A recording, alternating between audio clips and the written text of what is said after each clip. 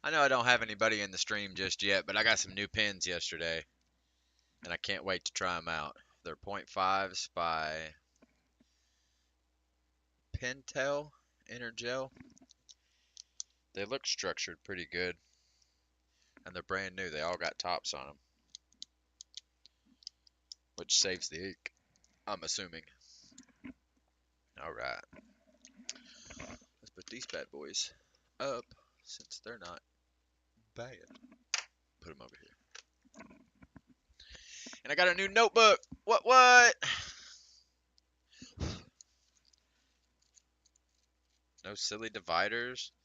It feels huge though, dude. Like I want to compare these two notebooks. This one feels legitimately huge. All right, I should be able to find that pretty quick. Dude, I knew it. It is bigger. It is bigger. I knew it. That's a lot. That's a lot bigger. Even if I scoot it back to line up perfectly, it's still a lot bigger. Oh, that scooted up. There we go. Perfectly. Still a lot bigger. Jesus, bro. All right. So my next notebook will for sure be my last. I won't have to worry about anything after that.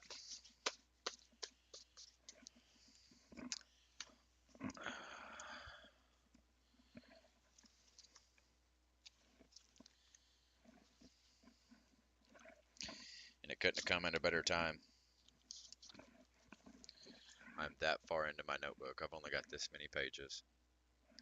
How small it is. That many. So it looks like I will definitely be needing some pages. Probably within the next week or so. Alright, let's see how this writes. First time writing with it. Ooh, look how smooth. Ooh. Alright.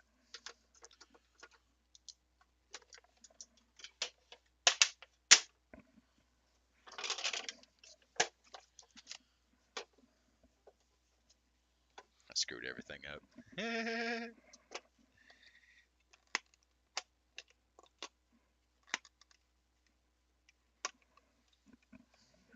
Leave this over here.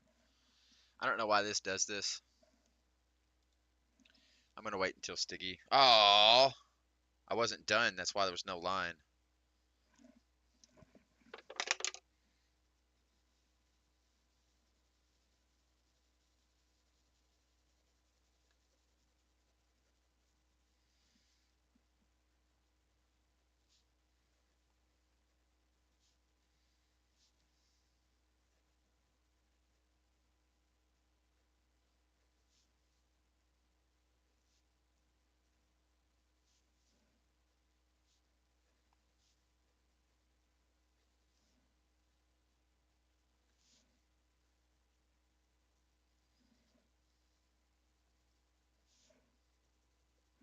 All right, let's get back at it.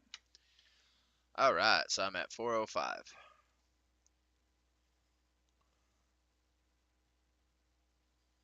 And detection.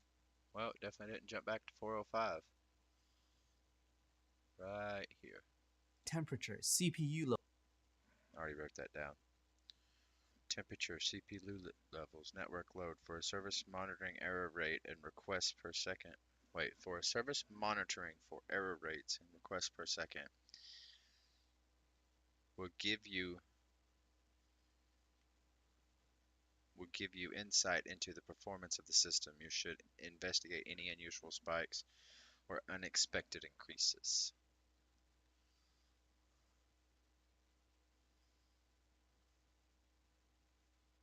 So I'm there. Load and network load for a service monitoring for error rates and requests per second will give you. Oh yeah. I forgot. Do I have anybody streaming right now? I want to start supporting my local streamers. Bro, I have been wanting to catch Miss Pookums. I can't seem to catch it on time, dude. I really, really, really want to catch hers.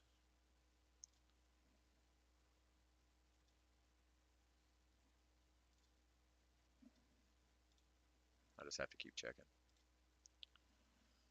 Alright. You should investigate any unusual spikes or unexpected increases. Insight into the performance of a system. You should investigate any unusual spikes or unexpected increases.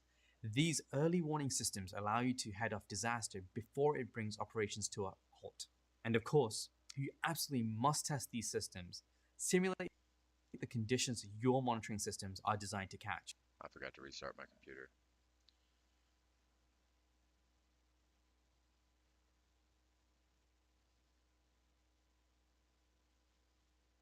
That's a new These sentence. early warning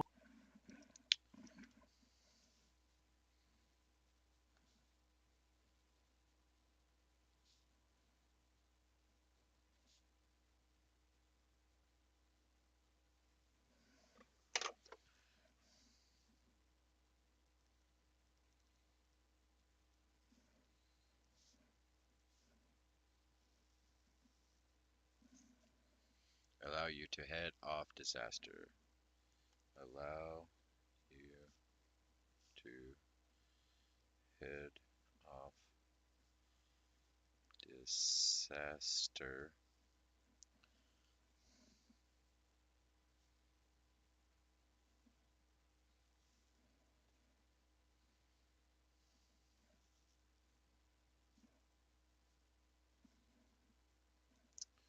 Before it brings operations to a halt. Before it brings operations to a halt. Halt. I've been pronouncing it wrong my whole life. And of course, you absolutely must test these systems. Simulated conditions of your monitoring systems catch. Okay, so I need to write all that.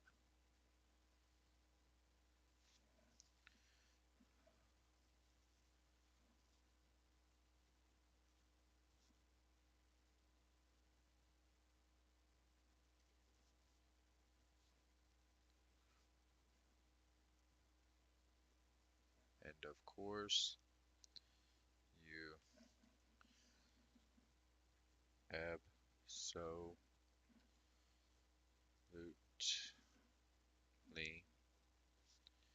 must test these systems. Test these systems.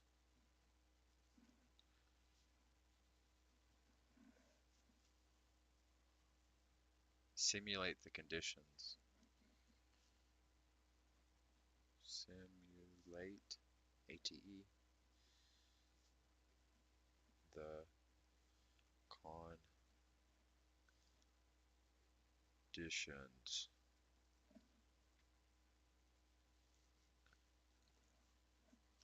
of your monitoring system. Of your monitoring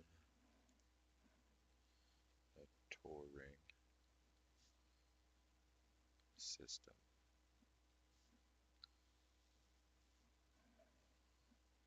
Systems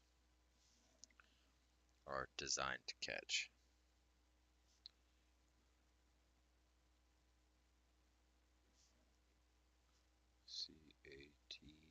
CATCH. Yes. Make sure the detection.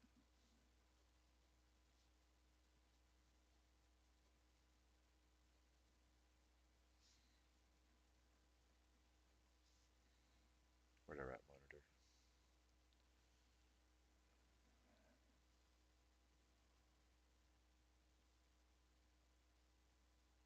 Oops.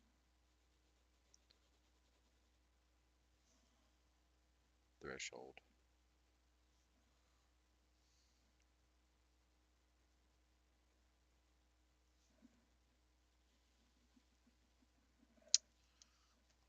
Warning systems allow you to head off disaster before it brings operations to a halt. And of course, you absolutely must test these systems. Simulate the conditions your monitoring systems are designed to catch. Make sure the detection thresholds actually fire the alerts like they're supposed to. Why does that keep happening? Give me a second, folks. I'm gonna unplug and plug back in my mouse. I don't know why it's acting squirrely on me. This one?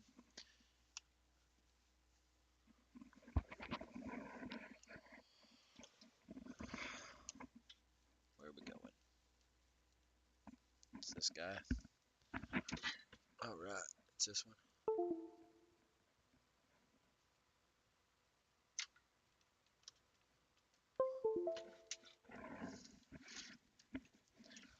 Yeah, something's... Oh, crap! Knocked out my screen.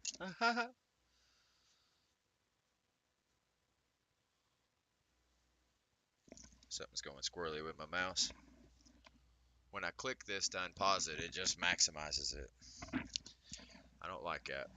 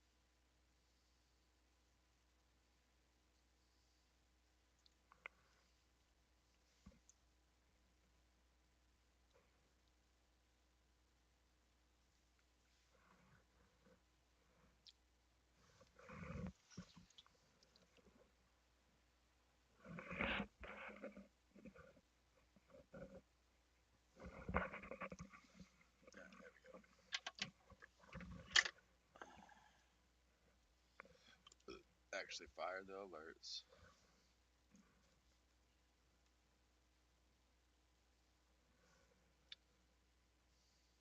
like they're supposed to.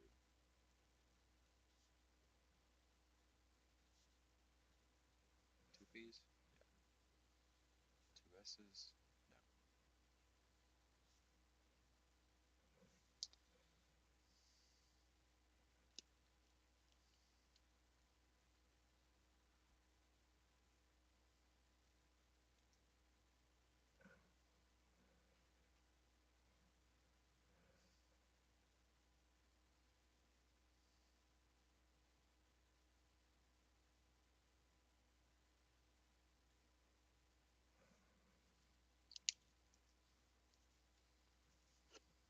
It's like a whole different line.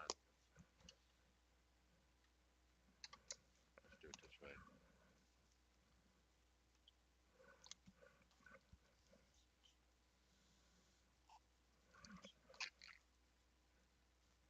This testing goes beyond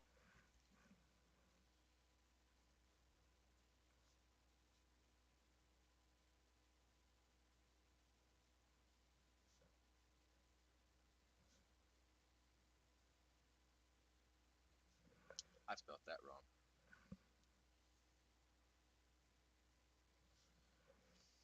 Just the monitoring systems.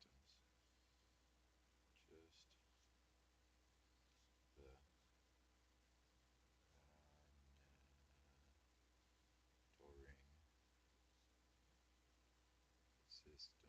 monitoring systems. Oops.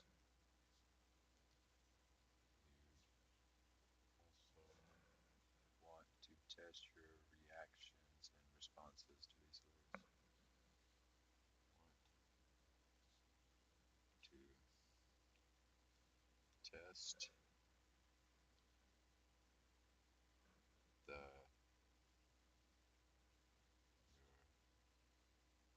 slash the test your slash the reactions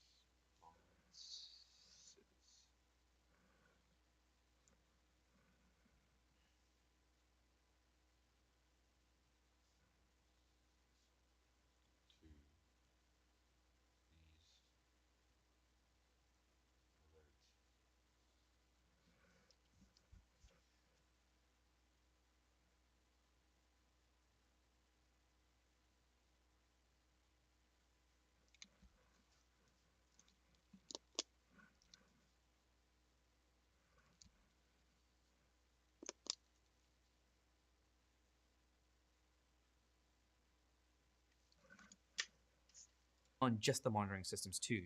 You'll also want to test your reactions and responses to these alerts. If your monitoring system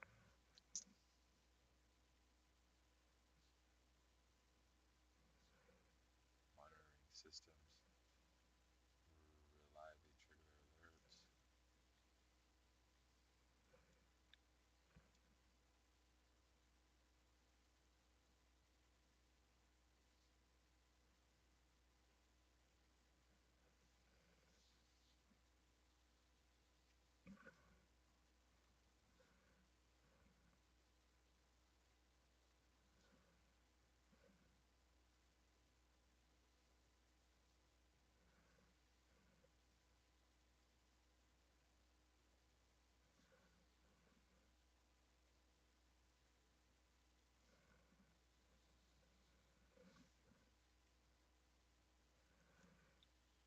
Everyone just ignores them.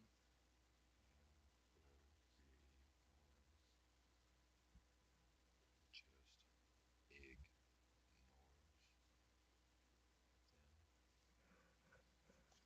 They aren't super useful, are they? They aren't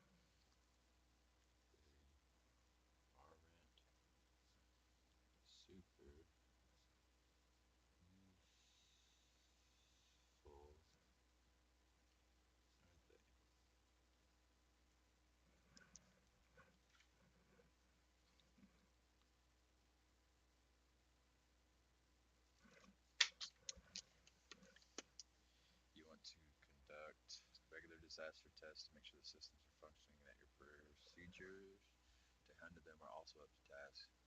Correctively or recovery measures include actions that are taken to systems reliably That's a trigger alerts, definition. but everyone just That's a ignores them. definition. They aren't super useful, are they?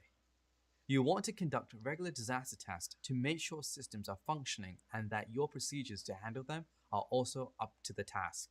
Corrective or recovery measures include actions that Dude, why do you keep doing that? Is it this button doing it? That changes the color. are taken. It is that button. Links and references are sufficient. Stop it. Corrective Okay.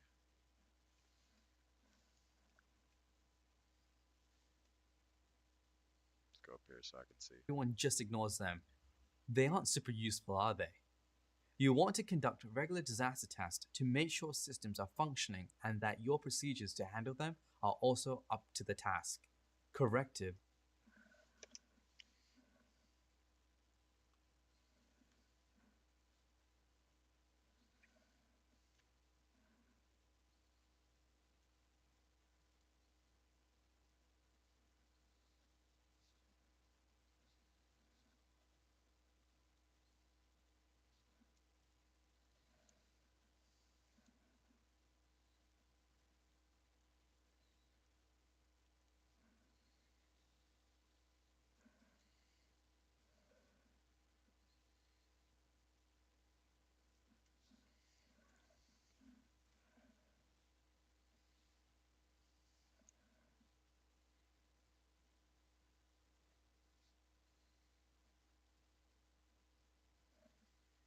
That are taken to restore that actions that are taken to restore normal operation.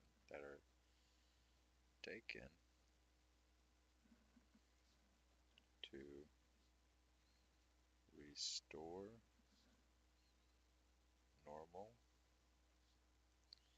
operations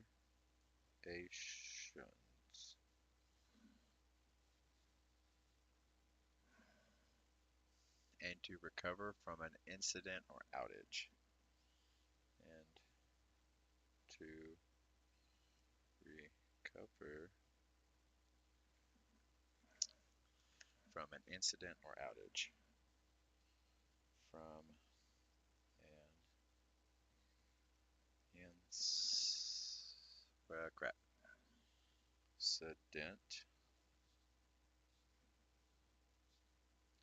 or outage. This includes steps like restoring a corrupted database from backup or rebuilding and configuring a server.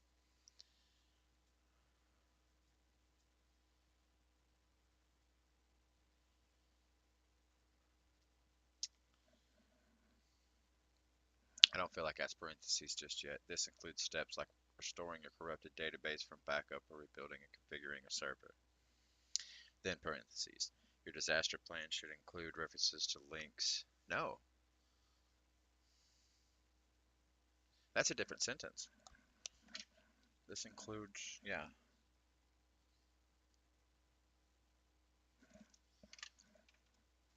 Or recovery measures include actions that are taken to restore normal operations and to recover from an incident or outage. This includes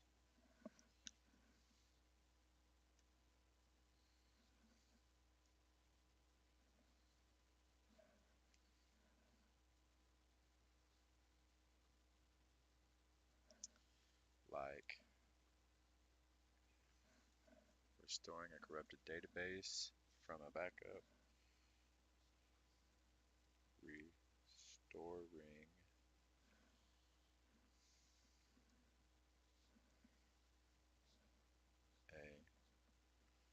restoring a corrupted database from a backup. Corrupted database from a backup.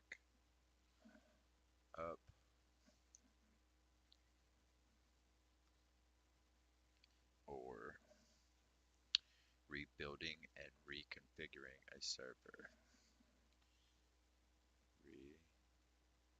Rebuilding and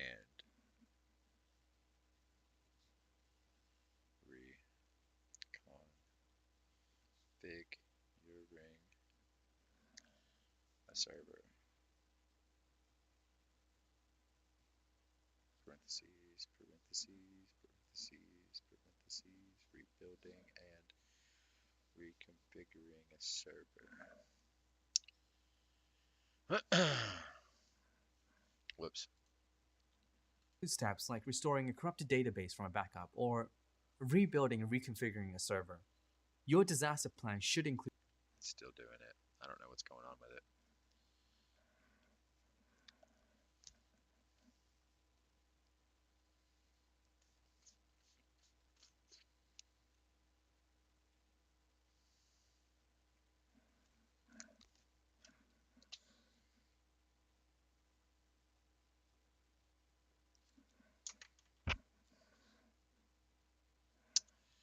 Your disaster plan should include references or links to documents for these types of tasks, anything and everything that would be required to restore normal operations to some disaster. I'm going to write it down, but I'm going to have to go to the next page to finish it. Your disaster plan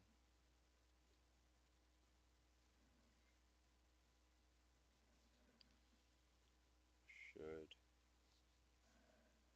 include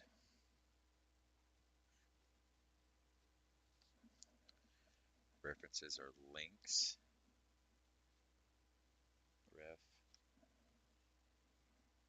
reference or links to, is it references or links to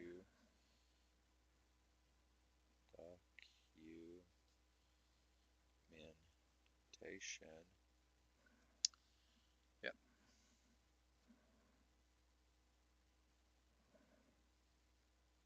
For these types of tasks. These types of tasks.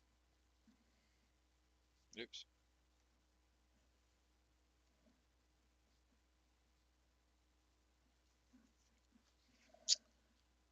Anything and everything that would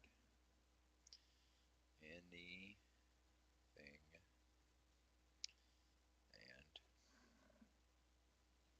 everything that would be required. That would be required. Crap, I lost my. Required to restore normal operations. Normal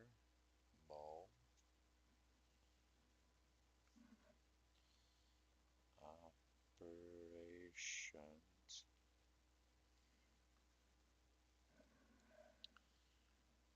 following some disaster. Following some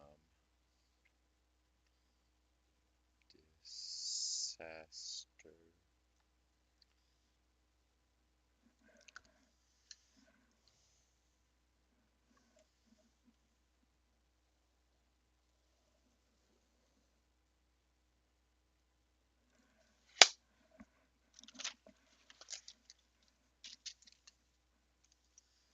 I still feel you in my veins. You know that I can't just walk away. You're already part of me. Whoa, whoa, whoa. Even when my blood runs cold. Include reference or links to documentation for these types of tasks. Anything and everything that would be required to restore normal operations following some disaster. This is where the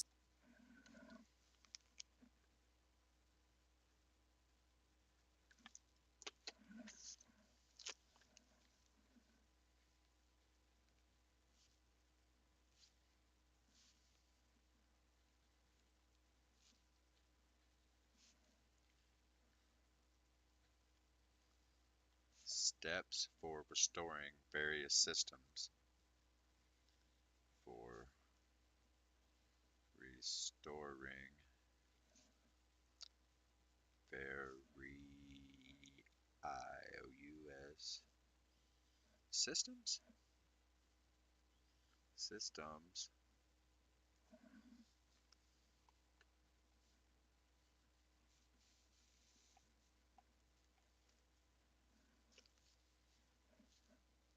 And data from backups. From backups. Should be.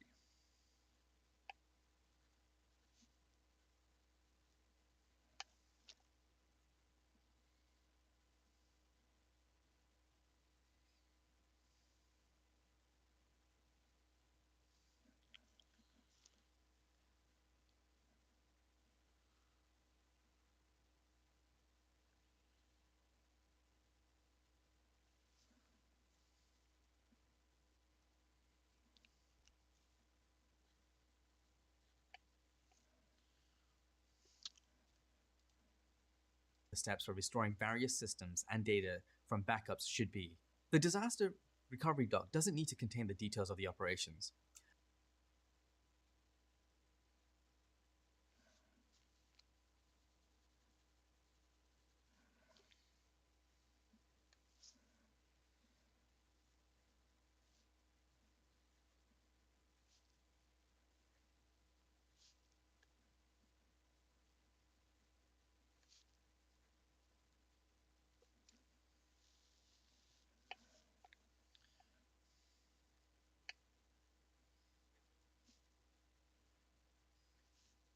To contain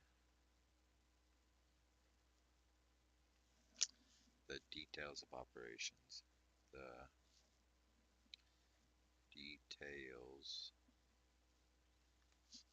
of the operations. situations.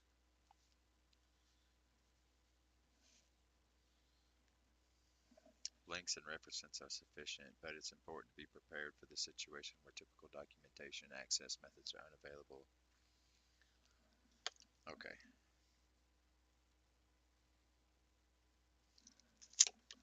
Almost over, man. I'm about to pee my pants, bro. I've got to pee so hard.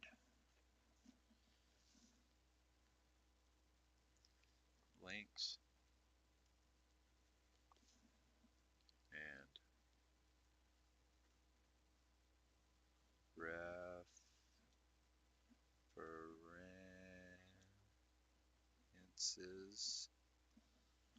and references are sufficient,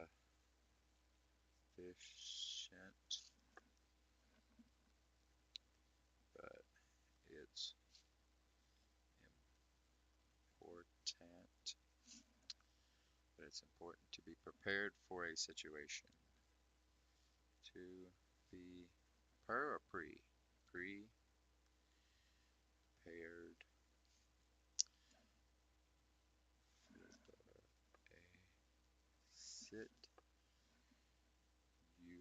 situation where my screen just glitched. Typical documentation.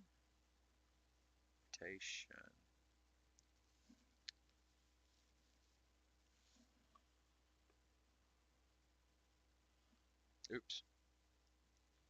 Access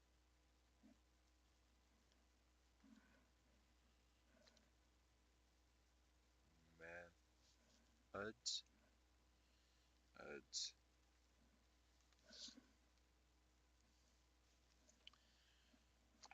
are unavailable.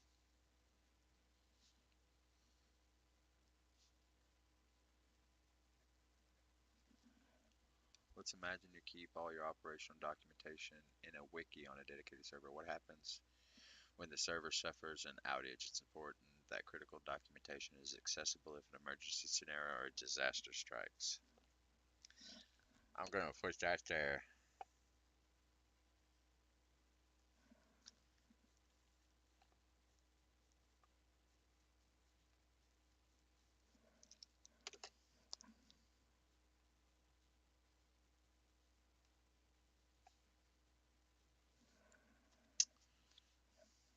Links and references are sufficient, but it's important to be prepared for a situation where typical documentation access methods are unavailable. Let's imagine you keep all your operational documents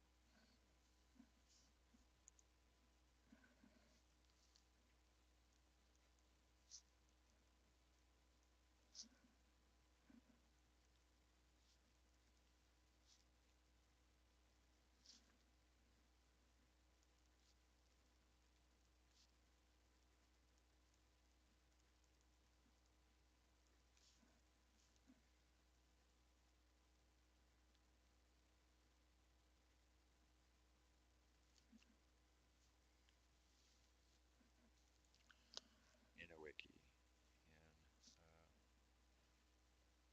Wiki.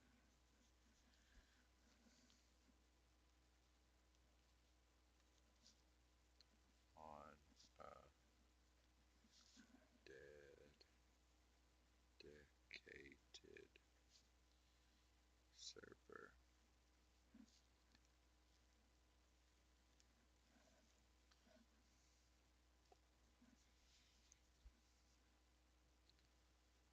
What happens? Well, somebody must be watching because my thing just did something. What happens when that server suffers an outage? When that server suffers an outage.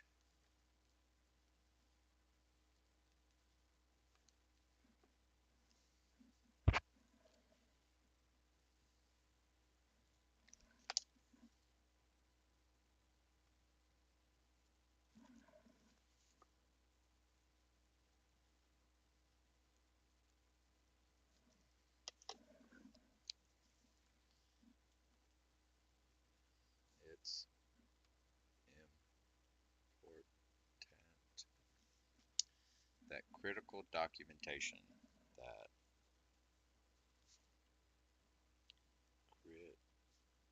critical documentation is accessible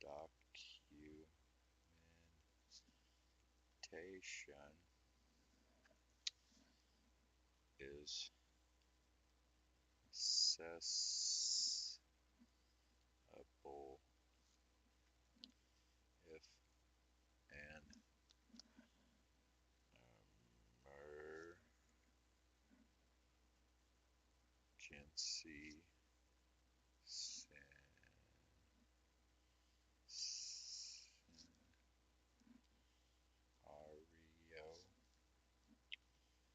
or disaster strikes.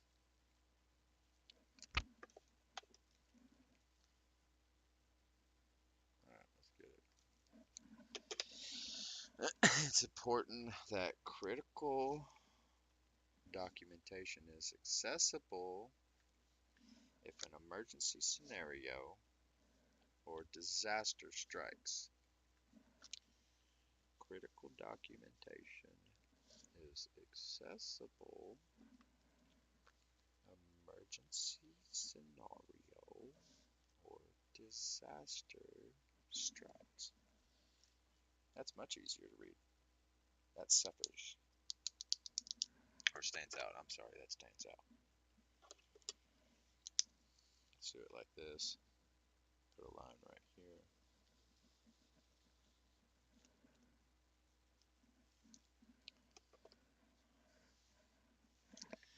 Alright, guys. I can't hold back any longer. I gotta go pee pee. I'll be back in just a few. I'm actually gonna lower it.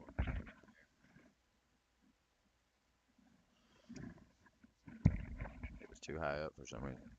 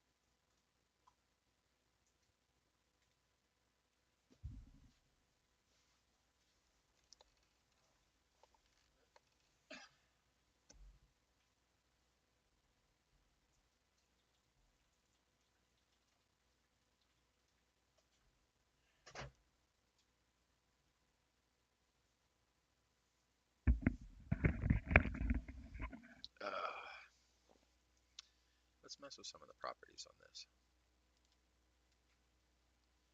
Configure video. Let's take the zoom down just a tick. It was 195. Let's go 175. Apply. Okay. Okay. Now it's a little bit better. So I can kick it back up.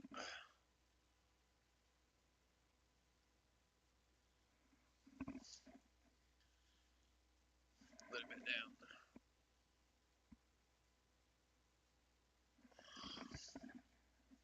There we go. Now we can see a lot more.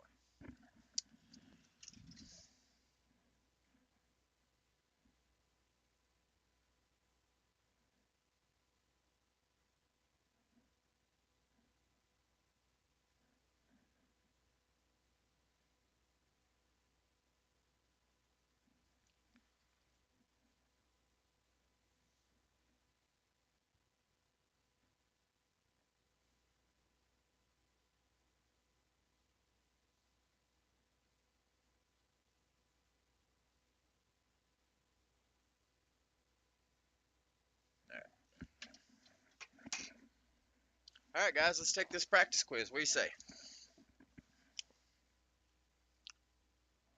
Documentation in a wiki on a dedicated server.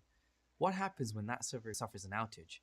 It's important that critical documentation is accessible if an emergency scenario or disaster strikes.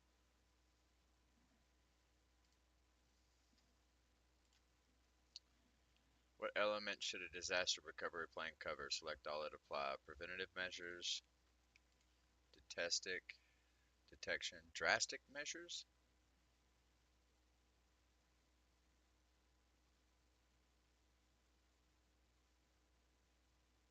I don't think it's drastic.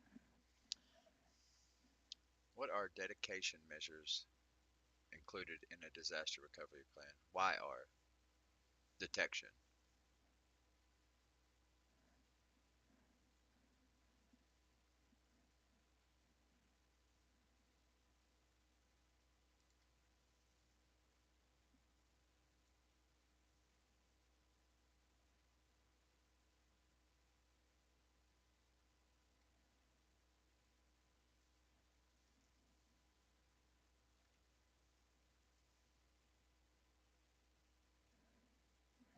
I think it's that one, man, but I think recovering from a data loss easier because it's important to know when a disaster occurs. Yes, it is, but I don't think that's the answer. Well, I'm gonna have to check all these. Let's leave this right here. What are preventative measures?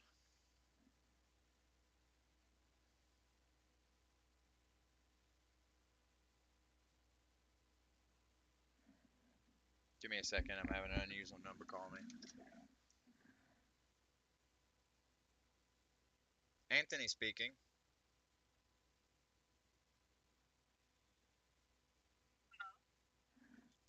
Yes, this is Anthony.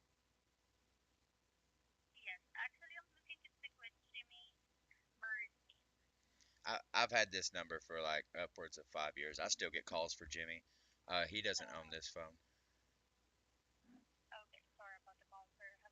It's okay. Have a great day yourself.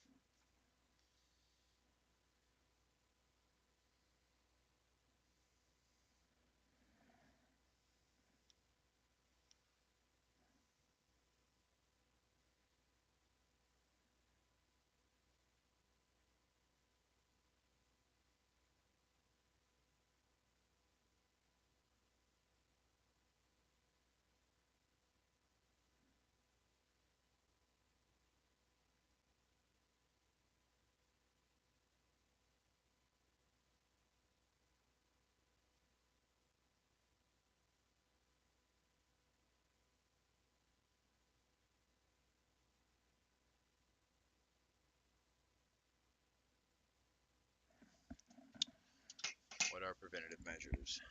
Measures that cover any procedures or systems in place that will proactively minimize the impact of a disaster. Measures that are meant to alert you and your team that a disaster has occurred that can impact operations.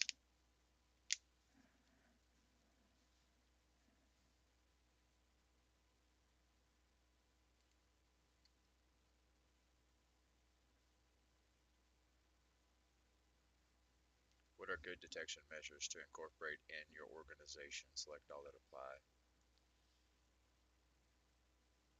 System performance, environmental monitoring, system performance, backup firewall rule, redundant power supplies. Detection measures.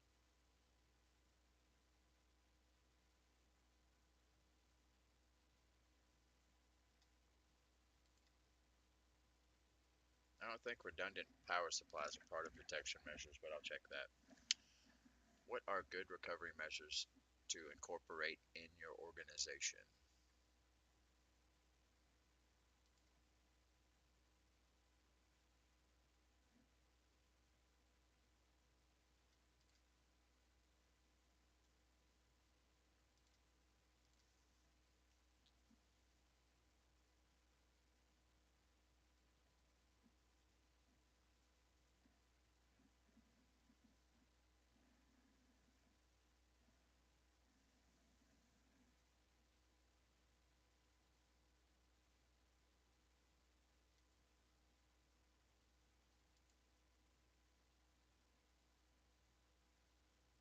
think all of those.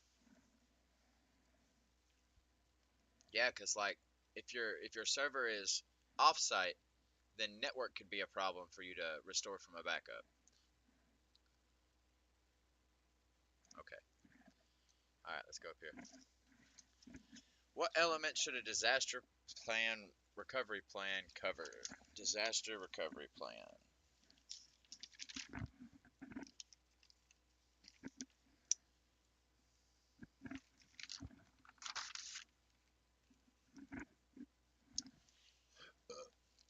All right, hold on.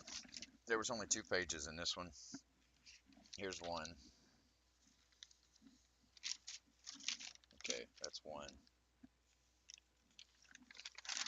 That means use your backups and then designing a disaster recovery plan. Okay. Oh, what is a disaster recovery plan? A collection of documented procedures and plans on how to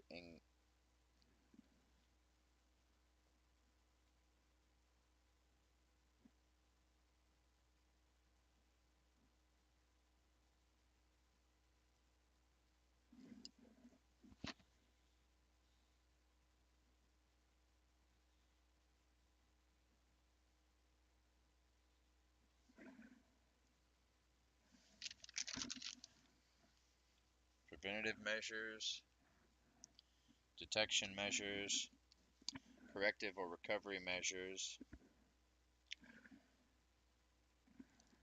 Okay, so let's start reading from there. This includes things that should be done before, during, and after a disaster. The goal of the disaster recovery plan is to minimize disruption to business and IT operations by keeping downtime of systems to a minimum and preventing significant data loss. Despite the name, a disaster recovery plan will actually cover preventative measures and detection measures on top of the post-disaster recovery approach.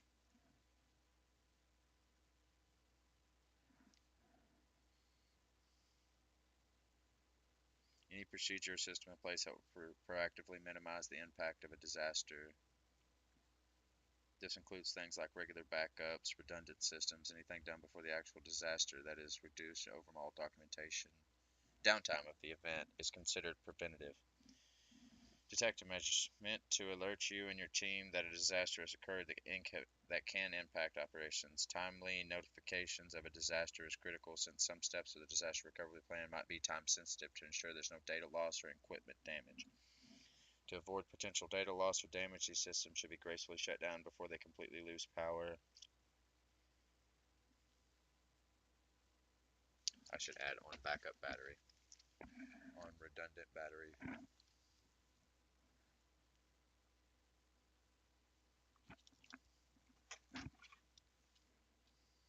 On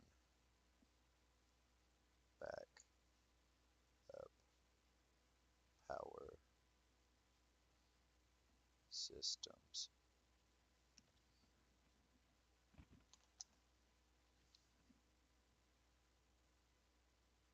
I remember that one, but before I forget it.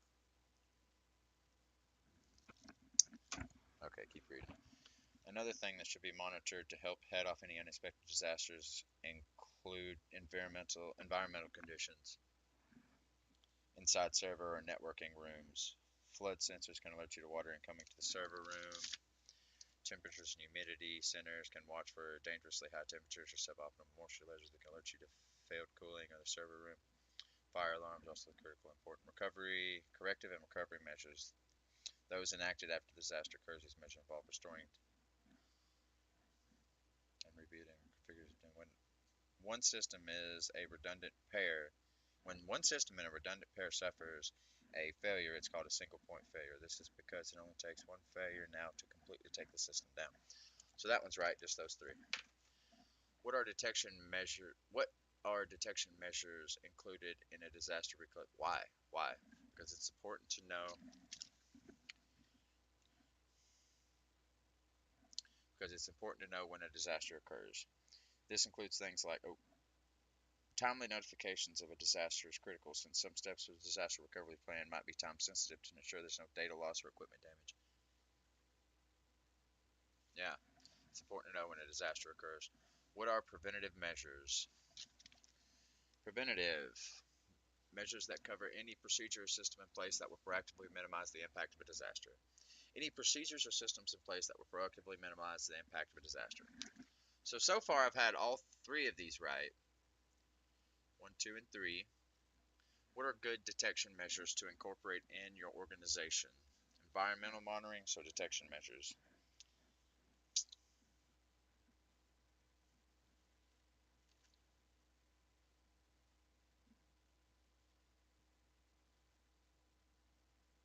Okay.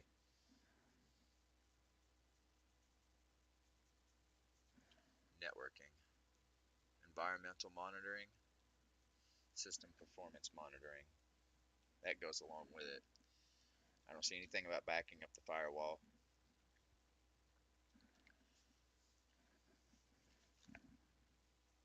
Temperatures and humidity, suboptimal moistures can alert you to failed server room. Smoke detectors are also important. Those are all part of detection. What are good recovery measures to incorporate into your organization? I think it's right.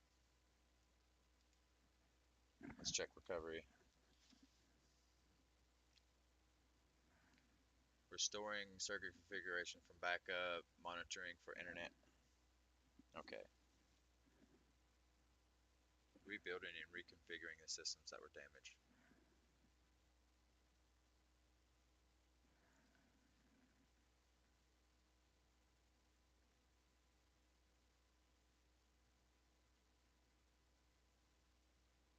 I think it's right, guys. I'm going with it. I'm a little iffy on this one, but I missed this one. Knew it.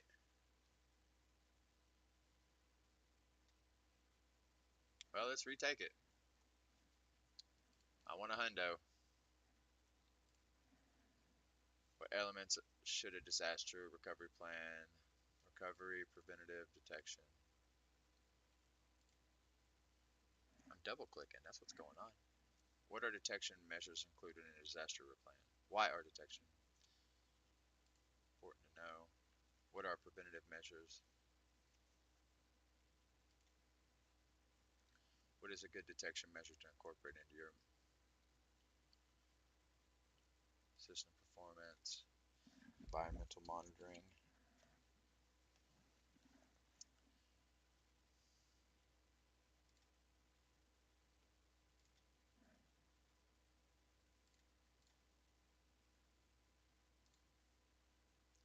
Hundo. Go to next item. What's a post-mortem?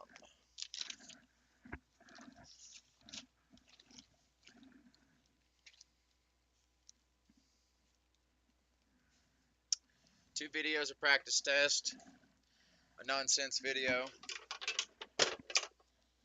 and then some gradeds that are due tomorrow. Actually, they're due by the end of the week, but I'm going to go ahead and knock them out. Oops, I just crinkled that paper.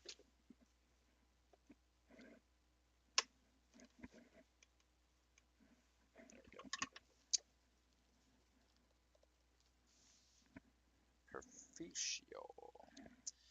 Alright, I'm going to drink and then pee one more time just to make sure I don't have to pee during this video. 2.5 minutes. I got about another 2 hours, so.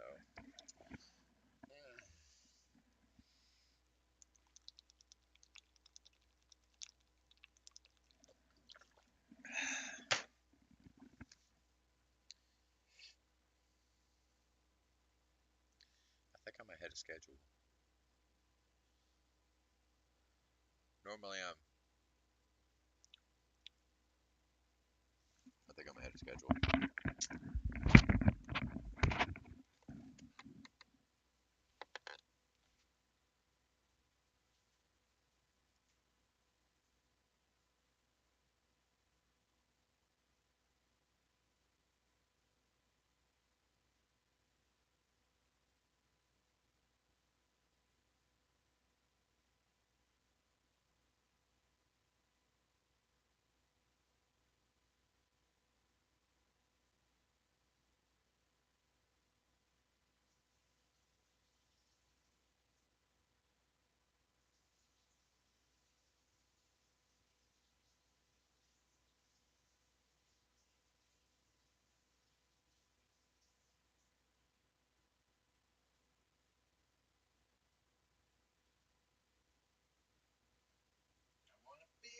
day and night.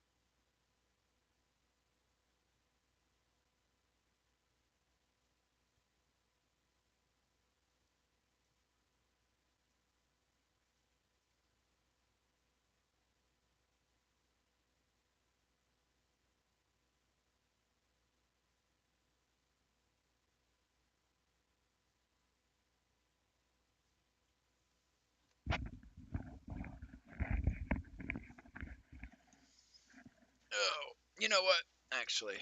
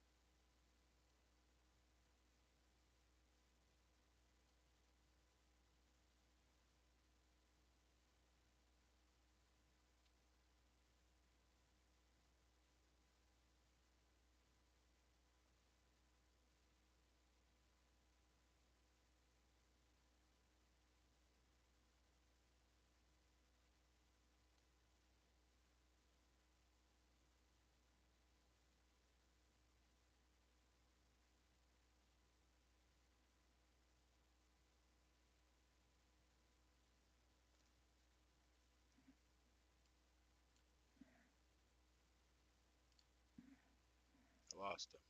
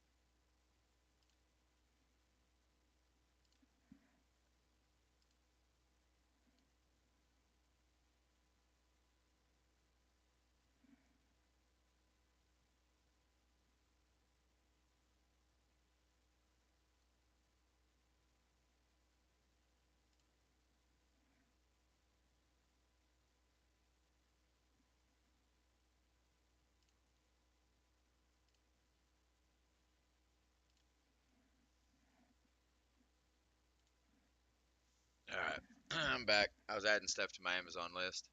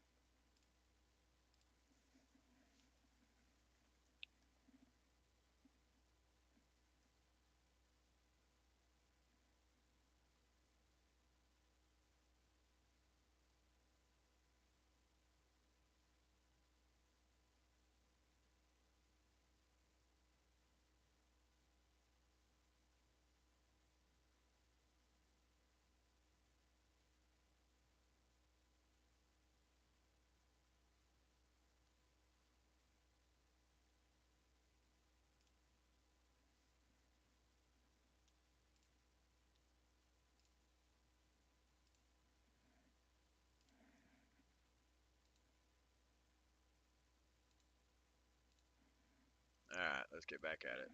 I've taken a long enough break. Just realized I need more Amazon stuff. All right. What's a post-mortem?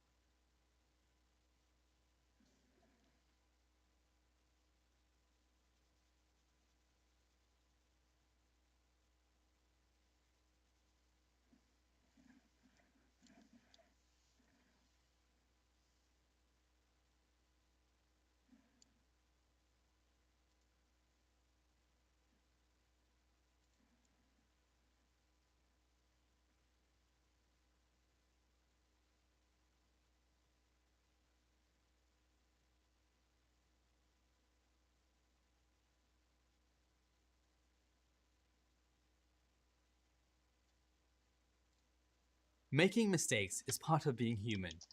We all make them from time to time, and hopefully, each mistake is a learning opportunity. We look at what happened and try to understand why it did to avoid it in the future. Think of a toddler learning the stove is hot. They touch it once and it burns them. They quickly learn that touching the stove hurts, so they stop doing it. It's important that we're able to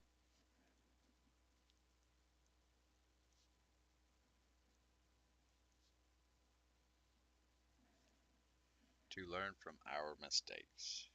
Able to learn from our mistakes. Or else we'll, or else will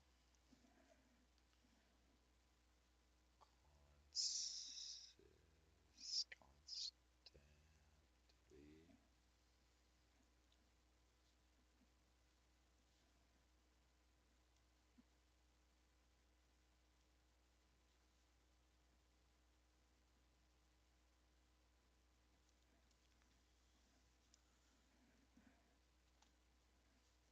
learn from our mistakes, or else we'll constantly be burning ourselves. That's the purpose of a post mortem report. We create I knew it. That's the purpose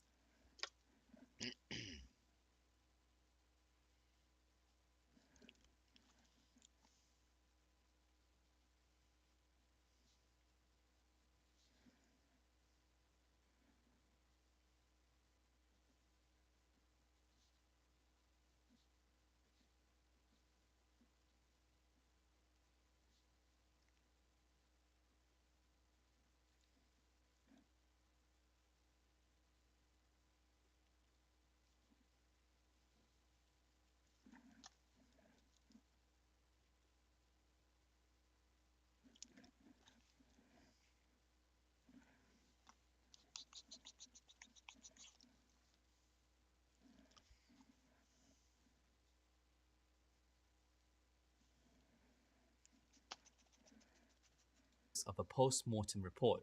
We create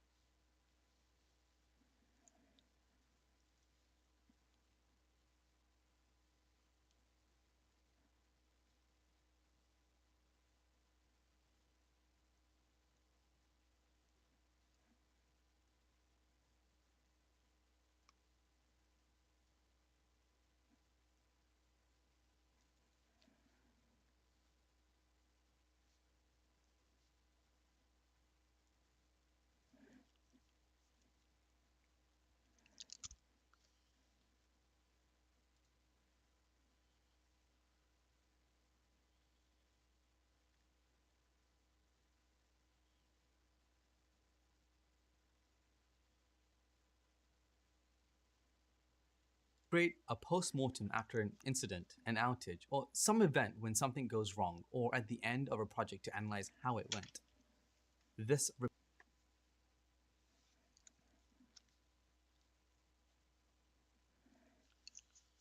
Report documents in detail.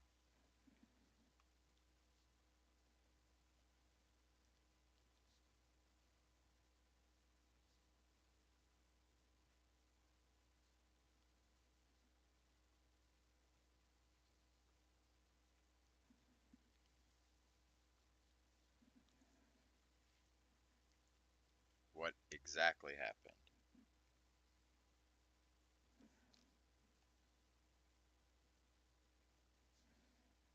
Is it Ali?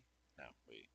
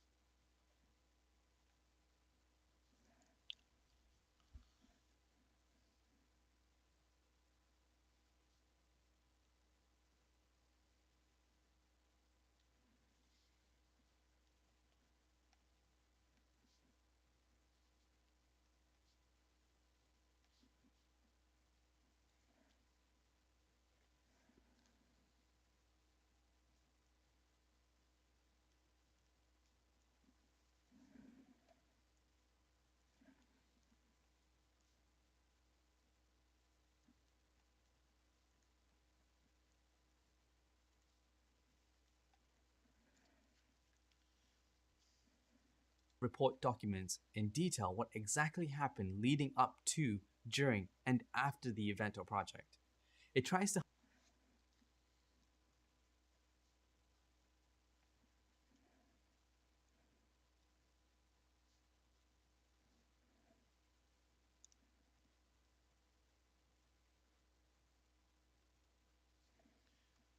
Things that went well.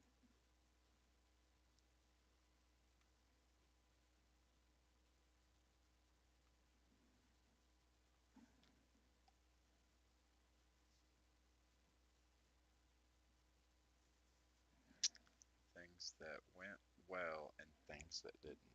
And things that didn't.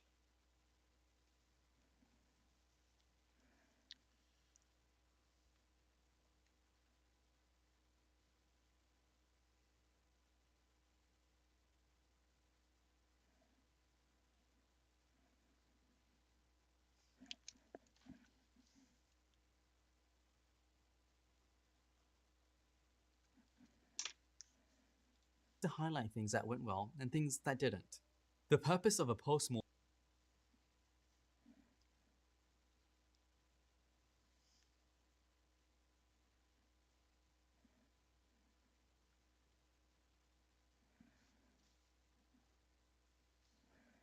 The post the purpose of a postmortem is to learn something, not to punish anyone or highlight mistakes. It means okay, so I got 4 lines. Okay. The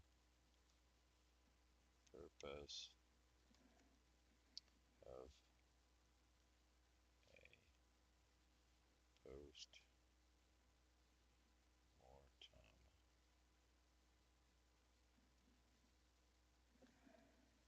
is to learn something from an event or project.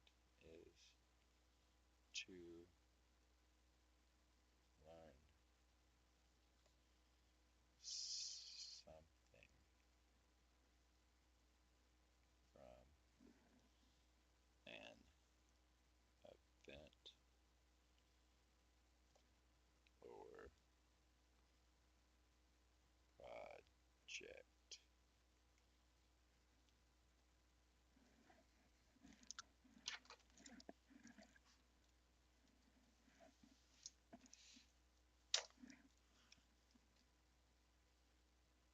Mortem is to learn something from an event or project, not to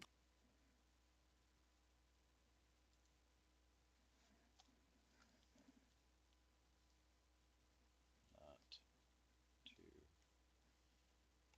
punish anyone or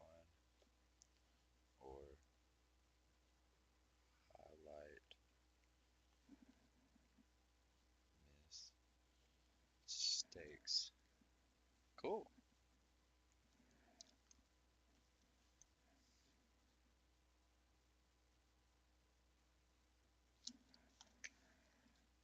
Oops. punish anyone or highlight mistakes.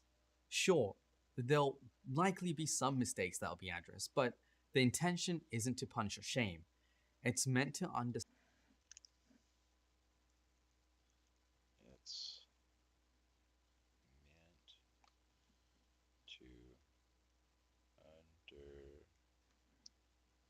understand the root cause of why the mistakes happen, of why the mistakes happen,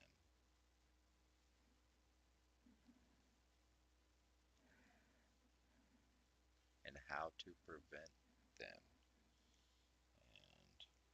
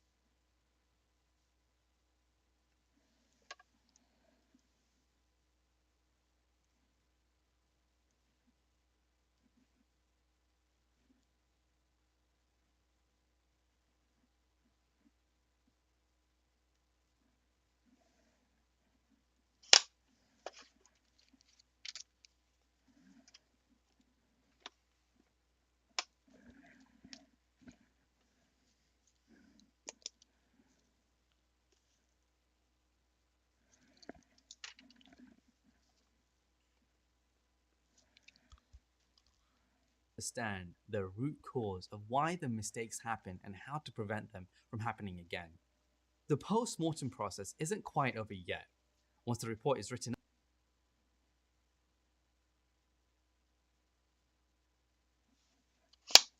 Process.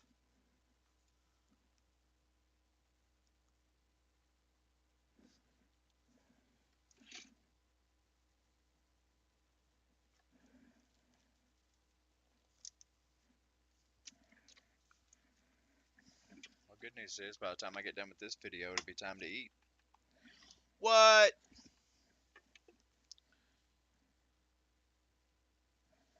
Once the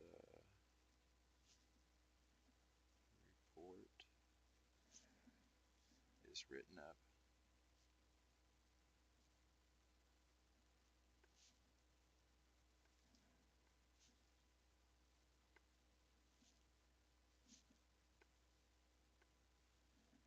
Comma. It needs to be communicated. It needs to be communicated.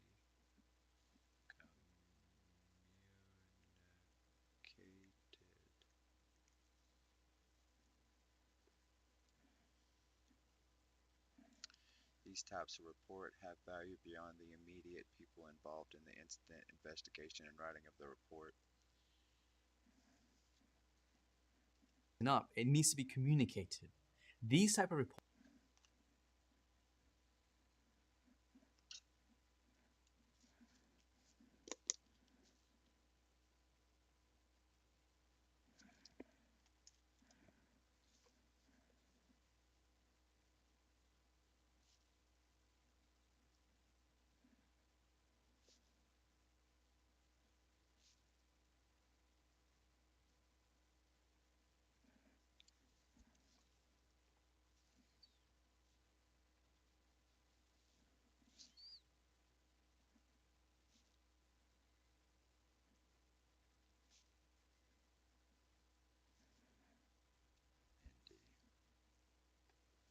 Have value beyond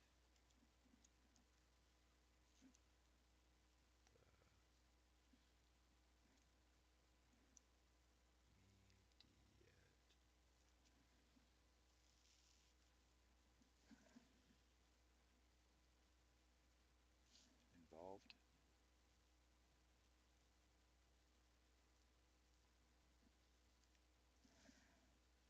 in the incident. The incident.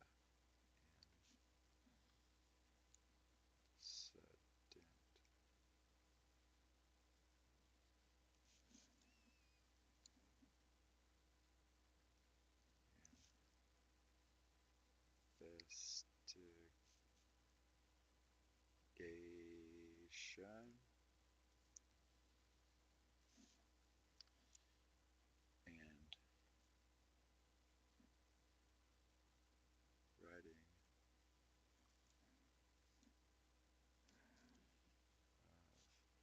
and writing of the report.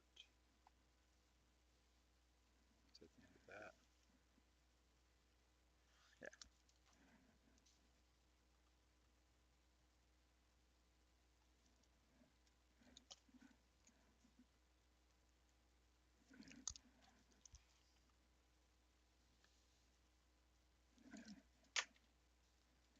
have value beyond the immediate people involved in the incident, investigation, and writing of the report.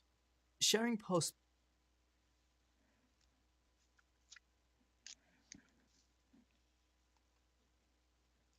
Sharing postmortems.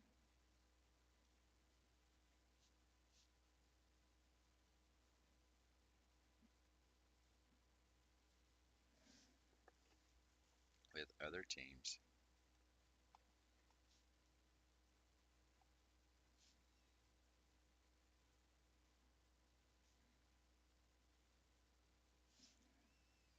At an organization. At an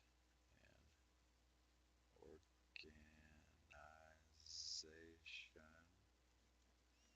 Helps encourage a culture of learning. Helps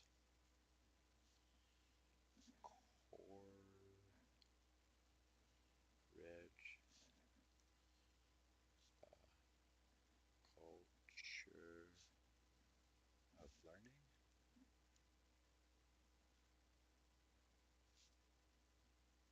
from mistakes.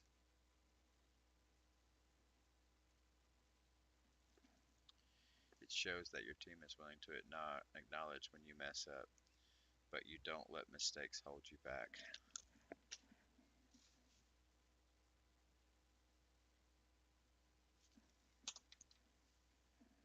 mortems with other teams at an organization helps encourage a culture of learning from mistakes. It shows that your team is willing to acknowledge when Shows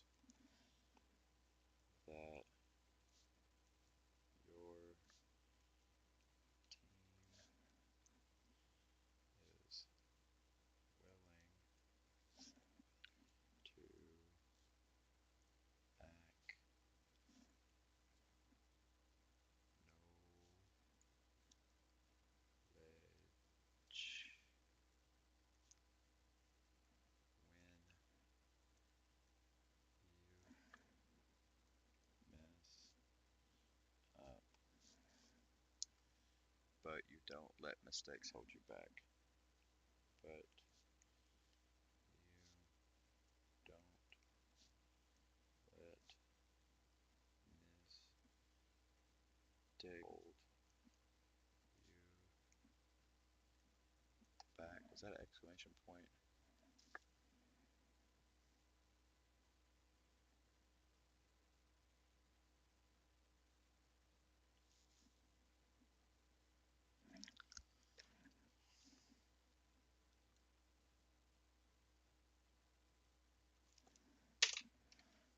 When you mess up, but you don't let mistakes hold you back.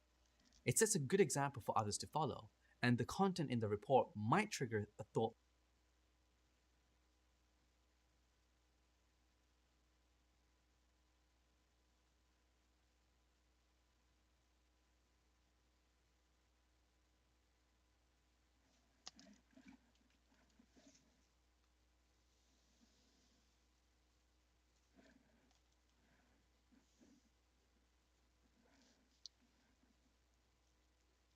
The content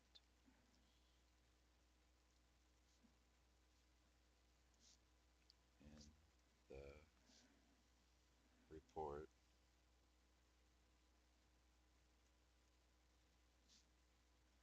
might trigger a thought. 2 G's.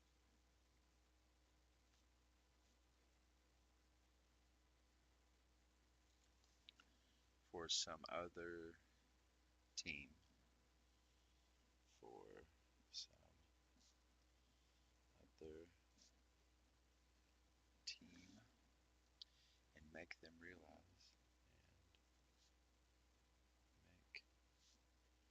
And make them realize. Oh, there's an A in there.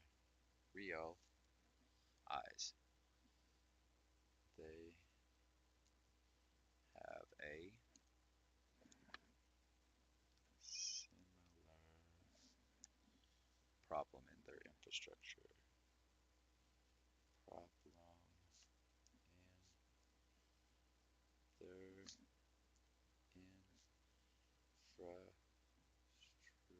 infrastructure.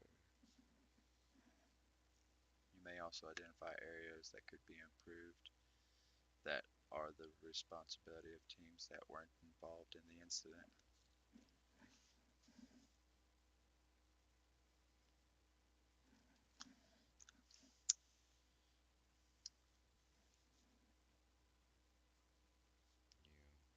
You may also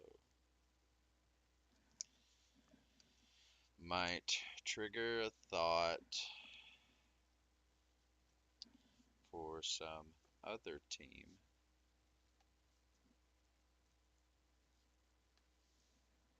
and make them realize they have a similar problem in their infrastructure.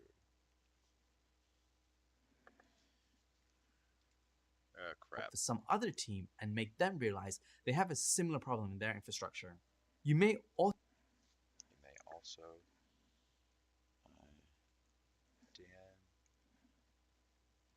identify areas that could be improved. Areas that could be improved.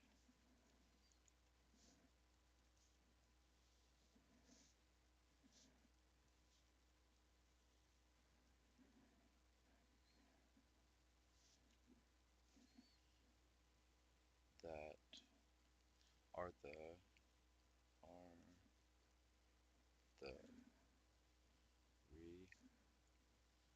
response ability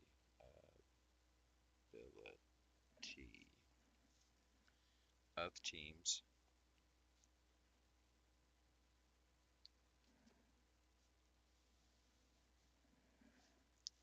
that weren't involved.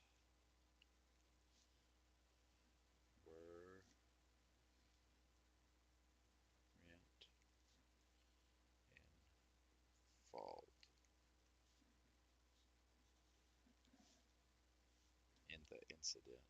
In the incident.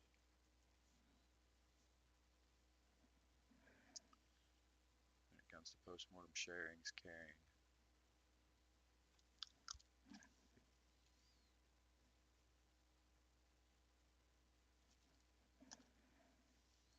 When it comes to postmortem, sharing is caring. If you embrace postmortems, they tend to foster a culture where it's okay to make mistakes. This is a healthy attitude to have in any organization. If people are afraid to make mistakes, then decision making will be very conservative. It's hard to push the boundaries and try new things as everyone is afraid of screwing up, but if the prevailing culture says that mistakes are okay as long as we can learn from them, then you have an organization that's willing to take risks and try out new things. New exciting ideas, sorry.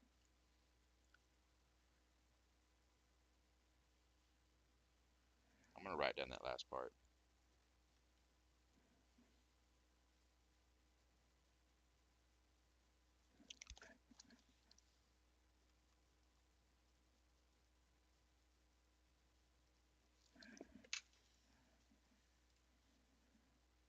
Also identify areas that could be improved that are the responsibility of teams that weren't involved in the incident. When it comes When it comes to postmortems,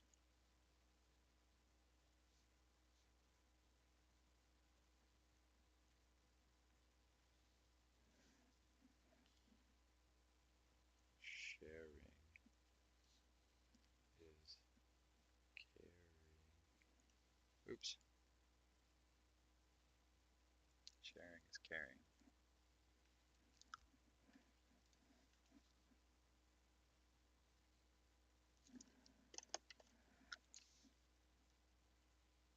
If you embrace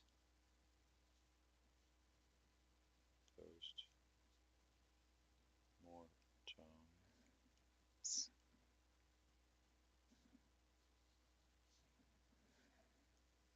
they tend to foster a culture. They tend to foster a culture where it's okay to make mistakes.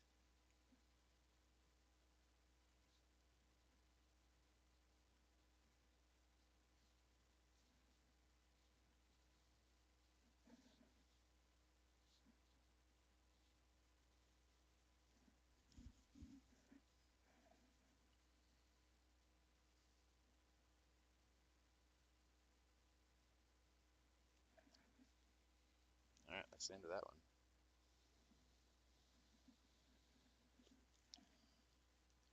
Writing a postmortem. Postmortem.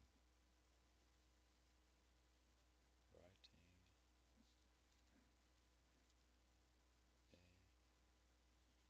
postmortem.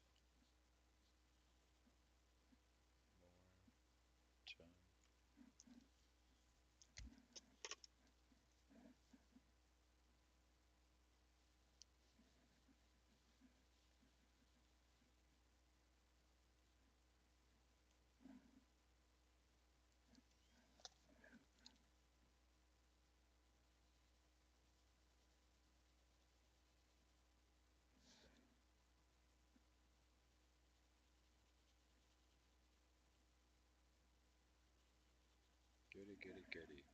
It's close enough to 3. I'm gonna go ahead and grab my food, guys. Finish this video out, grab my food. to postmortems, sharing is caring. If you embrace postmortems, they tend to foster a culture where it's okay to make Chew, mistakes. I'm sore This is a and healthy tired. attitude to have in any organization. If people are afraid to make mistakes, then decision making will be very conservative.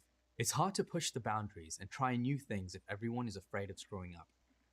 But if the prevailing culture says that mistakes are okay as long as we can learn from them, then you'll have an organization that's willing to take risks and try out new and exciting ideas. Yep. Like your mom. She's my favorite thing.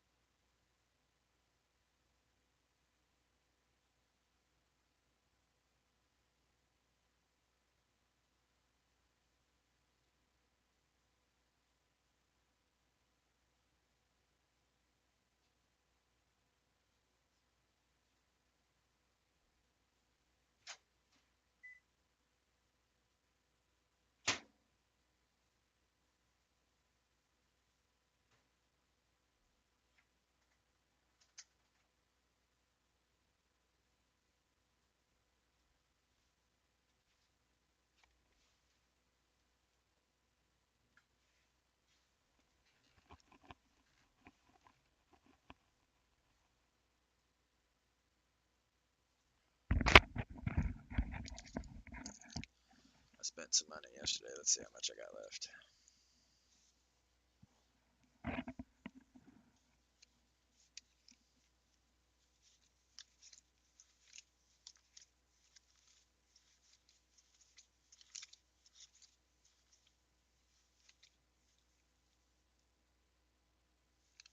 Hold up.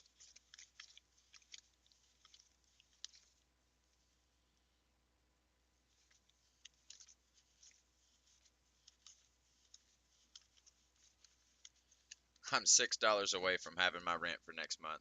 Oh, hey Hex. I was just counting all the money I've been making. I've got my rent covered this month, all my bills and stuff. I shouldn't say rent. All my bills are covered. I haven't paid rent in 4 months. And I was just counting my money at the very beginning of the month. It's 6 days in.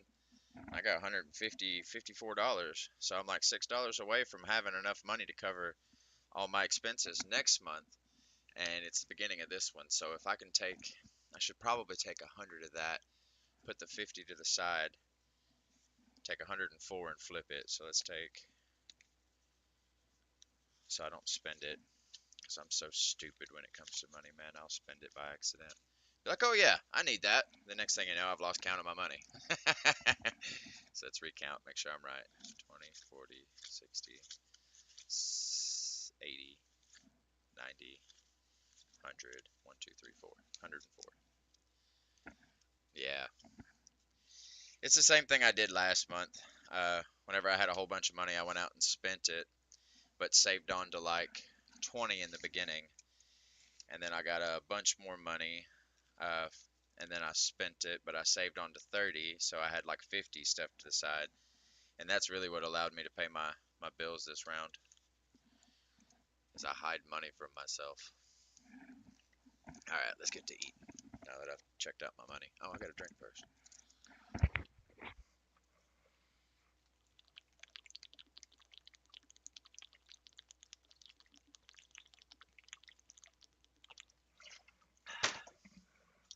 I've been streaming for almost 2 hours, and you're the only person that stopped by and said hi. I'm starting to think people don't care about my school, and they only want to see me half naked. Only my friends stop by and say hi when I'm streaming my school. You, Stiggy. Jack. I'm starting to think Peter's a friend. He seems to like me an awful lot.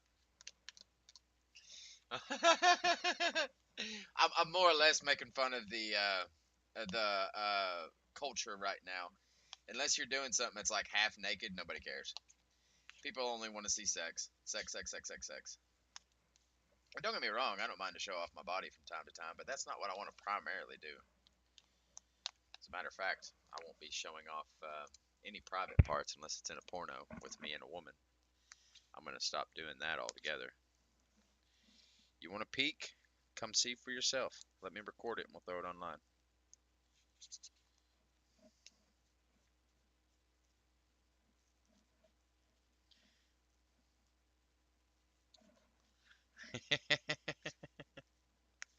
You probably would have never guessed this, but before I lost weight, the only time I would send a penis picture is if it was asked.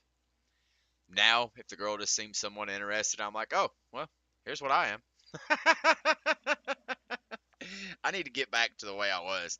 Don't send penis pictures. Yeah, no, dude. It was like an arm and a leg to get me to send a penis picture. But that's because whenever I was younger, I understood why women didn't want to just see penis all the time. Like, don't get me wrong, I like boobies, but if every woman in the world is sending me boobies every time I turn around, I'm eventually going to get tired of looking at them. And that's essentially what guys do to chicks. Whenever a guy finds her interesting, everybody's stupid. And they're just like, oh, here's my penis. You want that, right? No. No, she wants that only 2 hours a day. The rest of the time, she wants somebody that's actually a good person.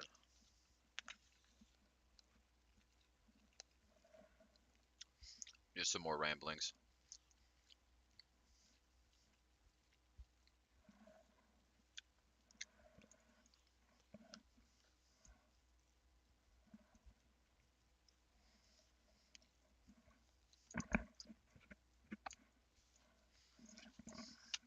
Oh yeah, Hex, I got me a new book, a new notebook. And it's just, oh my gosh, really? And it's just a hair bigger than the other one. Check this out. It's so funny. They're both college rule. They're both college rule. But watch this.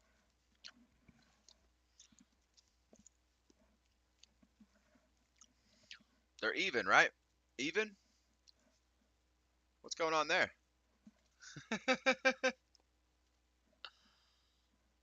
It's like a whole 3/4 of a fingernail bigger. Like, don't get me wrong, I'm okay with it. But it's the same notebook and it's bigger. The same one. Well, this one's from Staples. But they're both pen and gear. Like they're just your cheap old notebooks. Well, the Staples one wasn't.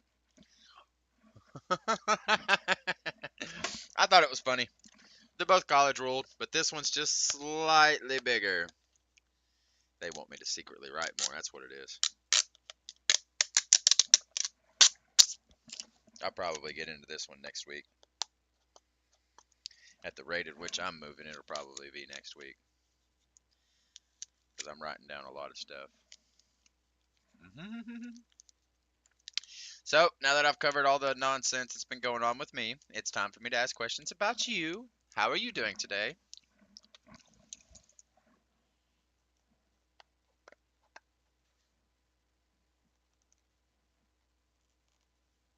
Oh, that's not going to come off. It's a sticker covering the letters? Why are you guys being so mean? There it goes. Oh! So nobody could steal it. There's one of those little alarm codes.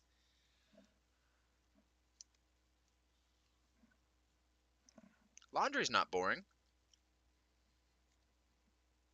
I wonder if I could reactivate this alarm code. You think I could? And then slap it to somebody and just have some fun? It's an alarm code.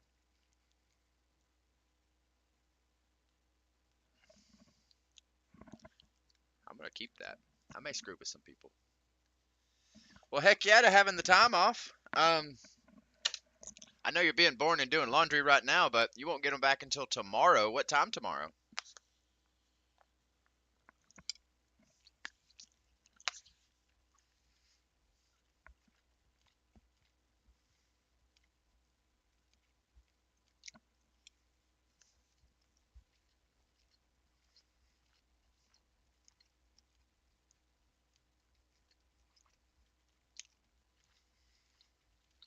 Oh, well, that's nice.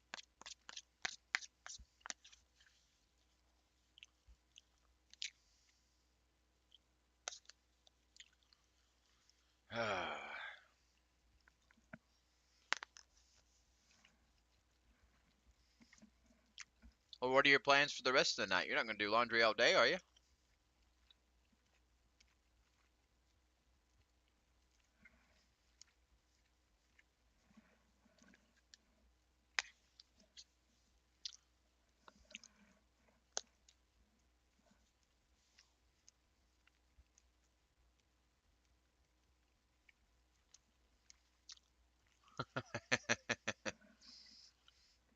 Yeah. I mean, today is just Thursday. He's bringing them back Friday. That's awful convenient that you don't have time to do anything. But I would like to make mention that Thursday night, all across the U.S., is Ladies' Night.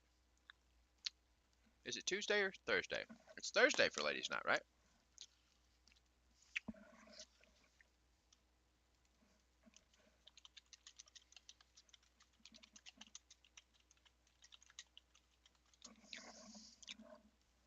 Nope.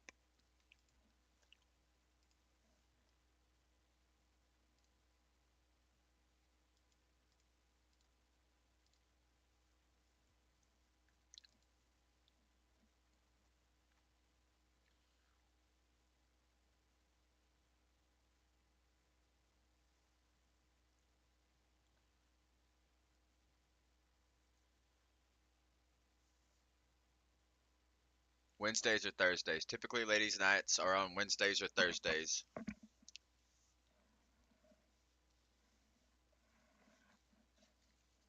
Well, you can always set you up a new play date. One of the benefits of being a woman is all you really got to do is just ask a dude if he wants to sleep with you and it's on. Whereas for guys, we got to like court you and do all this other nonsense to just sleep with you.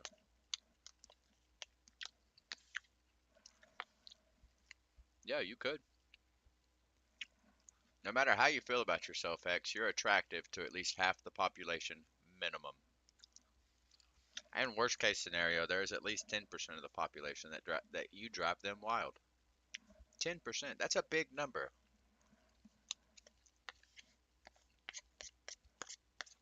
See, it may not be everybody's cup of tea, but there are people out there that would love to take a sip of you.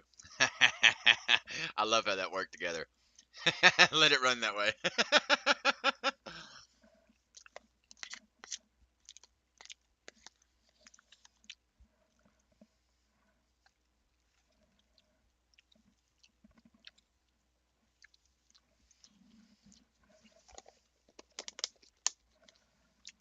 Yeah, where I'm from, ladies' night is Thursday. Just about every bar and club where I'm from, it's ladies' night on Thursdays. They used to have guys' night on Tuesdays, but we abused the hell out of that, so obviously they took it down. It was like, I think it was like a $10 cover charge, and you could drink for free from like 6 to 10. So by the time 10 rolled around, I was already smashed drunk. But you only got like little solo cups, so like I'd have to smash one and then set it back down, and then smash one and set it back down, and then smash one and set it back down, and then take that beer and go wander around.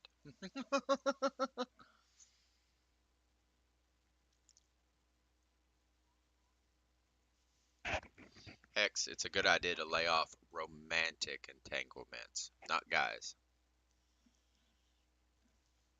I warned you about that in the beginning. Don't become romantically entangled if you have prior sets of rules, like you guys are just friends with benefits. Don't get feelings mixed in, it gets messy.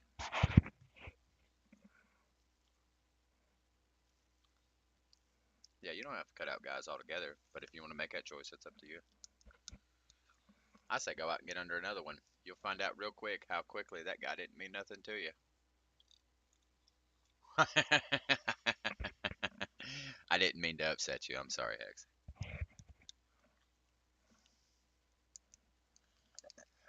I'm a little more energetic today than normal.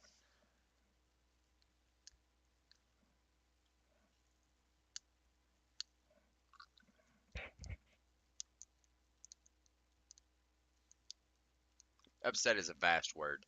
When I feel like I've ruffled your feathers, I use the word upset or angry. It doesn't necessarily mean that. It just means I've noticed that I've caused a shift in you, and I have upset you some way, form, or fashion. It didn't mean. I don't ever really mean angry, unless you're in my face screaming, and then I'm looking back, smiling, saying, "Are you angry?"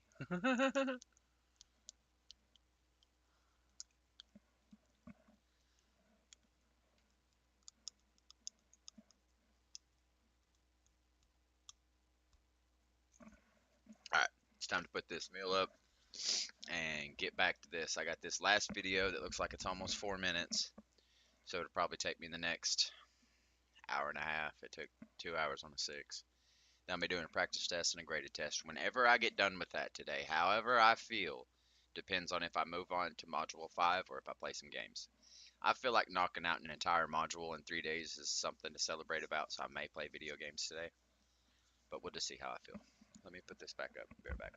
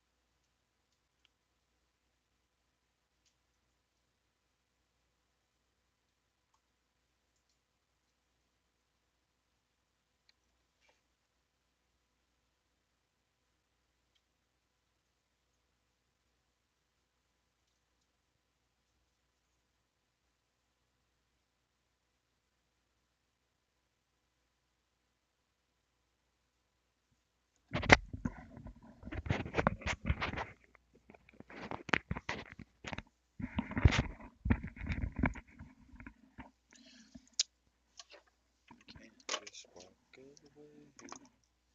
You're already part of me.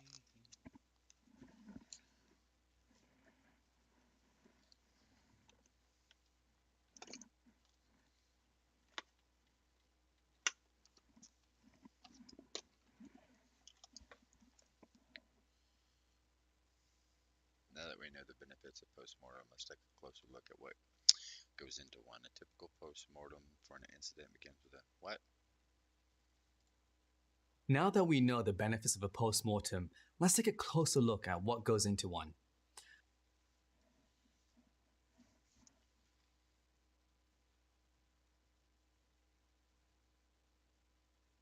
Dang, jump straight into it. Okay, let's get at it then. A typical postmortem. Typical postmortem.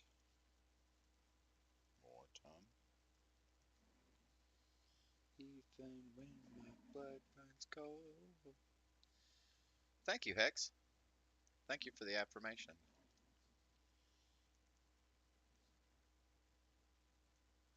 Ooh.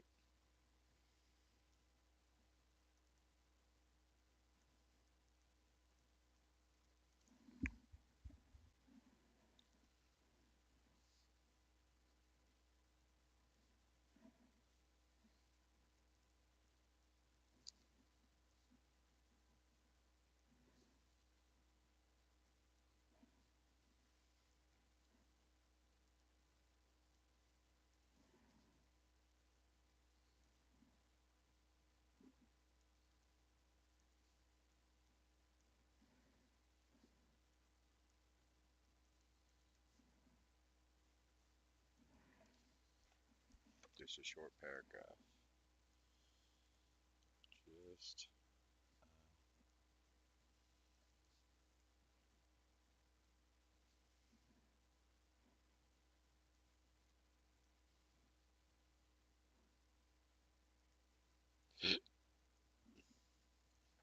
threw up a little bit. That summarizes.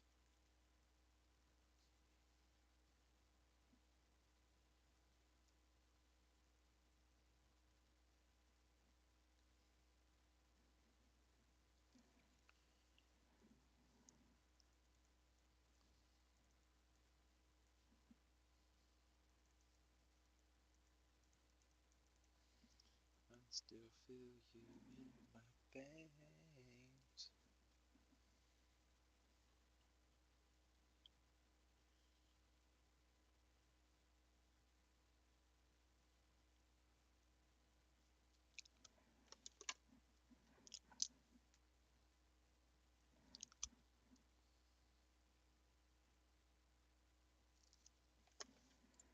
It should include what the incident was. Should include what the incident was.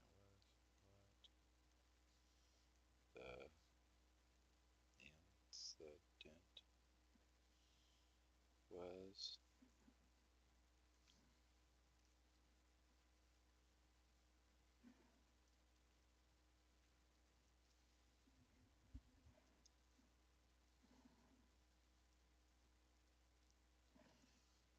How long it lasted.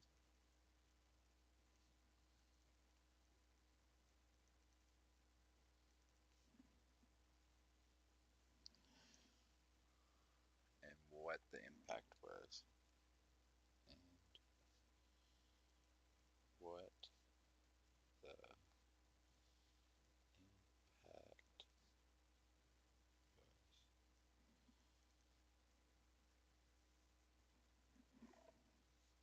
and how it was fixed. And how it was fixed.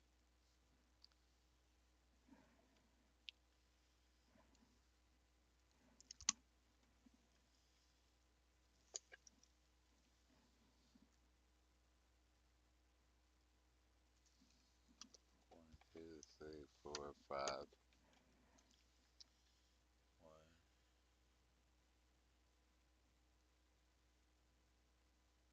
Be mindful of time zones.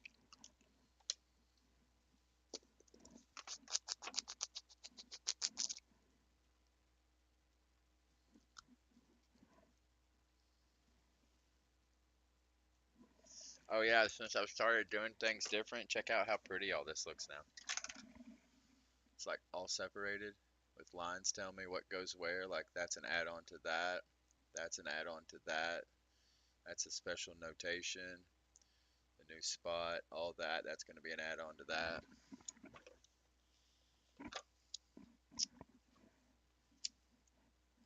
A typical post-mortem for an incident begins with a brief summary, just a short paragraph that summarizes the incident. It should include what the incident was, how long it lasted, and what the impact was, and how it was fixed. Be mindful of time.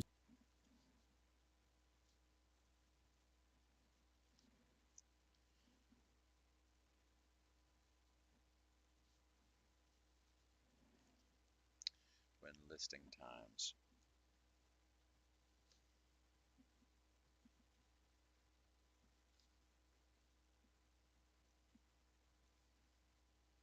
Thank you, Hex. Helps my mind kind of understand a little bit better. Things pop out a little bit better.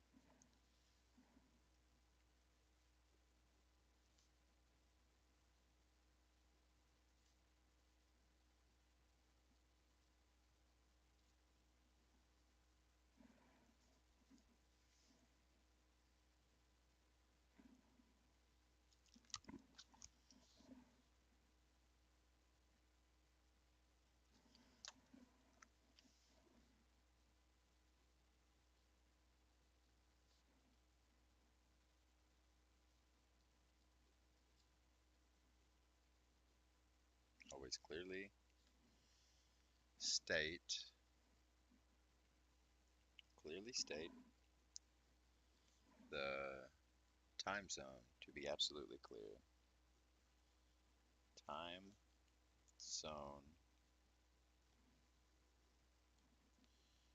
to be abso.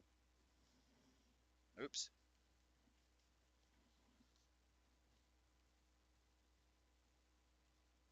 Absolutely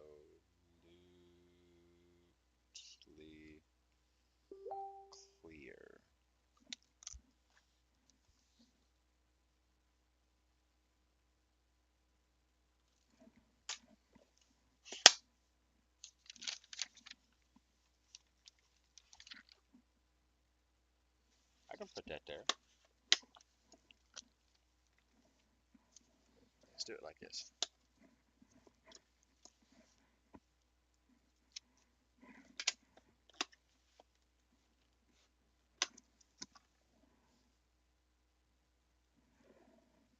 Next, you need a detailed timeline of key events. Next, you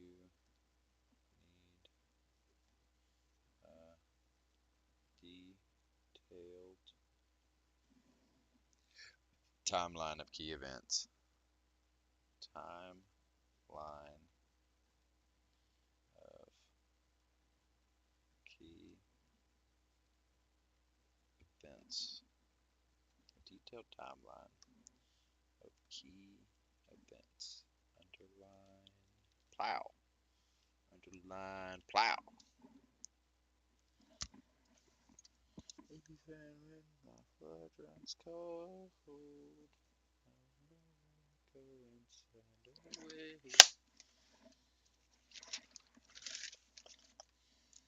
I can feel you in my brain. Oh!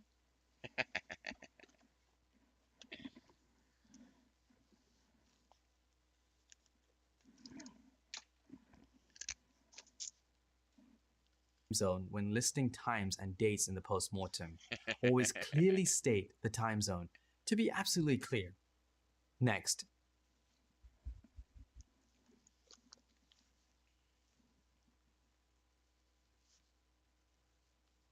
Next, you need a detail. Oh, oops.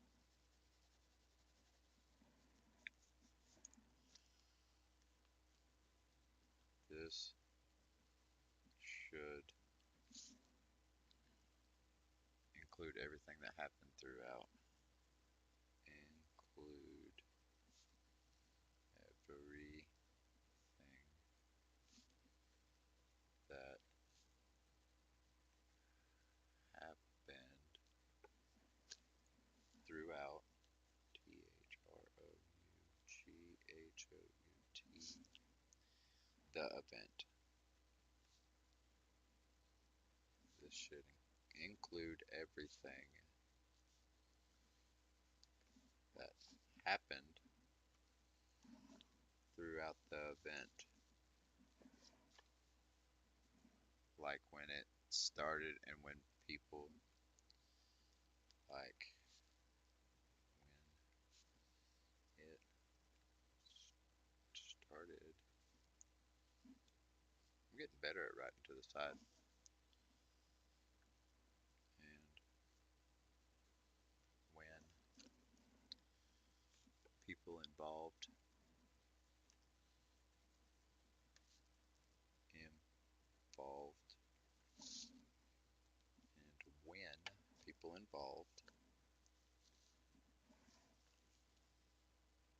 were notified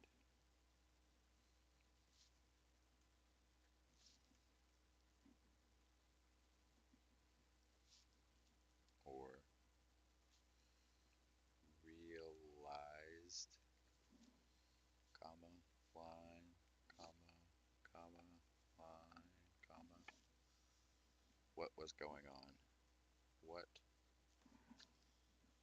was going on. you need a detailed timeline of key events. This should include everything that happened throughout the event.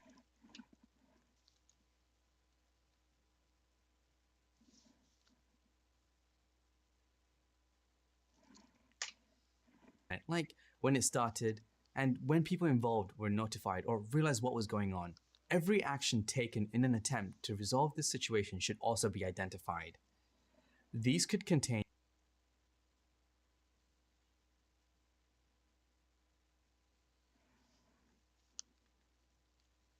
Another add-on.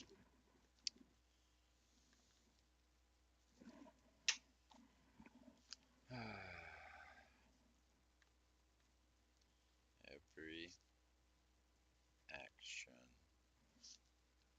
taken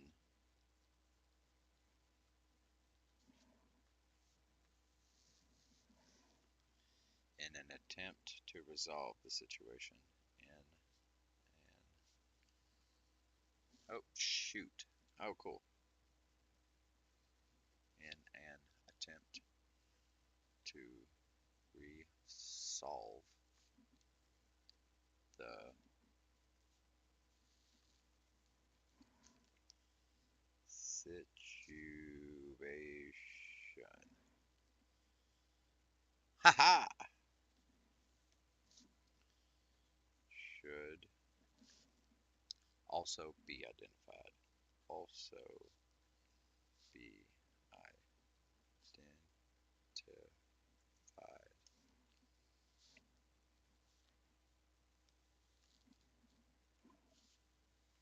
These could contain times and dates along with time zones and who did what.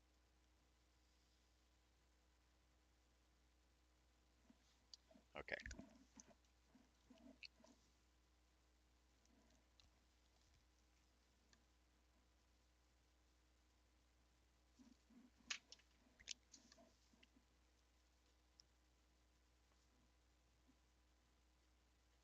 These could contain times and dates. Contain times, parentheses, line, and parentheses, date, parentheses, line. Dates, not dates. Times and dates, along with time zones and who did what. Along with time zones and who did what.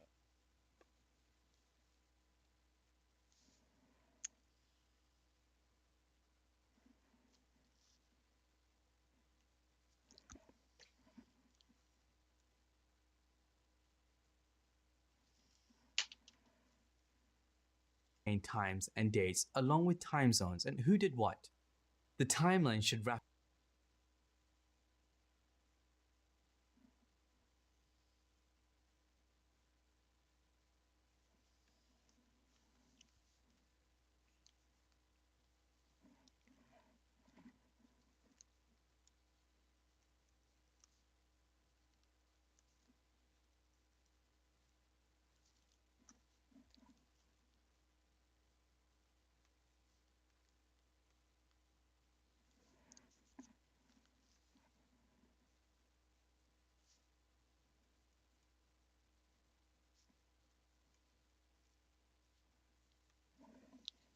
Timeline should wrap up with the actions taken. Should wrap up with the actions taken.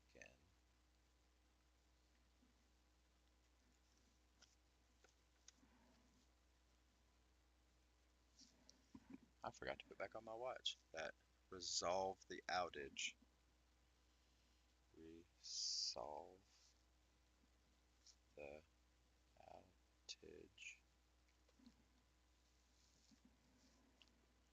And restored service signaling.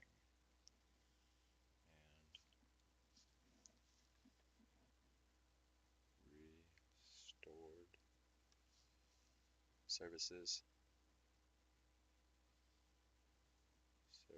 Services. Signaling the end of the event. The end of the event. There's a lot of parentheses in this one, man. Next, a very detailed and honest account of the root cause is covered.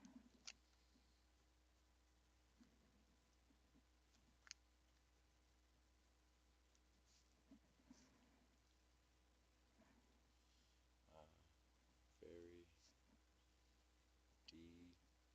detailed and honest account and honest account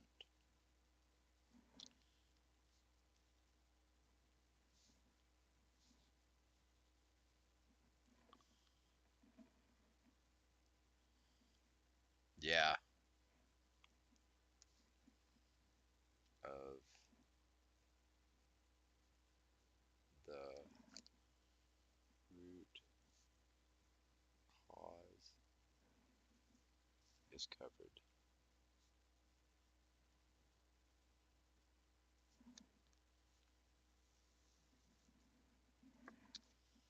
Wrap up with the actions taken that resolved the outage and restored services, signaling the end of the event. Next, a very detailed and honest account of the root cause is covered. This should go into detail explaining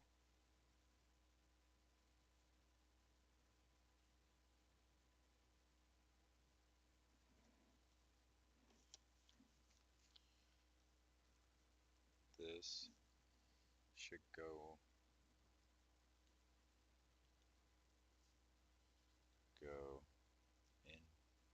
into detail explaining what led to the issue. What led to the issue. Into detail explaining what led to the issue. It could be something like configuration change that would push live without proper testing.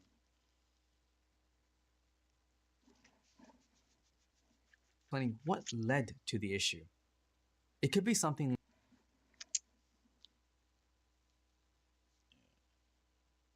Could be something like a configuration change.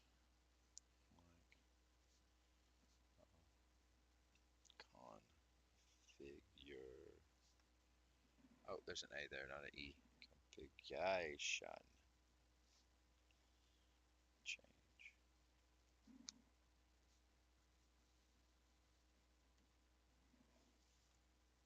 That was pushed live without proper training. That was pushed live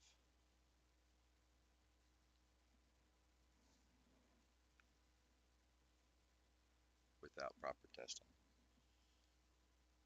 Without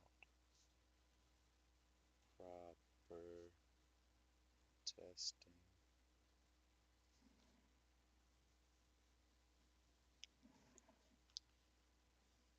Or a command that was typoed, or a command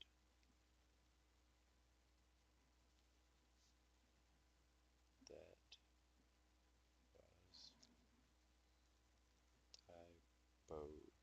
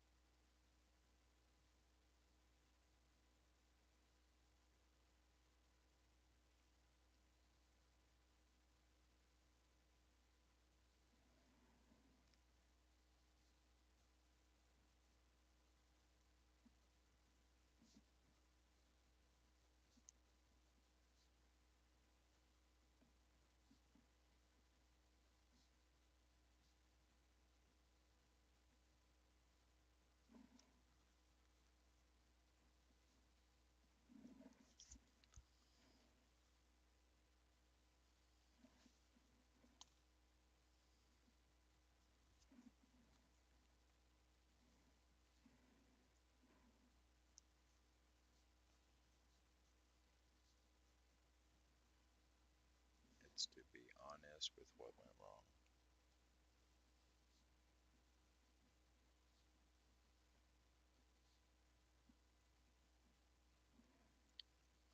so that a lesson can be learned from it. So that a lesson can be learned from it.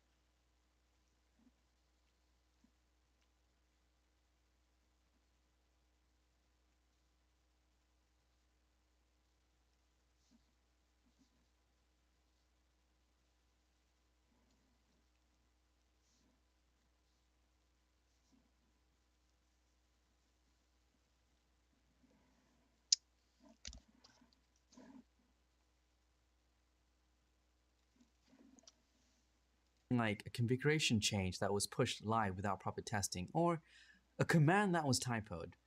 Remember that the intent isn't to blame or shame, it's to be honest with what went wrong so that a lesson can be learned from it.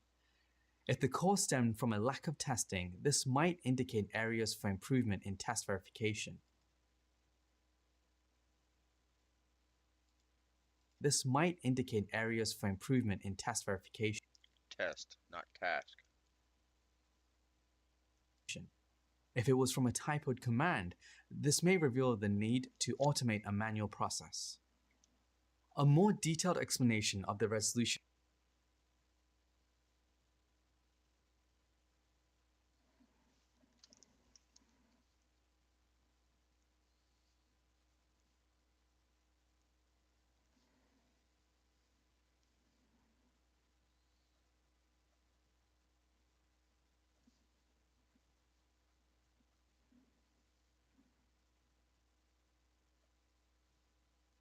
A more detailed explanation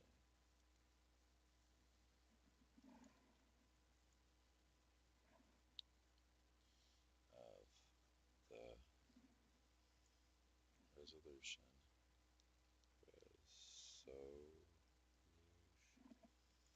and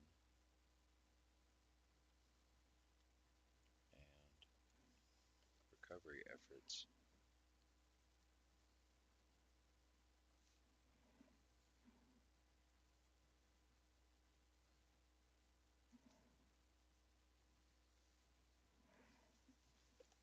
should be documented next.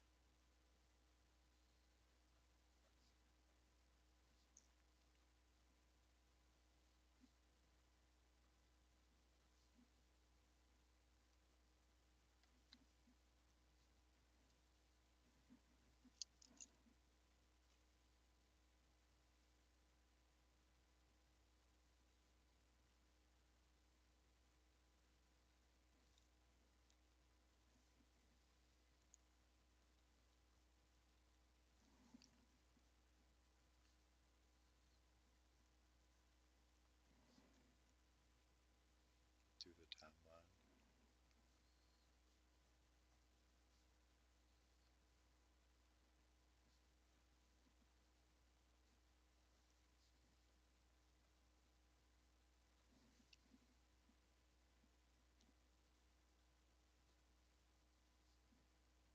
And should include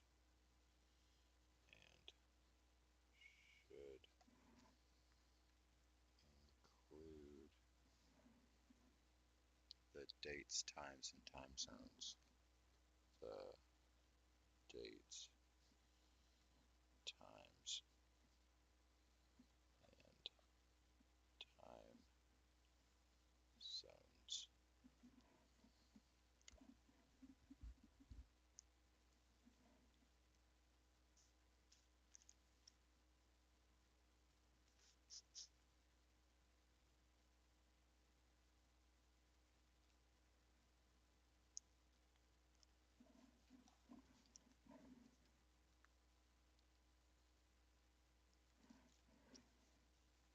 and recovery efforts should be documented next. This is similar to the timeline covered earlier and should include the dates, times, and time zones. But it should go into more Slung slobber on my screen. I got all this slobber on my pen from putting it in my mouth. But it should go into more detail, but it should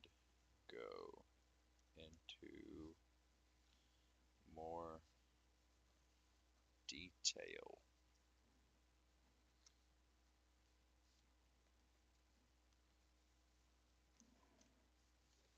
about what steps were taken, about what steps were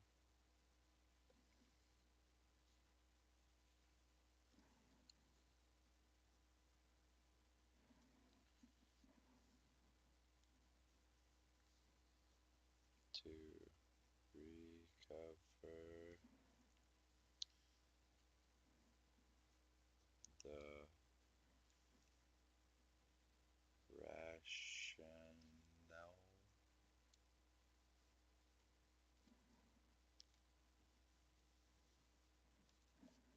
More detail about what steps were taken to recover, the rationale, and the reasoning behind. But what if I want to put it in my mouth?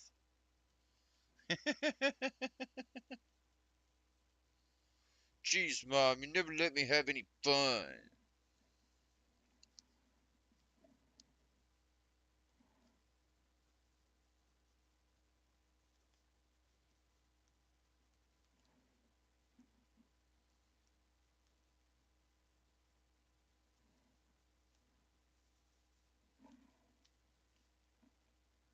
And what the outcome of each step was. And what the outcome of each step was.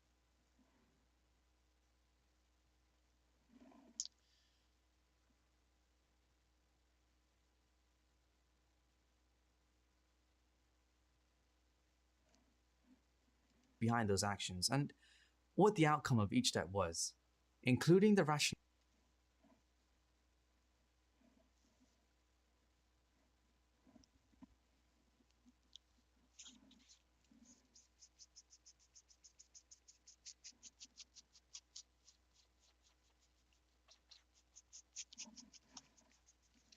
I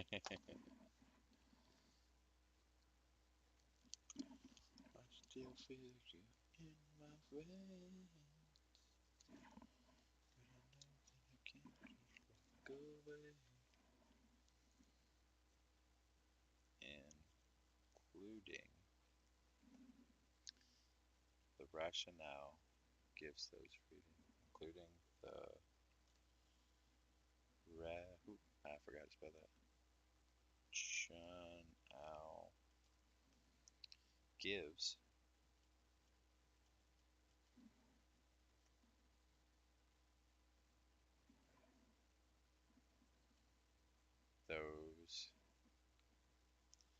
those reading the report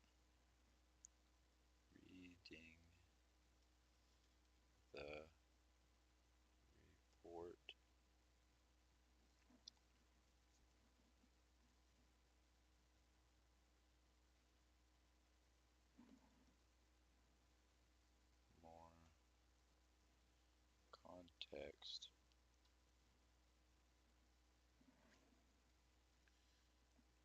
on how the event played out, on how the event played out.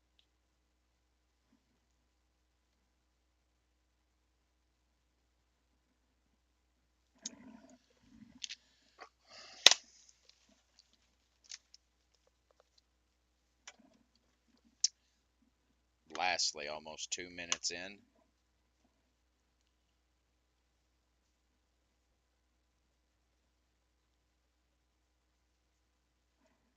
Rationale gives those reading the report more context on how the event played out. Lastly, close out the report with a list of specific actions that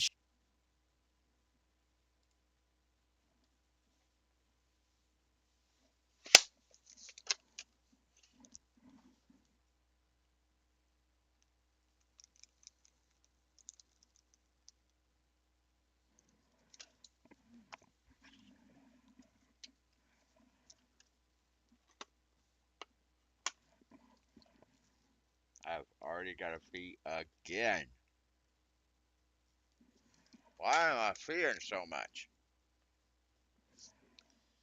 Oh, you're all the way over here. Let's get back over here. Lastly, close out the report.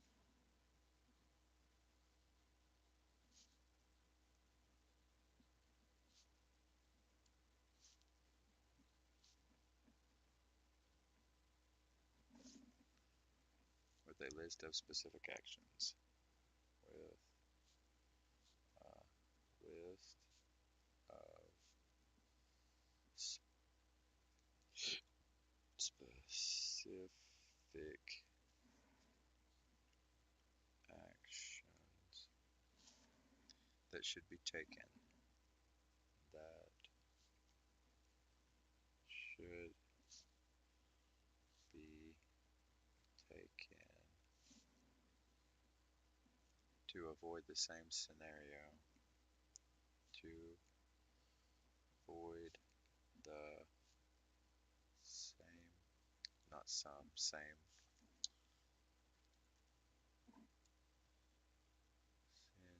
scenario from happening again.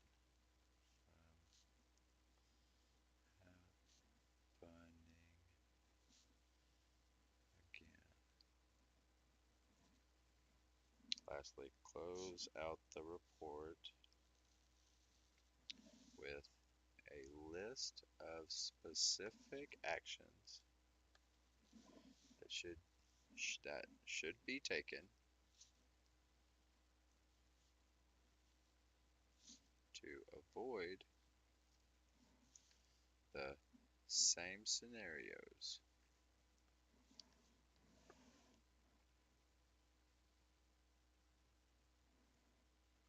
This should include any actions or efforts aimed at improving the response handling to steps to reduce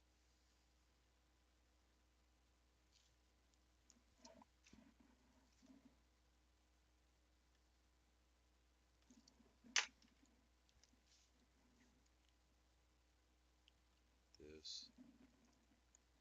Oops.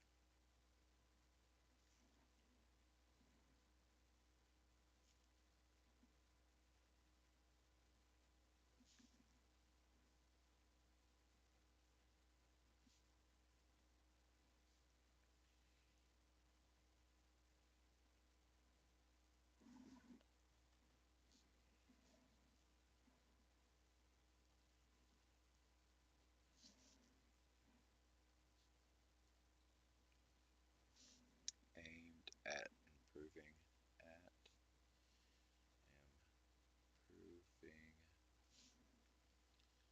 the response handling to the response handling to should include any actions or efforts aimed at improving the response handling to.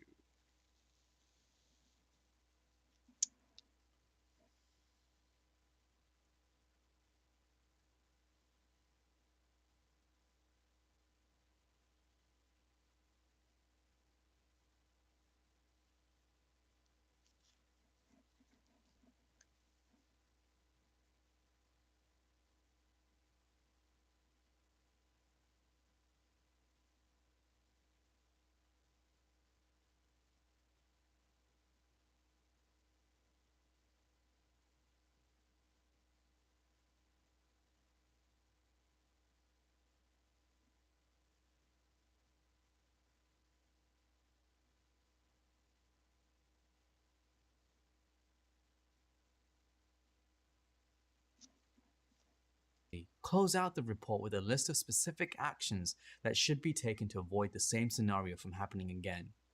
This should include any actions or efforts aimed at improving the response handling too. Steps to reduce response time or enhancements to monitoring would help. When you spin up a list of things to improve, look out for things like improvements to monitoring systems, Maybe the incident investigation revealed a gap in visibility into critical systems, or in the course of investigating, it turns out that an automation system isn't functioning as intended. While it's outside the scope of a post-mortem report to come up with solutions to these gaps, they should be listed in areas for improvement. Based on these discoveries, new projects can start to address the deficiencies found.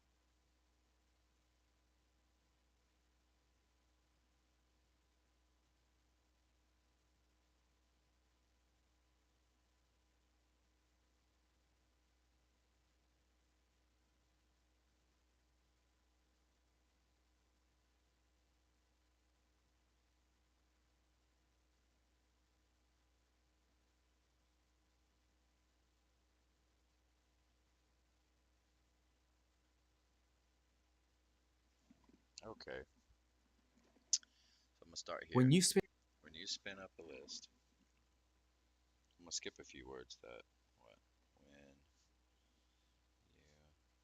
spin up a list of things to improve, of things to improve.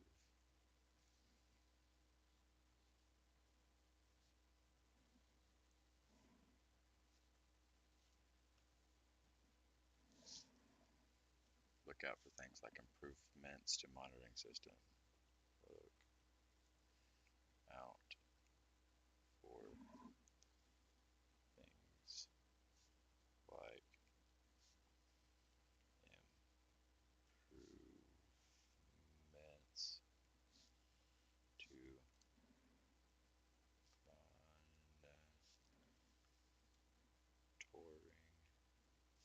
monitoring systems.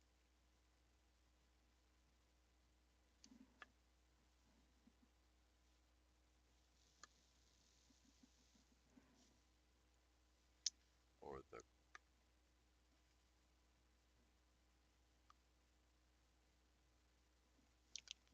okay, right here.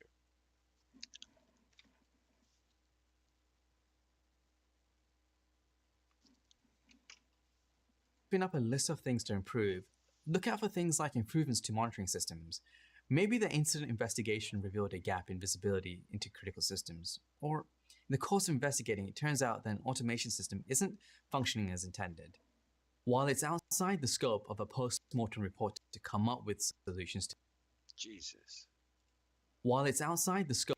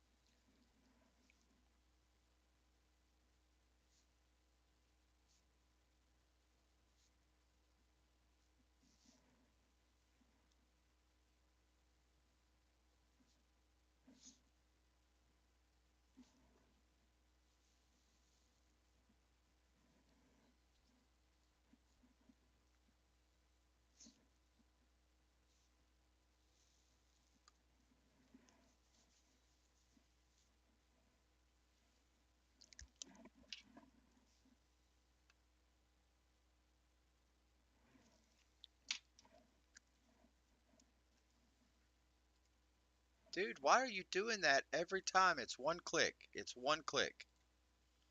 scope of a Play. post-mortem report to come up with solutions to these gaps, they should be listed in areas for improvement. Based on these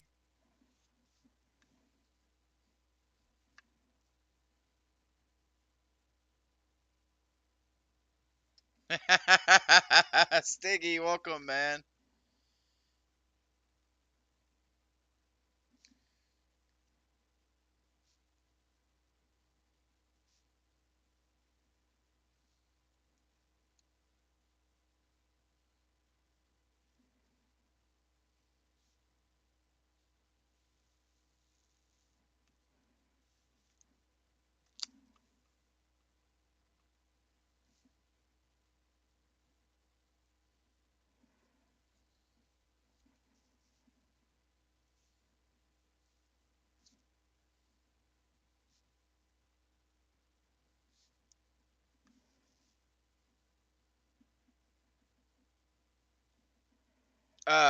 Almost.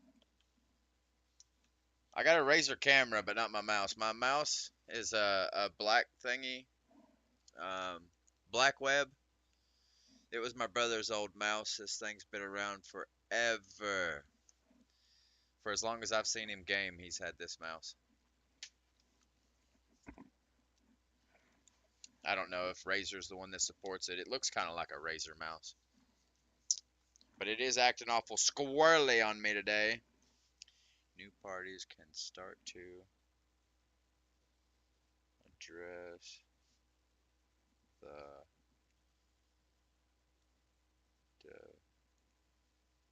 deficiencies.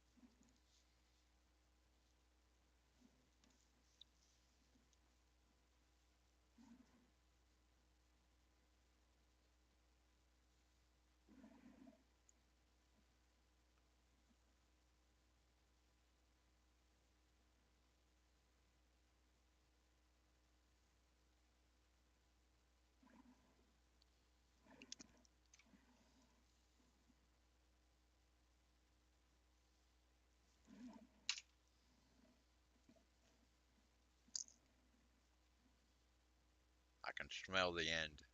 discoveries, new projects can start to address the deficiencies found. One thing that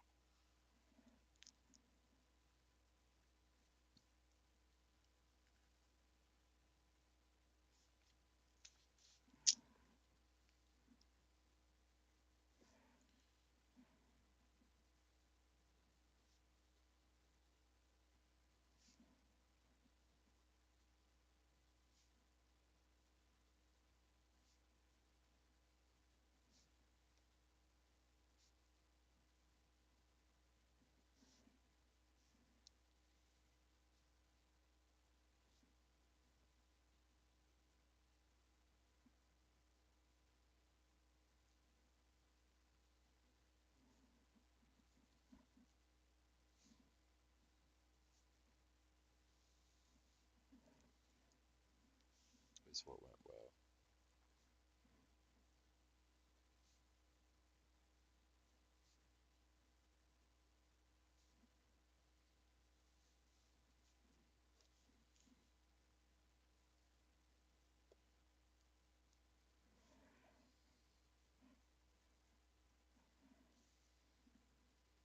But this is just as important.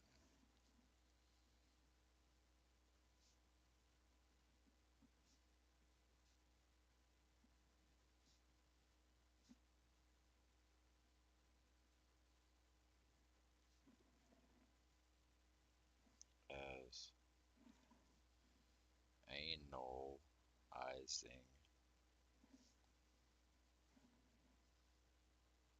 what went wrong.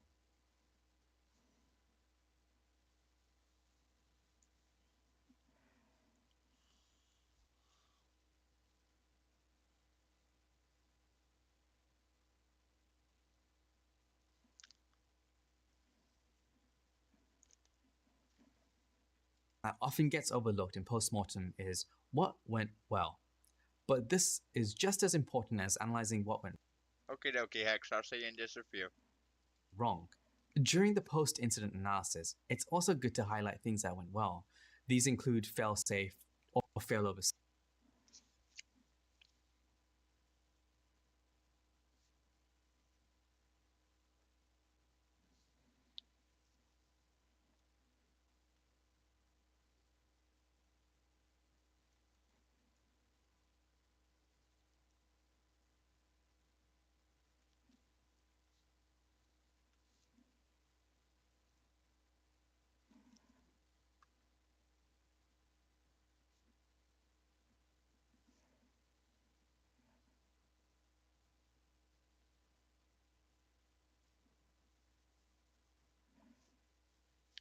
that work as designed.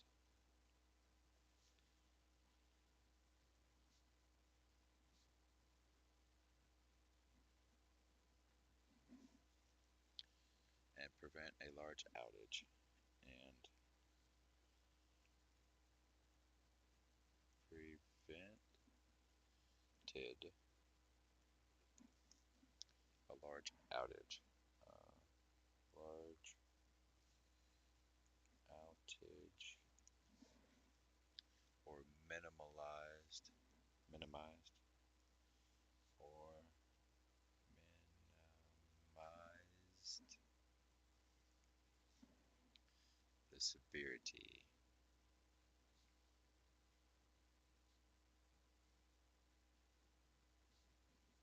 of the outage.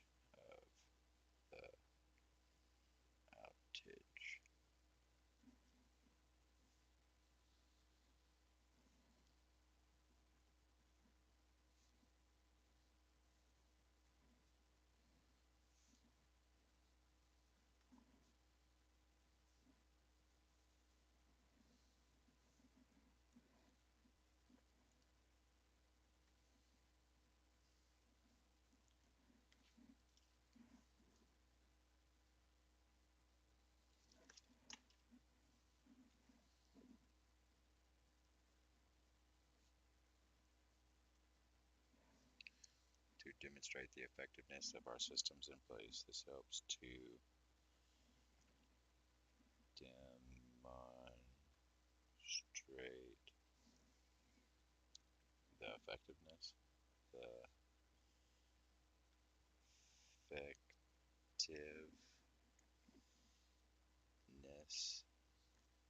of our systems in place of our systems in place.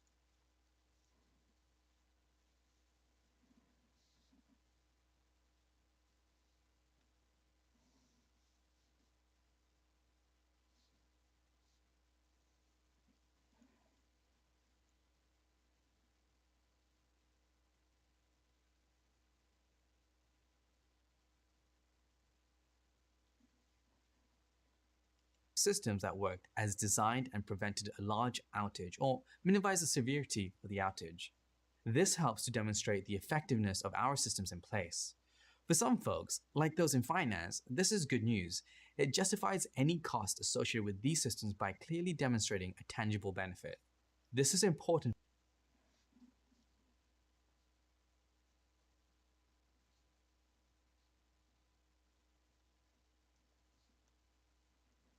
This is important for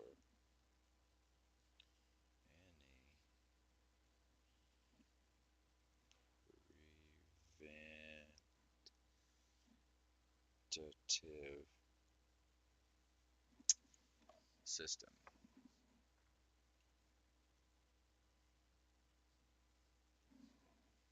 Since they are frequently viewed as unnecessary.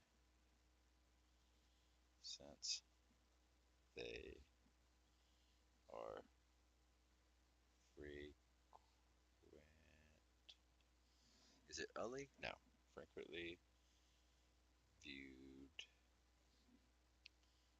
as unnecessary. Necessary costs by those that may not fully understand their benefits.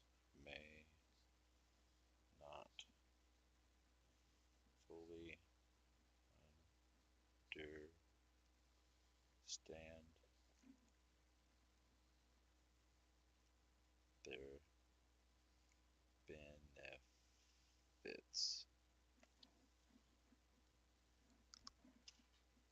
All right, that was quick. Welcome back, Hex. Just in time for me to be done with this video. They are frequently viewed as unnecessary costs by those that may not fully understand their benefits. These examples of systems working to prevent or reduce the impact of outages make that benefit very clear. Hopefully, you're better prepared now to learn from any mistake you might make in your career and mistakes we made because you're human and after all, own them. Learn from them and do better next time. Such is true in IT, work, and life. Yeah, I know. Take accountability for your own actions. Nobody put a gun to your head. Even if they did, you have the choice to say no. Alright. I'm going to finish this video and then I'm going to go pee a waterfall. For any preventative system, since they are frequently It's viewed already as time to unnecessary drink costs by those again. that may not fully understand their benefit. These examples of systems working to prevent or reduce the impact of outages make that benefit very clear. Hopefully, you're better prepared now to learn from any mistake you might make in your career. And mistakes will be made because you're human, after all. Own them, learn from them, and do better next time. Such is true in IT, work, and in life. Okay. I'm going to go here, then I'm going to go pee. Alright, guys. I will be right back in just a few. Looks like I'm going to be playing some games by 5 o'clock, bro. Heck yeah. I may look at Module 6. Let's just see. Let me go pee.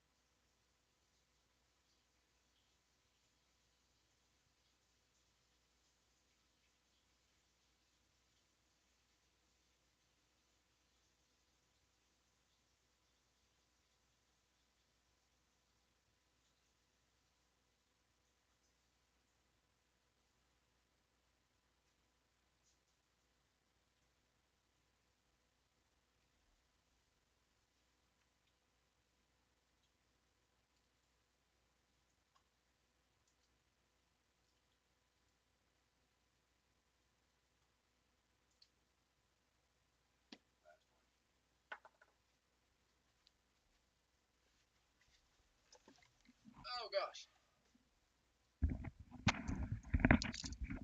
Alright, guys. We ready for this?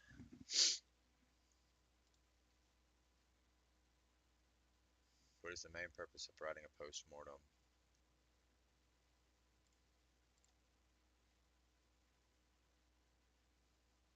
What should the timeline in a post-mortem include? Check all that apply. Detailed dates and times. How long it lasted.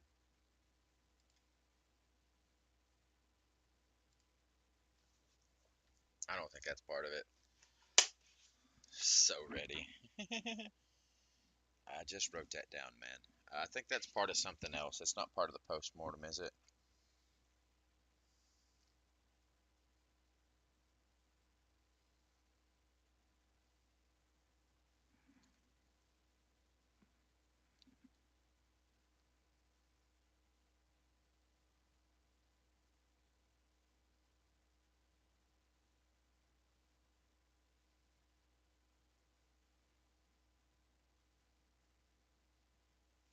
That's not timeline.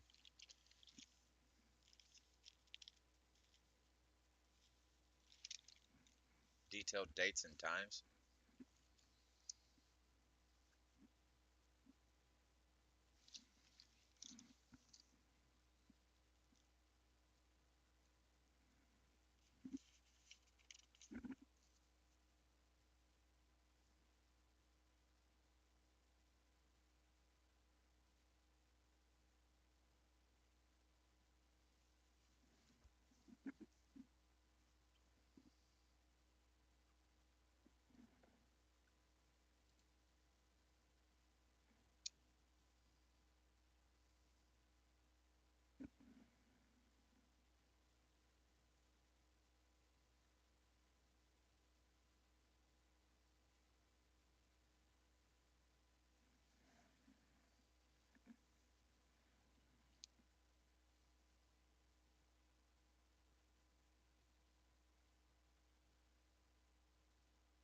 So it is time zones. So it's these two, not this one. That's the more detailed one that follows.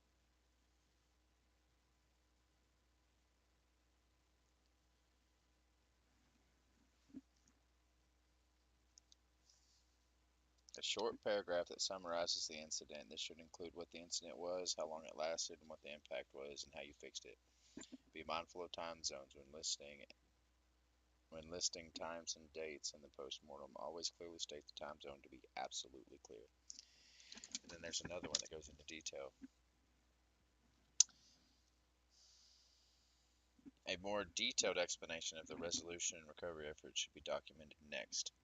This is after they've gone through a whole bunch of stuff. Should be documented next. This is similar to the timeline covered earlier and should include the dates, times, and time zones. But it should go into more detail about what steps were taken to recover, the rationale and the reasoning behind those actions, and what the outcome of each step was, including the rationale gives those reading the report more content on how the event played out. Yeah. And lastly, close with a list of specific actions that should be taken in proven response handling. Lessons learned for it.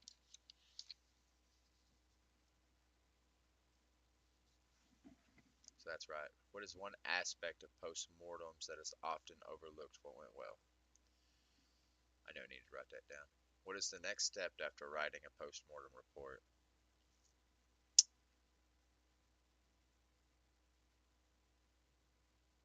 Share the report. It's all about sharing it. Destroy the report? Yep, absolutely. Yeah. What does the summary, does that say select all? No. What does the summary section of a postmortem cover? A summary section does not cover a list of specific actions that should be taken to avoid the same scenario from happening.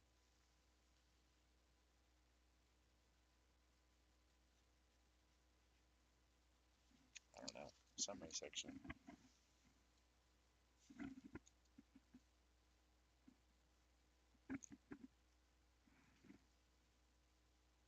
After the postmortem cover.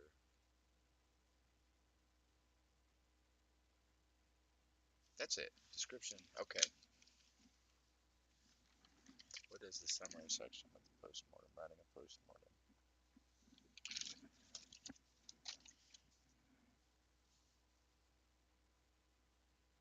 Hold up. Let's read the bottom of that.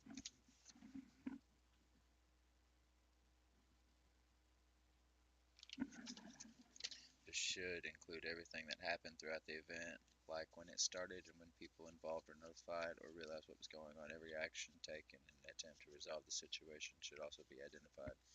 These could contain times and dates, blah, blah, blah. Next is a very detailed and honest account of the root causes covered. This should go into detail explaining what led to the issue. It could be something like a configuration change that was pushed live with a command that was a typo. Remember that the incident is a shame. Got it.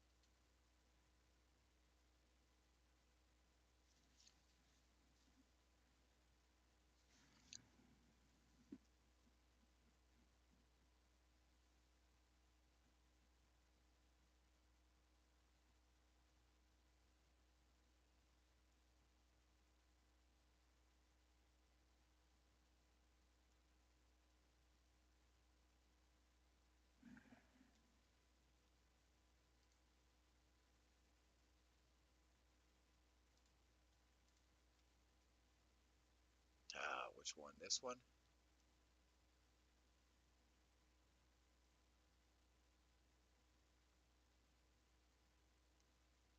But I still, let's take it again.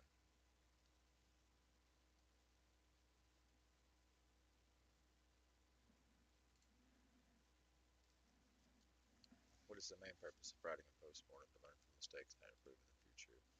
What should the timeline in the postmortem include?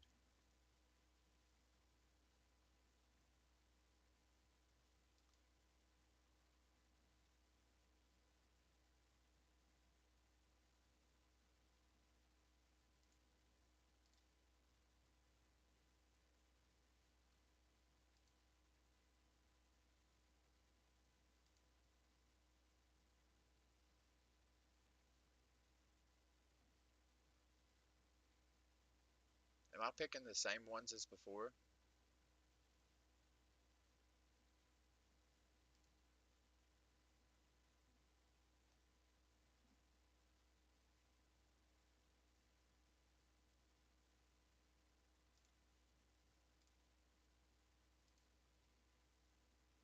I missed it again.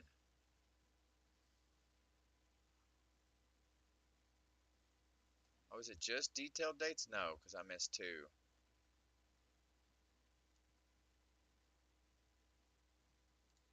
Dang it, man.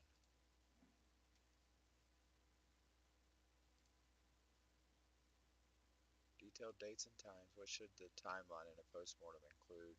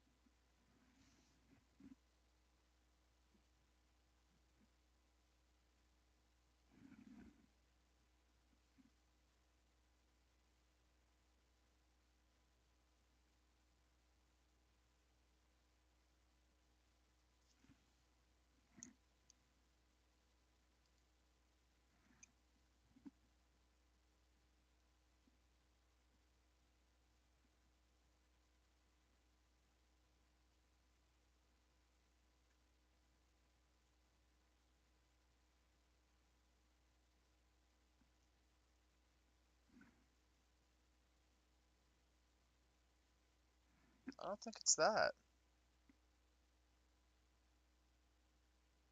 Oh, it is.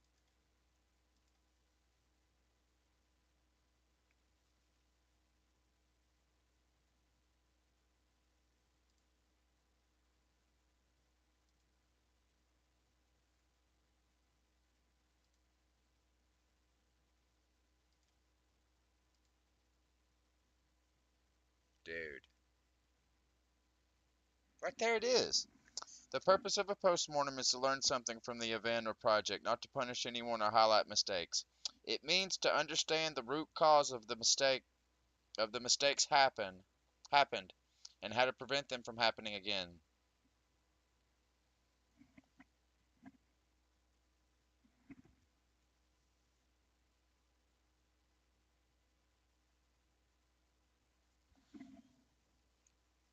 Whatever, man. I'm just gonna take the hit. That's 3 times. I'm done. Hi, I'm Rob. And I'm Candace. Congrats on making it through this course.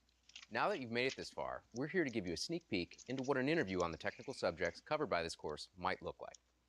We hope this will help you have a better idea of what to expect in your next interview. Just remember to keep learning and keep practicing.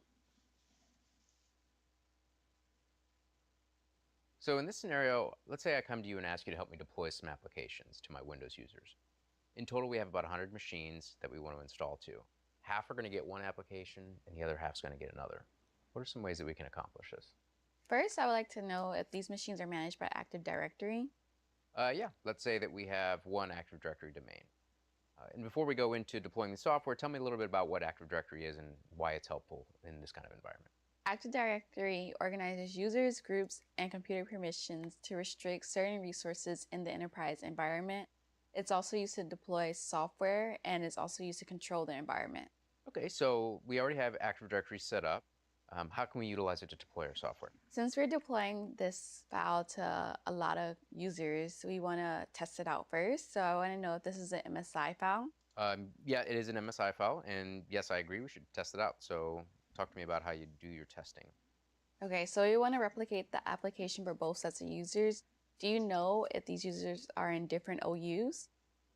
Yeah, let's say that we have a sales and engineering OU, and we want to target each with their own application. So we want to create test accounts and then add those test accounts to those specific OUs, or we can have pilot users.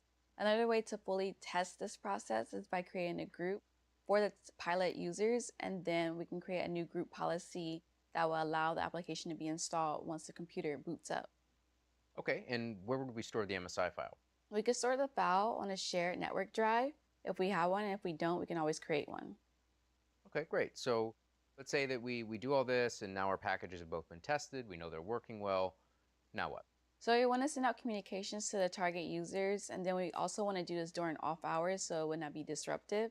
And then we also want to give the users our support contact, just so if something does arise, they'll be able to contact someone and get help immediately. Okay, great. Yeah, I think that's a pretty good plan. In this scenario, we saw some of the interviewing skills that we've called out before, like asking follow-up questions and defining terms when you mention them. We also saw how answering technical questions is not always about technical issues. We also need to take into account the human component, like putting a communications plan in place. That's it for now. See you again at the end of the next course.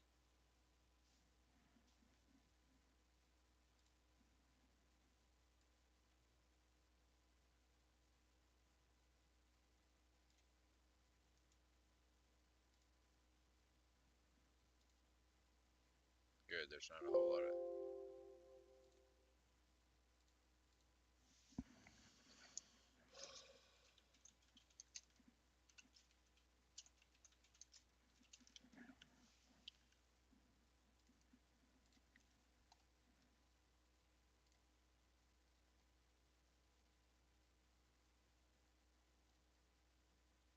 Good, there's not a whole lot.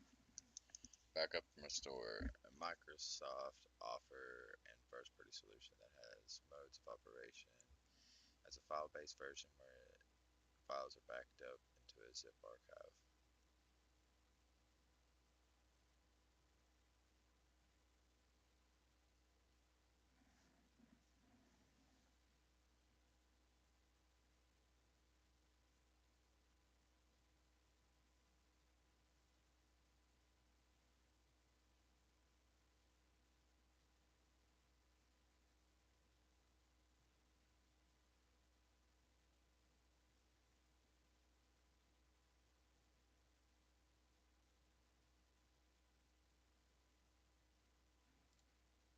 Let's try it. We got 3 attempts.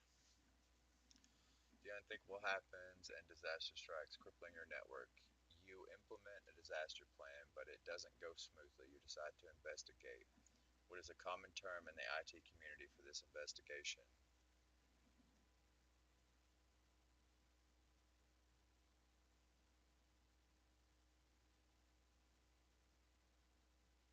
Postmortem?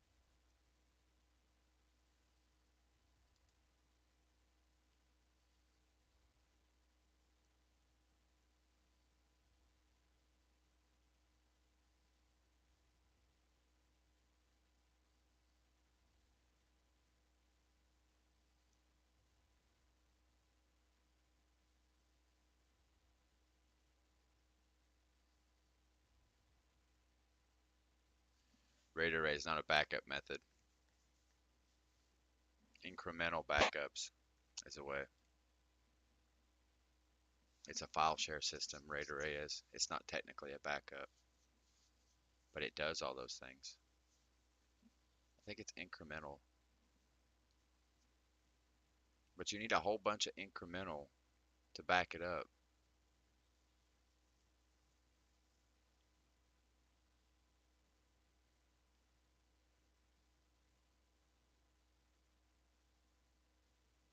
I think it's full, complete. It's called a full backup. Are they trying to trick me? Which backup type only backs up files that have changed since the last run? Differential. Which of the following are advantages of cloud storage service? Select all that apply. They allow everyone to access a person's file. User backups don't require complicated scheduling. Users can sync and back up files across platforms and devices. They make it easier for users to configure what files or folders they want back up.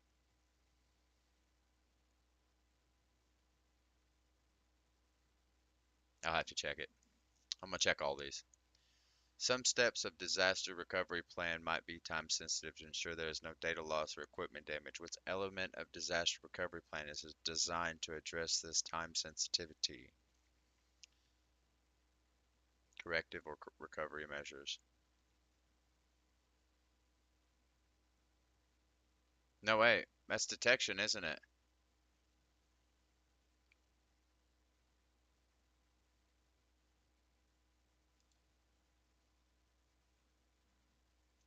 You're performing a network risk assessment to develop your disaster plan recovery. Which of these are examples of detection measures?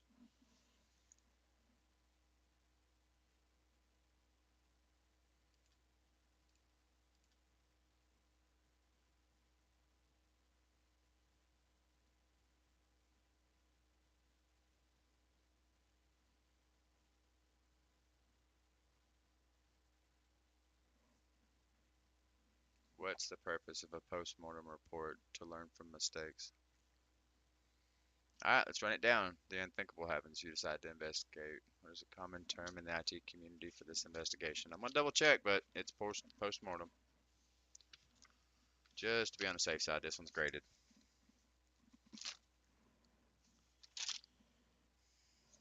User backups. Testing backups. Backing up your data. Model introductory. What is data recovery? So what are we looking at? The unthinkable happens and disaster strikes, crippling your network. You implement a disaster plan, but it doesn't go smoothly. You decide to investigate. What is a common term in the IT community used for this investigation?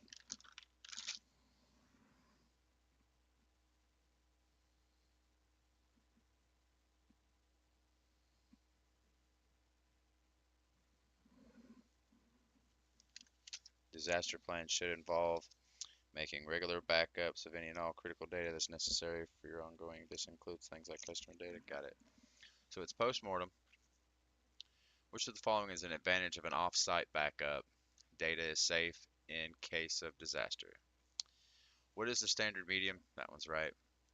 Common concerns with backups are disk failure, lack of redundancy, and increasing disk capacity. Which backup method addresses these concerns? I think it's incremental, but I may be wrong. It may be complete, but it's supposed to be full. All right, data recovery, data recovery.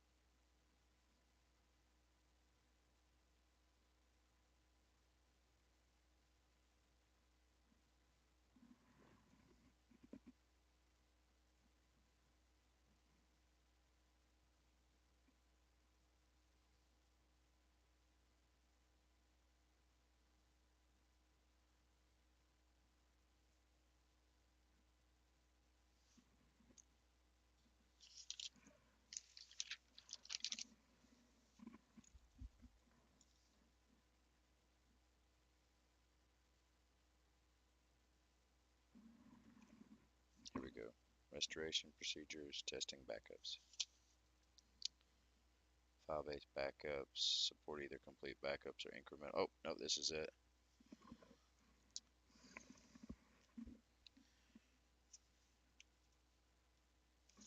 This was it. Backup solutions, so long-term solutions, off-site backups. Okay. Or did I see incremental before I actually seen incremental? Testing backups. Oh, it's back here. Audio cassette, yeah. Backup solutions, specific ones. Backup solutions, one of the command line utility resync.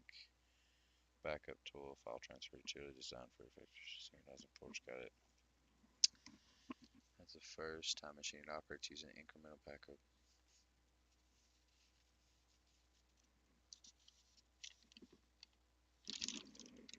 Need to go straight to backups, I think. Where's my incremental? Here we go, types of backups.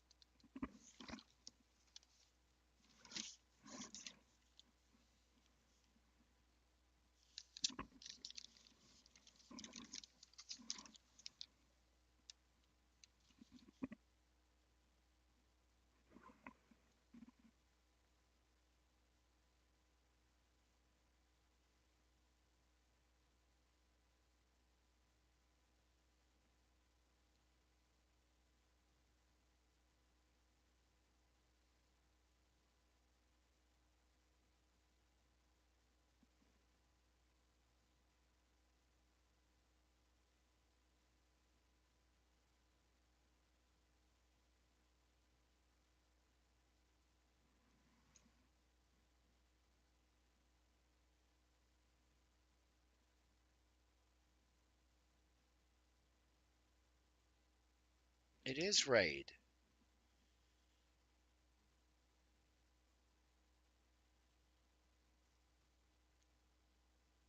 It's not a backup solution.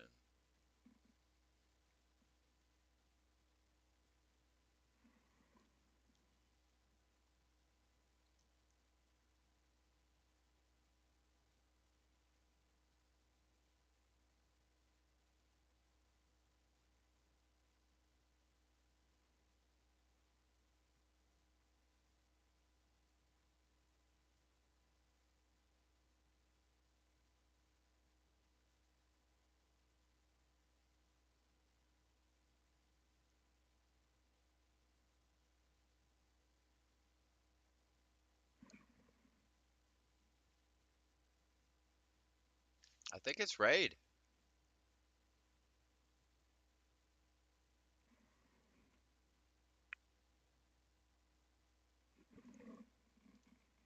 Which backup type only backs up files that have changed since the last run?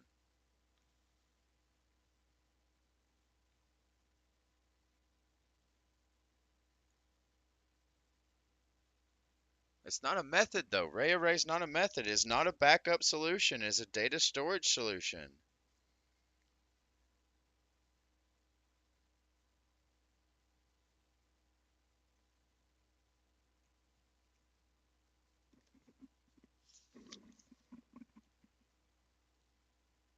I don't think it's RAID, bro. I think it's incremental.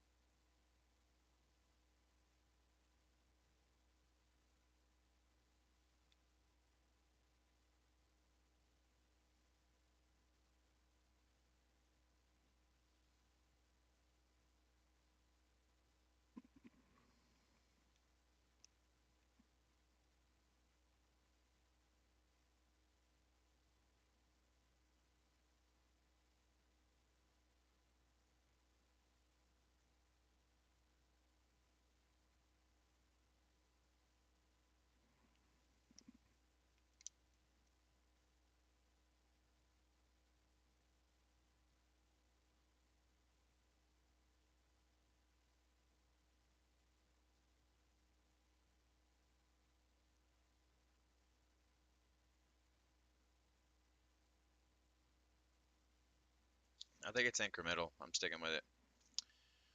What backup types? Only backup files that have changed since the last inferential. Which of the following are advantages of cloud service storage? Select all that apply. Cloud service storage.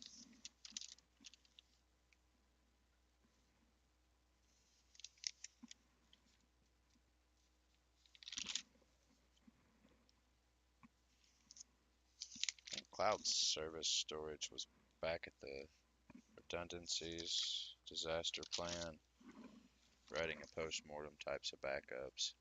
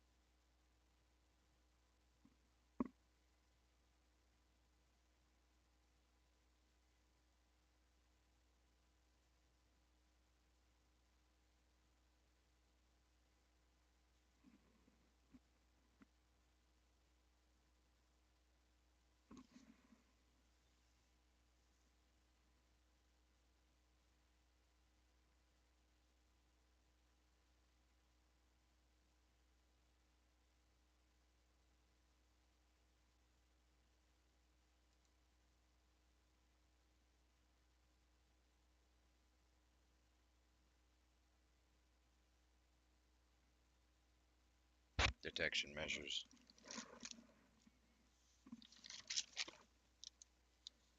Risk assessment. Redundancy. Corrective and recovery measures. Post-mortem. Some steps of the disaster might be time since. Oh, yeah. Of the disaster recovery plan, designing a disaster recovery plan.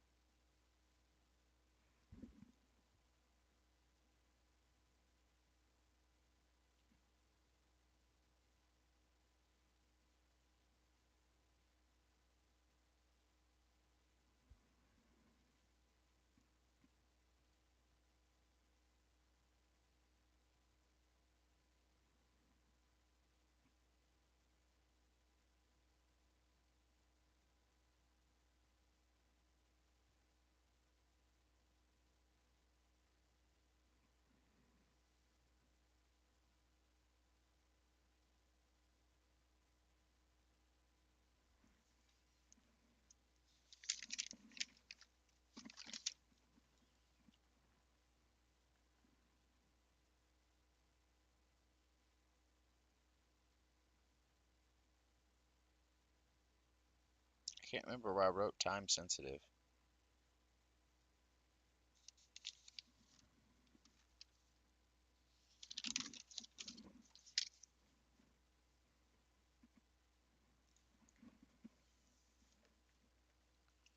So let's find detection.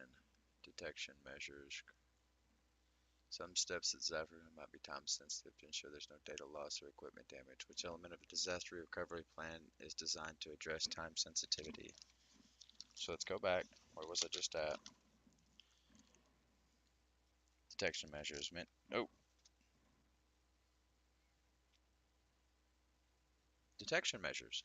Yeah. Okay.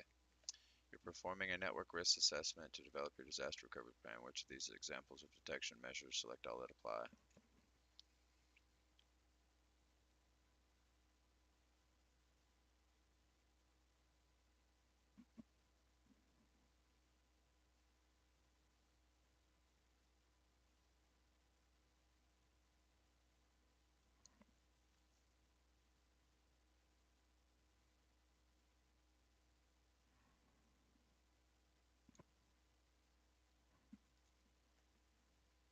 What is the purpose of a postmortem? Yep. Which of the following are part of the 5 primary elements that make up a postmortem report?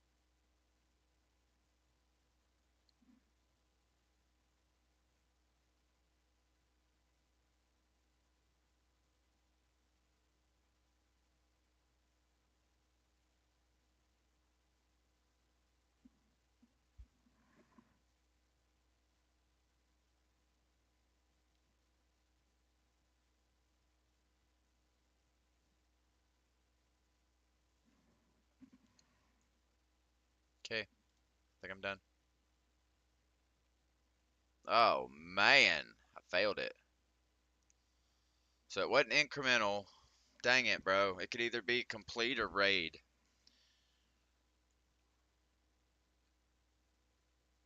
Dang it, that was incremental.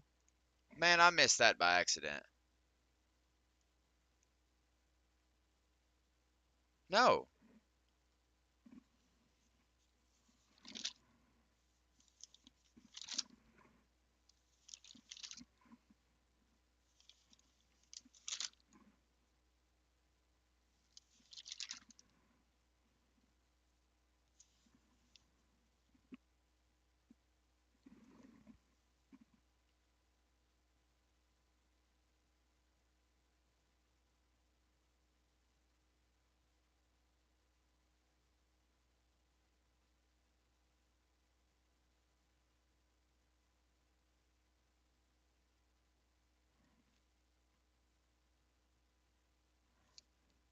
A more efficient approach is to only backup files that have changed or been created since the last full backup. This is called differential backup. The advantage is that you aren't storing backups of duplicated unchanged data. Only the files that have changed are backed up, saving us some storage space and time to form the backups.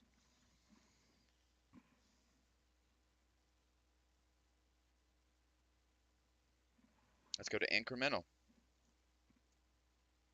Another efficient way to back up changed data is to perform regular incremental backups. While a differential backup backs up files that have been changed or created since the last full backup, an incremental backup is only when the data that's changed in files since the last incremental backup is backed up.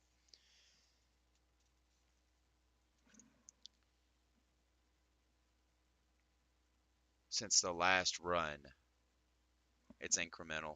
Damn it.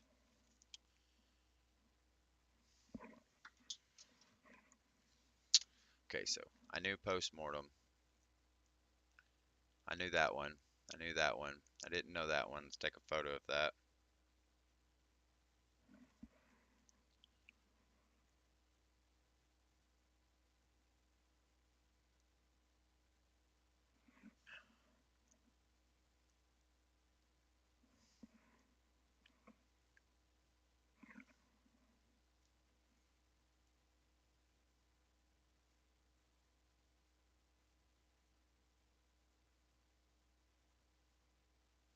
And there's another one. I shouldn't have selected that one. It took 0.2 off. So that was just one too many. Alright, let's try it again.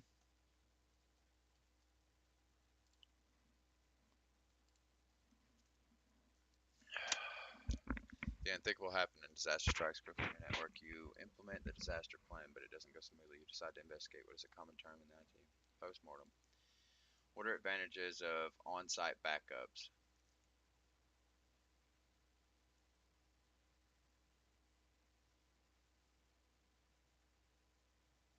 There is quicker data access. There is less bandwidth usage.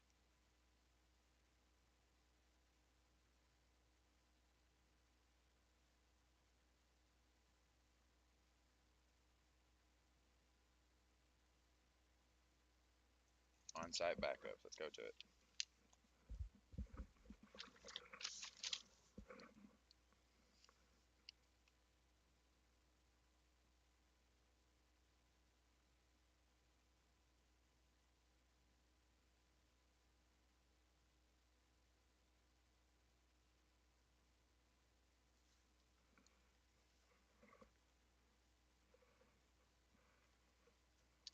Which of these are common backup tools you might consider when designing a backup solution? Select all that apply.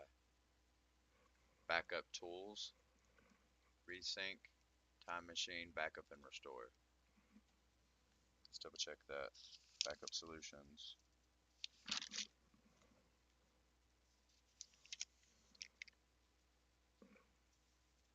Backup tools, I'm sorry. Okay, hold on.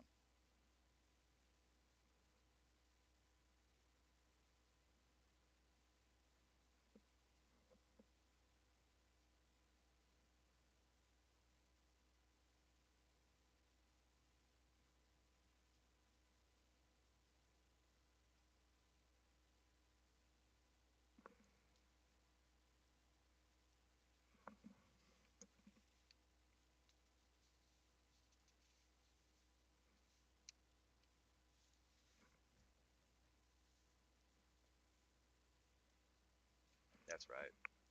I don't know what rigid is.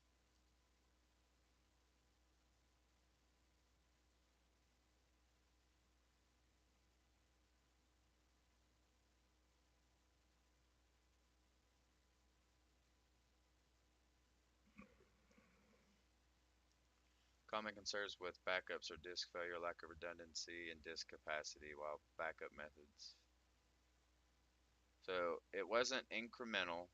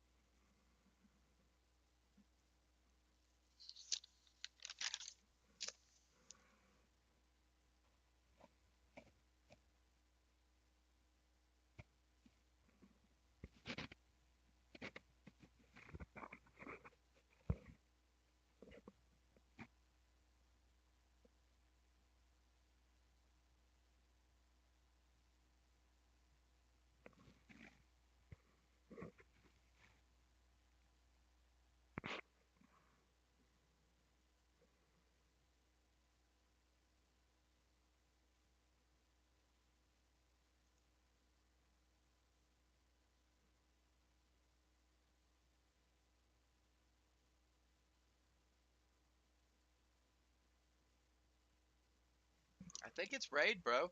Literally, depending on the characteristics desired from the array, various RAID levels prioritize features like performance, capacity, and reliability. RAID array RAID arrays are a great inexpensive way of creating a lot of data capacity while minimizing risks of data loss in the event of a disk failure. They can even be flexible enough to allow for future growth in disk capacity.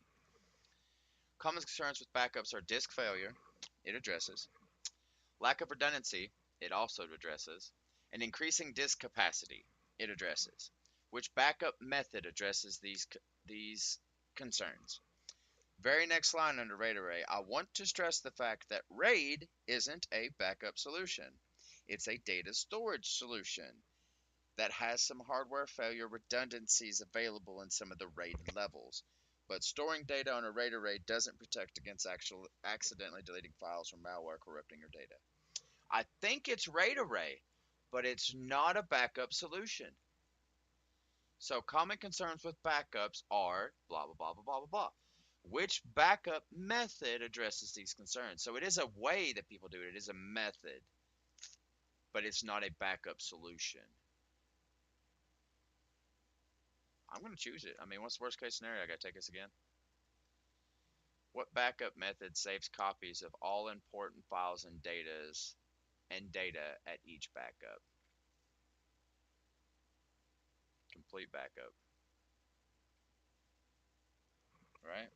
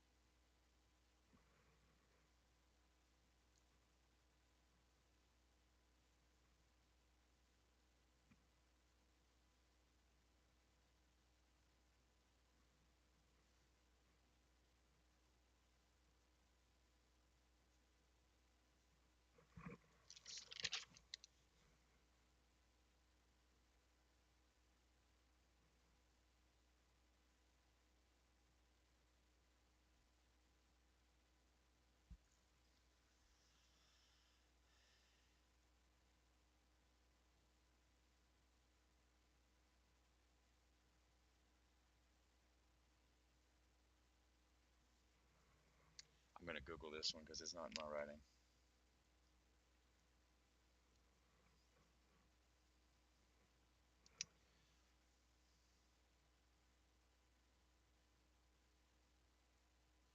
I think it's differential, but I'm gonna go ahead and select it.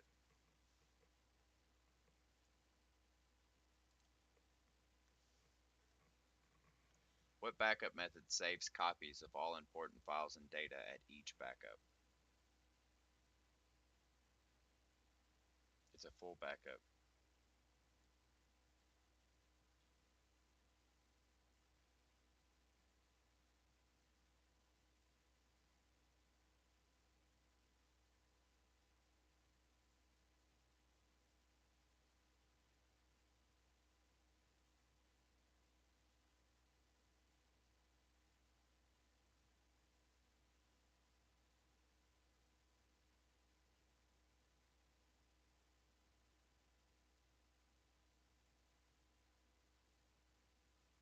I think it's a full backup, man.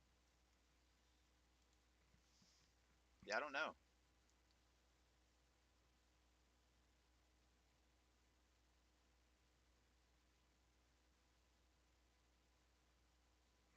Let me try rewording it. What backup method saves copies of all important files and data in each backup?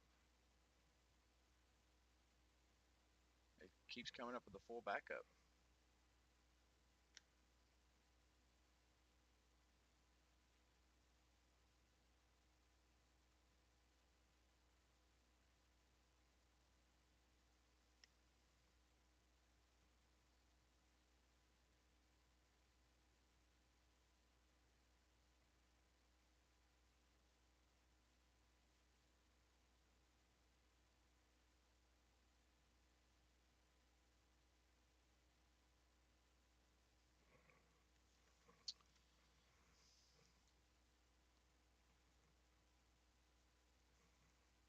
Let's go back. I don't think it's complete, man.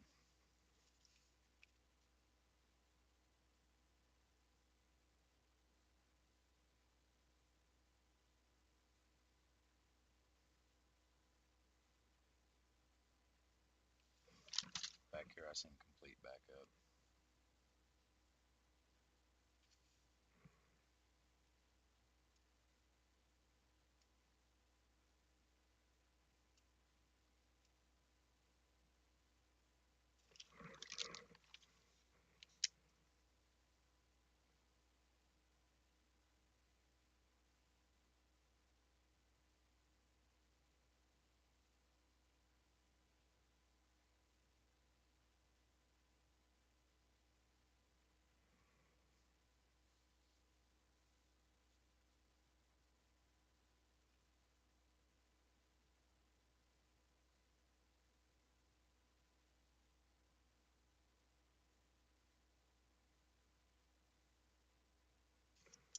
I'm gonna go with full. It doesn't matter. Which of the following are advantages of cloud storage service? Oh, I got that one wrong. Where's my phone?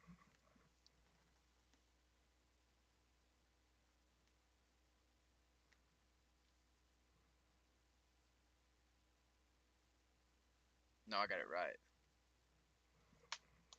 Never mind. I'll figure it out.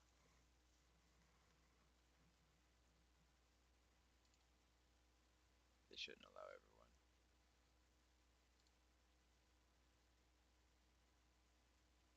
Yeah.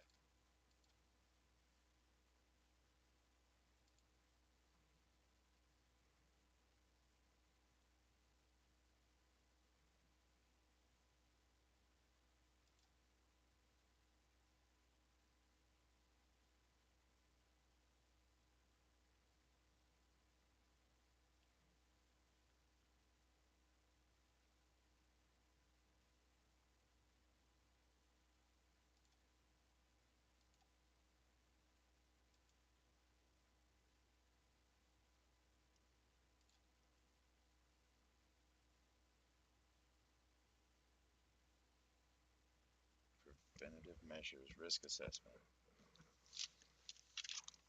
I seen risk assessment. It's pretty early.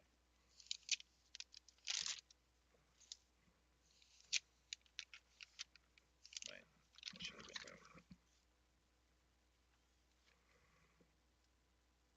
No. Compression, one solution, disaster recovery plan. Data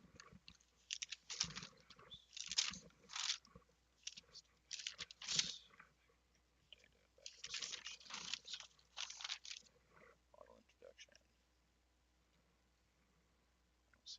assessment. Data. Keep flipping. Preventative measures. Risk assessment allows you to prevent certain aspects of the organization that are more at risk if there is unforeseen events. Risk assessment can involve brainstorming hypothetical scenarios and analyzing these events to understand how they'd impact the organization. When you're looking to preventive measures, pay attention.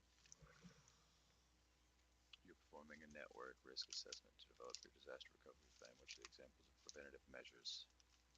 Redundancy solutions.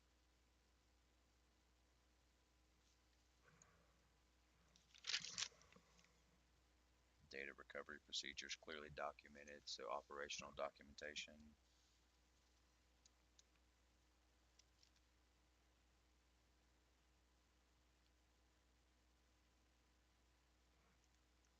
Alert systems for outages. I don't think it's operational documentation.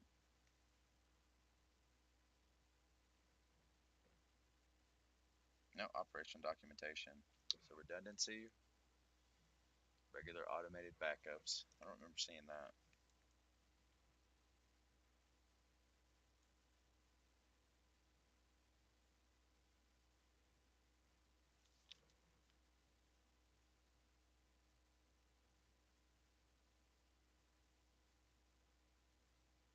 That's part of detection is alerts. What are postmortem reports? When? When something goes wrong. At the end of a project.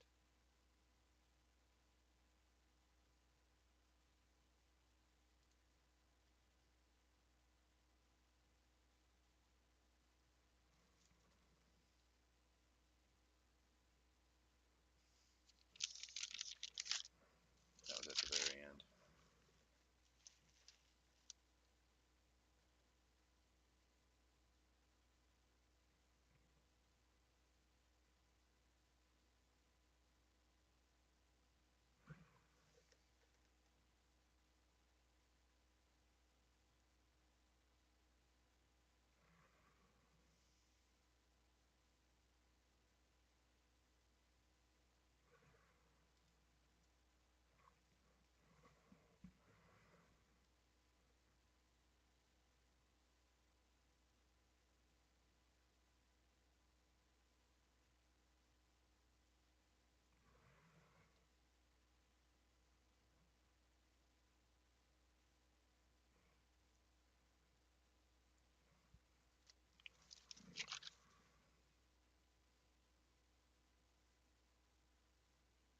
Summarizes the incident at the end of a project.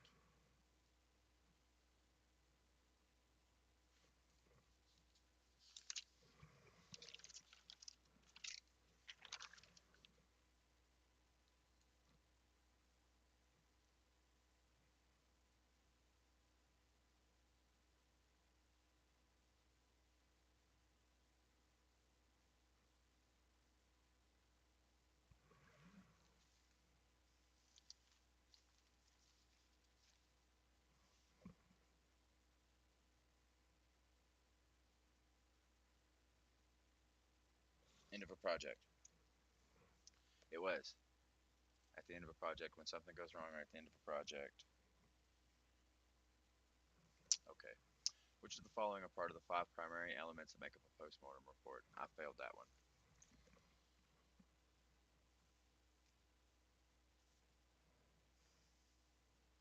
No backup procedures. An accounting. A description of the root cause. A list of specific actions. Okay, let's try it.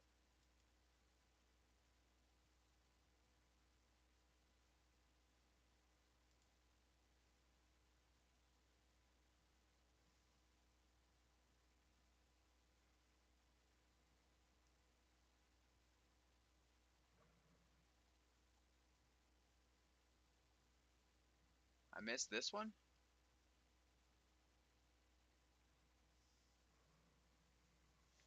It took 2 tries, but thank you, man. Data is more secure because of less outbound traffic. I mean, it makes sense. I got a 75 my first run, Jack. Well, one of them was an accident. I didn't mean to click the wrong one, but just because it would have made it a passing grade doesn't mean I would have accepted it.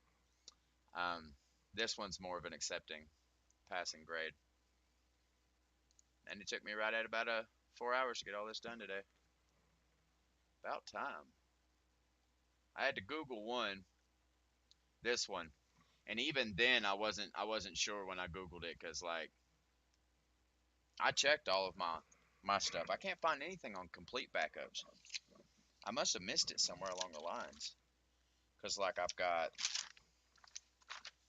let's see, here's the RAID array, so that means I've got incremental backups here, I've got differential backups here, and I got full backups here. I don't have any complete backups. But complete backup is talked about right back here on backup solutions, saying file-based backups support either complete backups or incremental backups. So stuff like the RAID array, that's technically not a backup solution, it's more like a file transfer, would do complete or incrementals. And then like system image backup support differential mode, only backing up blocks on the disk that have changed since the last backup. That's the only time I've seen complete backup. Well, at least the only time I've wrote complete backup. I've skimmed this thing for about the last 10-15 minutes. Maybe I didn't fully understand. Is there a difference between never mind. Sorry guys.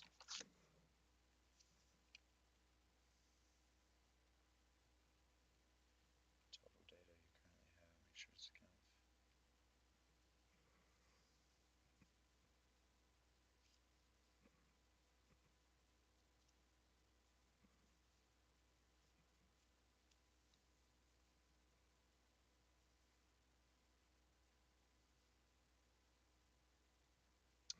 Alright. Alright guys, I'm gonna go pee. I'll be right back. Give me just a second. Actually, before we go pee, let's see what's going on here. That's done. Module 5. Module 6.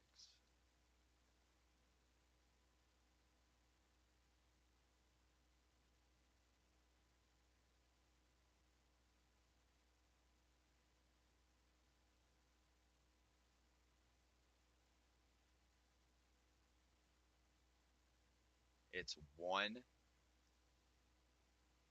Module 6 is a wrap up. Dang, guys, it's just 5. I could probably whoop this in the next 2 hours. 6, 7.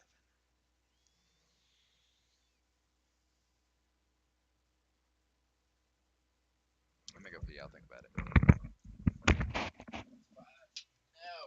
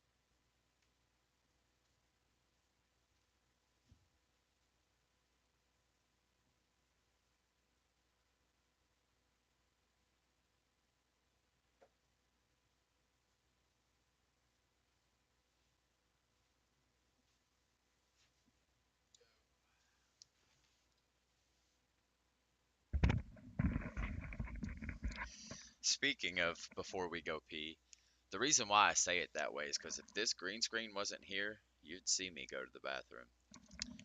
The door to my bathroom's like right there. I just walk right outside my green screen, come back around, and then to it. And it's like a little side bathroom that's like a mirror and a vanity and stuff. That's maybe like 3 foot long, and then it's the bathroom. So like, there's a reason why this green screen had to happen. It wasn't just Tiffany. You guys can see me pee, and I do it like every 30 minutes.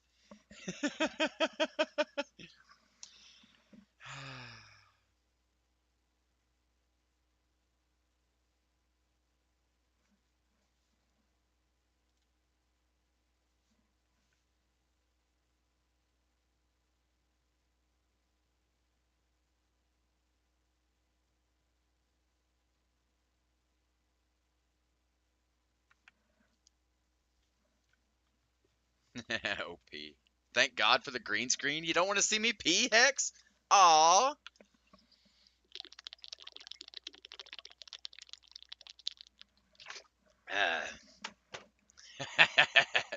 I asked Tiffany and she'd hold it for me the other day, and she responded with, "You don't even hold it." That's not the question. Will you hold it for me? I don't, man. I just go like, I don't like touching it.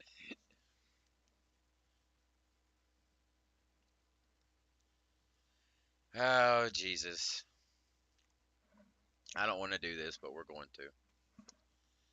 I can knock out this course today and start the last course tomorrow. Actually, I'll start it Friday. I won't start it tomorrow. If I start it tomorrow, the final test will be due Sunday. I already figured that out the hard way. Start something midway through. They're like, "Oh, you're moving quicker. You can get this done quicker. Just give it to us." Hose.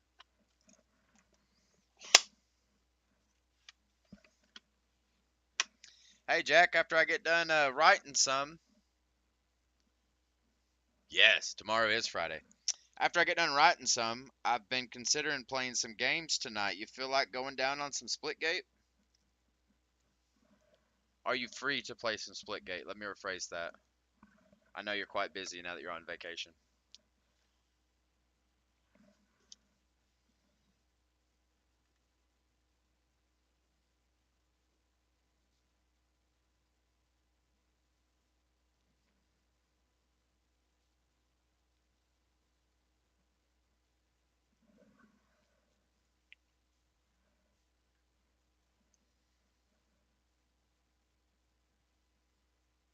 Oh, you ain't got a mic? Well, that sucks. I don't care if you're rusty. It can't be no worse than me, dude. I ain't played games in.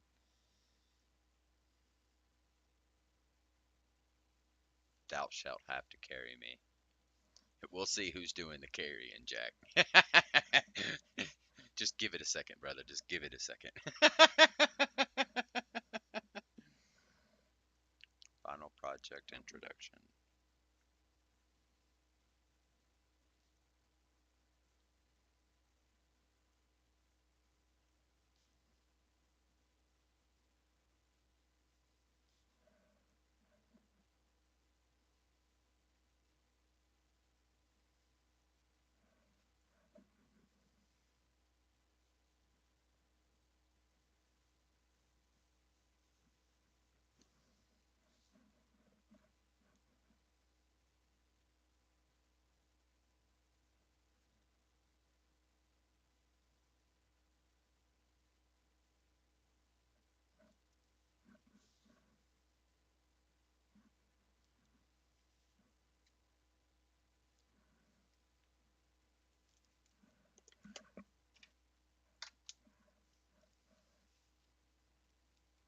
Sorry to hear that, X. It gets better. The longer you go without it, the better it gets. You'll feel better in the long run, too. You won't be so sluggish and stuff. It just kind of feels like you're dying while you're dying. It'll quit when it's over. That was really vague. While you're making changes, your body feels like it's dying. It's not used to it. It'll quit whenever it realizes that you're not going to die.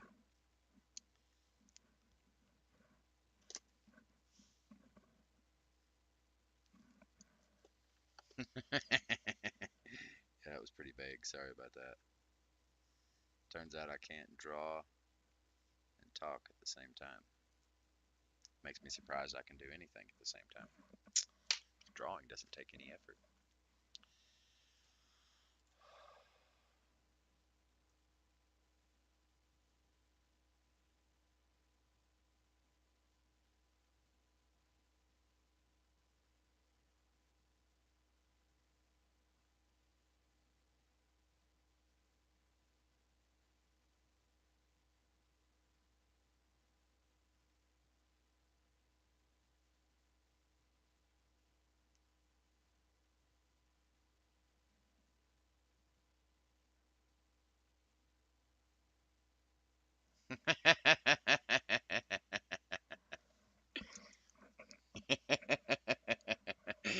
just yo, my brain goes dum dum.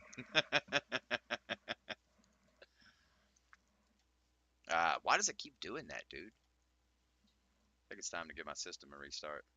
Wow, you've made it all the way to the end of Course 4, System Administration and IT Infrastructure Services. Congratulations! We've covered a lot of material in this course, and hopefully you've expanded your IT skill set to now be able to support a small organization of 100 users and machines. Let's take a moment to recap what you've accomplished so far.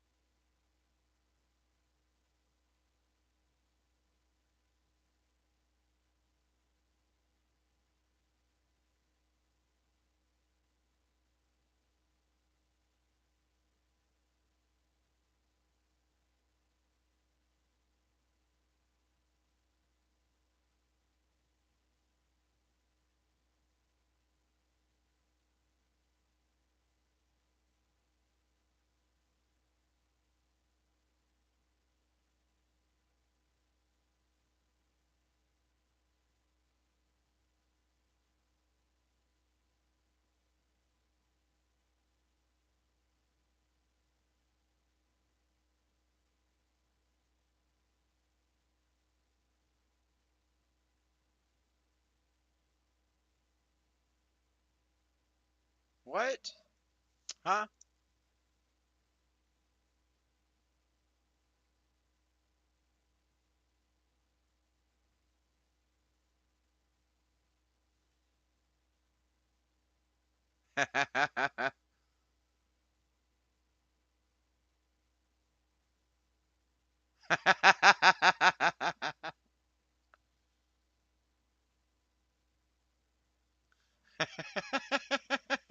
Ticket number 6, huh? What do I gotta fix? I think I just, I think it just told me everything I've learned to get. I almost feel like I should write this down, guys. I'm not even kidding. It's telling me all the things I've learned in unique detail. I expect priority after Hex's company. So let's take a moment to recap. You learned the many responsibilities where the role of sysadmin is supporting local IT, you support lots of important tasks, anything from figuring IT, organizational policies, like setting past requirements. I don't think it's going to say past. These can be anything from figuring out IT organizational policies like setting password requirements, to running the hardware lifecycle and provisioning hardware for users, to maintaining software for a fleet of machines, or working with users and flexing your troubleshooting skills. On top of that, system We're administration just going to do it this way. You've made it all the way to the end of Course 4, System Administration and IT Infrastructure Services. Congratulations! We've covered a lot of material in this course, and hopefully you've expanded your IT skill set to now be able to support a small organization of 100 users and machines. Let's take a moment to recap what you've accomplished so far. You learned about the many responsibilities involved in systems administration. Whether that role is as a sysadmin or an IT support specialist, it includes lots of important tasks. These can be anything from figuring out IT organizational policies like setting password requirements, to running the hardware lifecycle and provisioning hardware for users, to maintaining software for a fleet of machines, or working with users and flexing your troubleshooting skills. On top of that, system administration responsibilities also include managing IT infrastructure services. We covered the various IT infrastructure services that make up an organization's IT environment. You learned about physical infrastructure services like working with server hardware and virtualized servers, along with how to access those services using remote connection methods. You also learned about the various network services involved in an organization and why DNS and DHCP are essential to a company. You've reviewed software services and the differences between using software in a personal and commercial setting. You even learned about the different communication software used in the industry, along with vital services like file storage and printing. You also covered common platform services and how web servers function. The last IT infrastructure service that you learned about was directory services. We covered centralized management of a company's users and IT assets. You also learned about LDAP and got hands-on with two of the most popular directory services, Active Directory and Open LDAP. Finally, you learned how to protect your organization's data in the case of a disaster. You learned how to back up critical data, create a disaster recovery plan, pick up the pieces after disaster struck, and learn from it by creating a post-mortem. Now, it's time to put your newly acquired knowledge to the test. You will assess the IT infrastructure of 3 fictitious but very real-life based companies and provide systems administration consultation. Make sure to think about some of the best practices you learned about, like data backup, cost and benefit analysis, services to enable or disable, and more. Good luck on your assessment, and I know you got this. Do you? Because I don't. I don't know I got this. I'm actually pretty sure I'm about to fail this. But I got 3 tries to fail it. We're going to do it though, because this wraps up Module 5 and 6 today and starts me fresh for Course 5 tomorrow.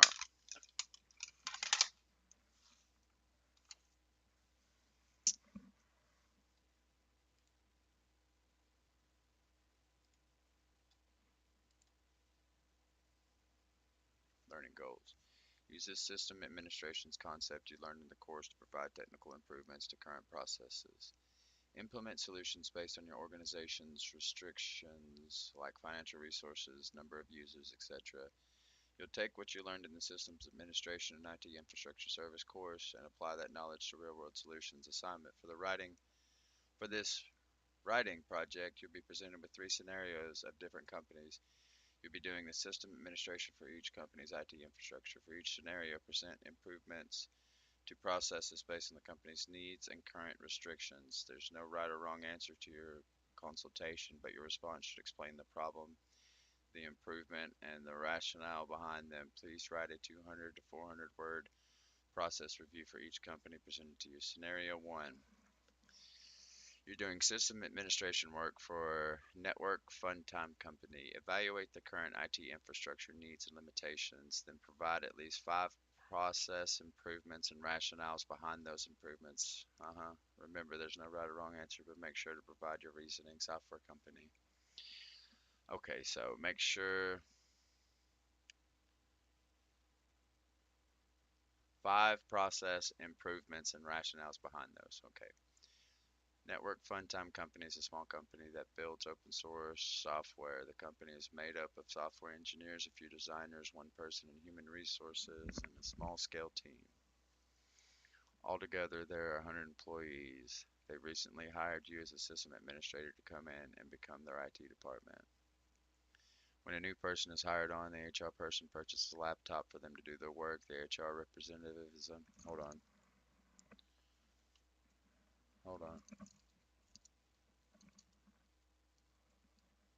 What is that noise? Okay. I need a piece of paper. Let's do this one.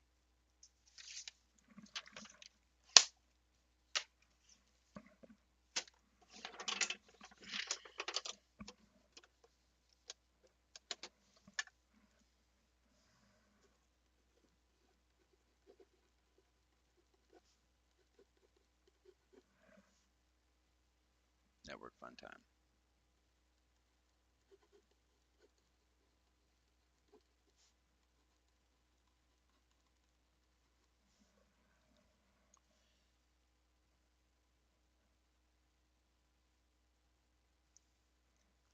Network Fun Time is a small company that builds open source software. The company is made up of software engineers, a few designers, 1 person in human resources, and a small sales team. Altogether, they're 100. When a new person is hired on, the HR person purchases a laptop for them to do work. New hire equals new laptop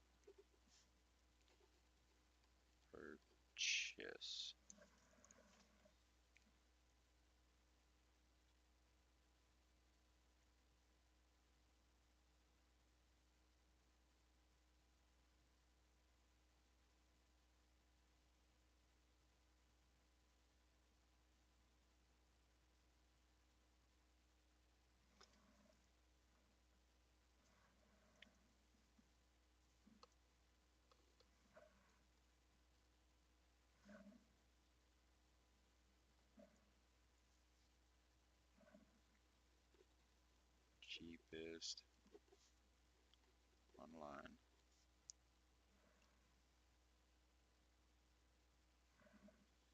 Everyone has a different laptop.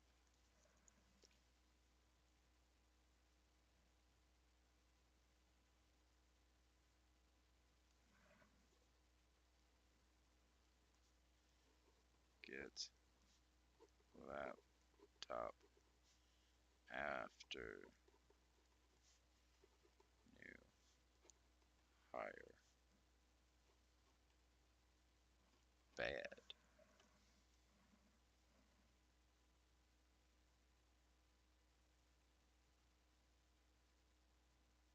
The company doesn't label their computers with anything.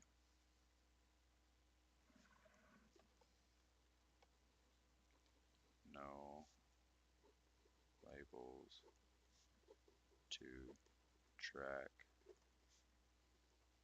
computers. I forget what protocol that is, but it's definitely in there. There's no inventory system to keep track of what's currently in the fleet. No inventory system to track what's in fleet. Once a computer is purchased, the HR person hands it to the new employee to set up.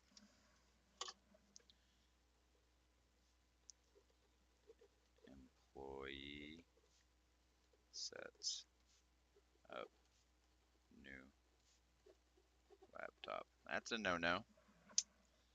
Software engineers that use Linux have to find a USB drive and add their preferred distribution to the laptop.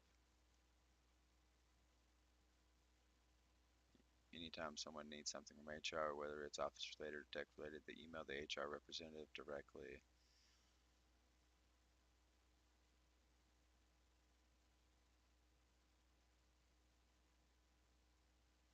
I don't know if that's bad or not. I can't remember if Chain of Command was in the discussion earlier or if that's from a movie I watched. I know the Chain of Command was part of the Forest. Like you have to respond to the one immediately to it. It won't take orders from something else.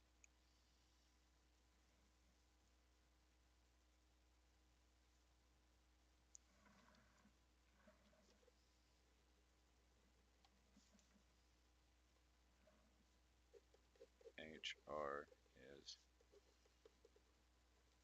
first or only? Only contact for office or tech related problems.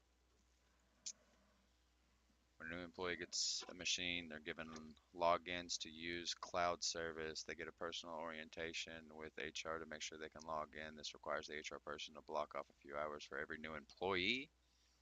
If an employee forgets to log in to the machine, they have no way of retrieving a password, and they have to reimage the machine. Employees don't have a strict password requirement to set for their computers.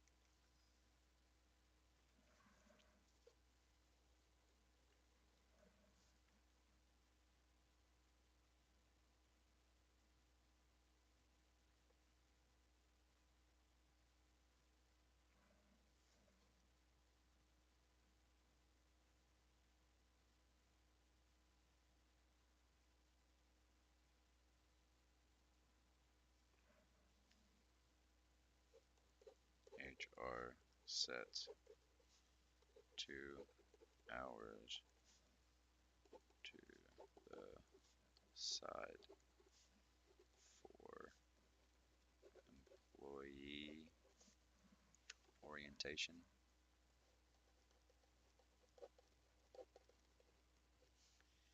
and to give log on information.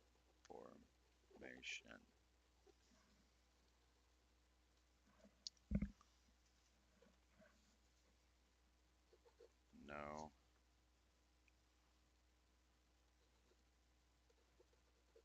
number of missed passwords before lock out. If they forget it, it's over for the system image. 1, 2, 3, 4, 5, 6, 7, 8. I found 9 problems.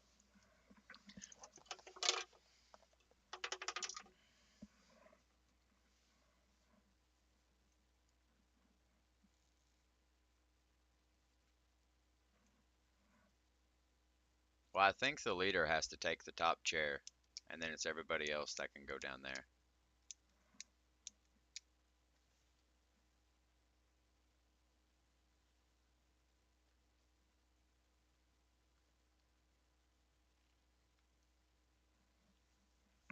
The company currently has many of their services in the cloud, such as email, word processes, spreadsheets application. They also use this application Slack for instant communication. Slack isn't even.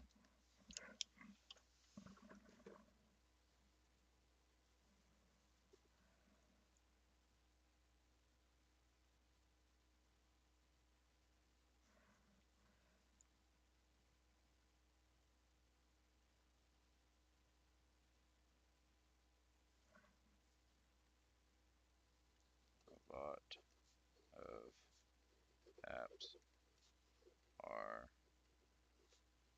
in the cloud.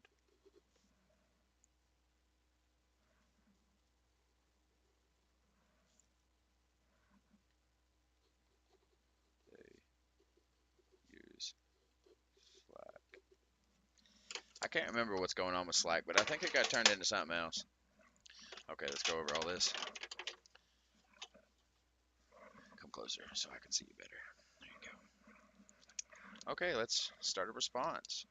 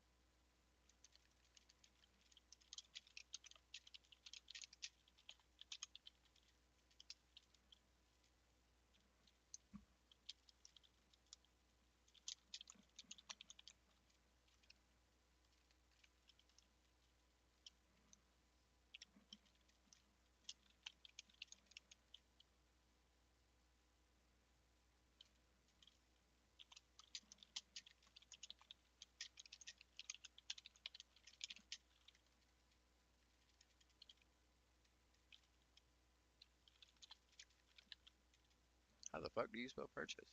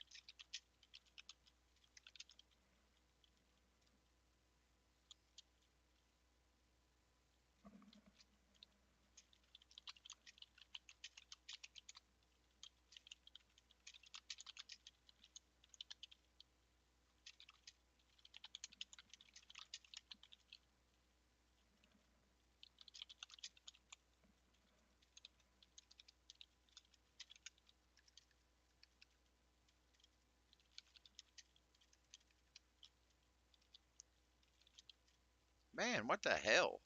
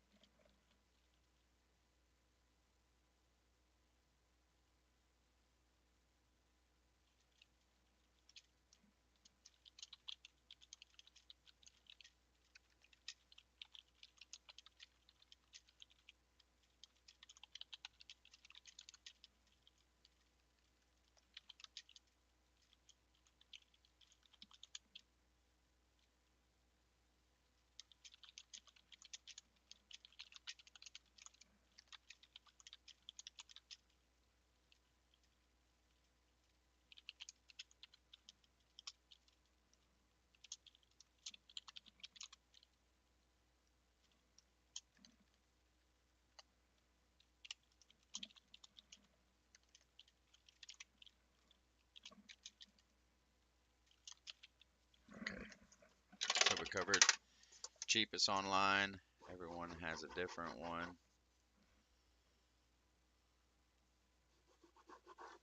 No, let's not mark them off. Let's go check, check, check.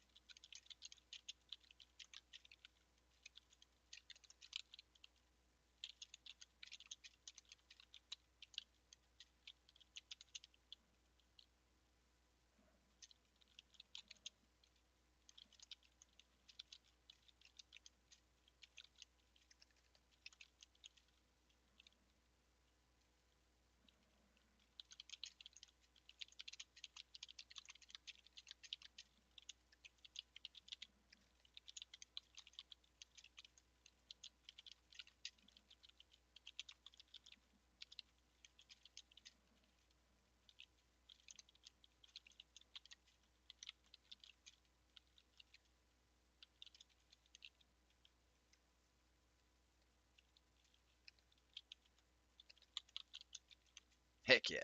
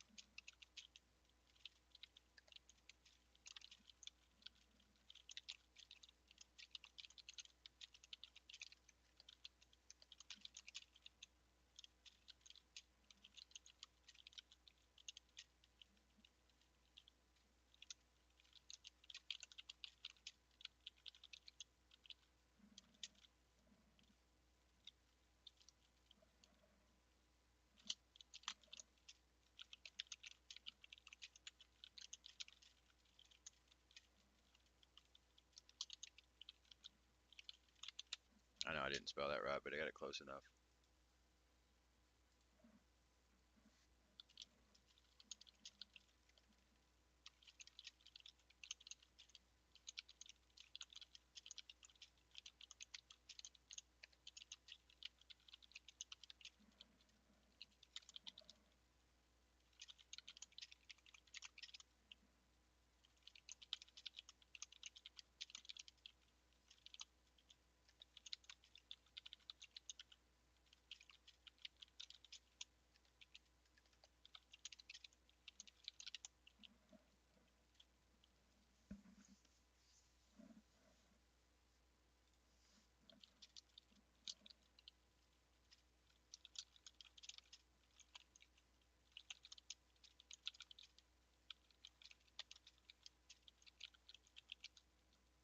I forgot to give resolutions.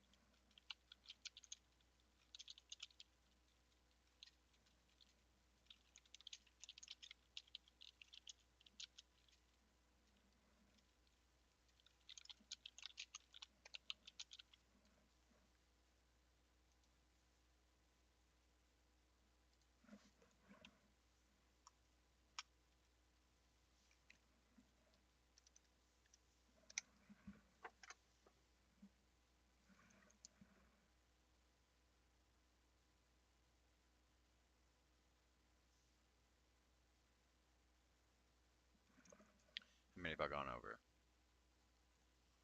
Laptops, labeling, inventory, employees.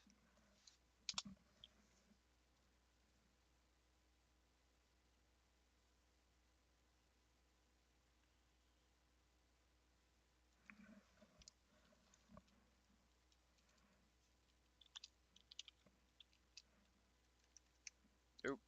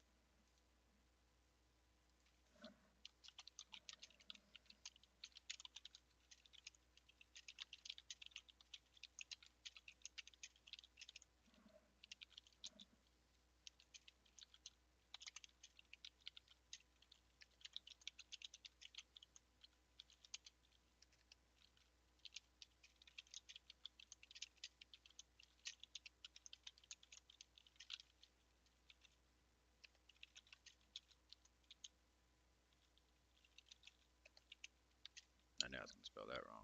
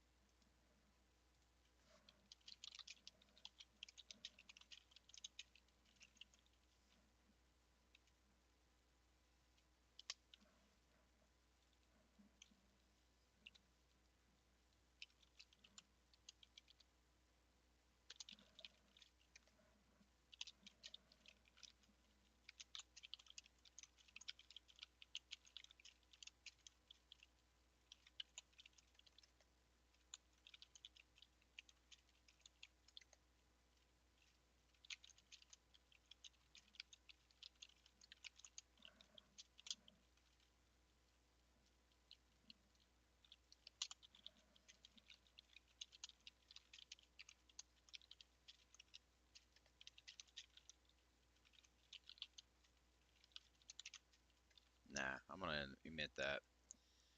I just feel like the employees are happy because they're allowed to. That's not in it.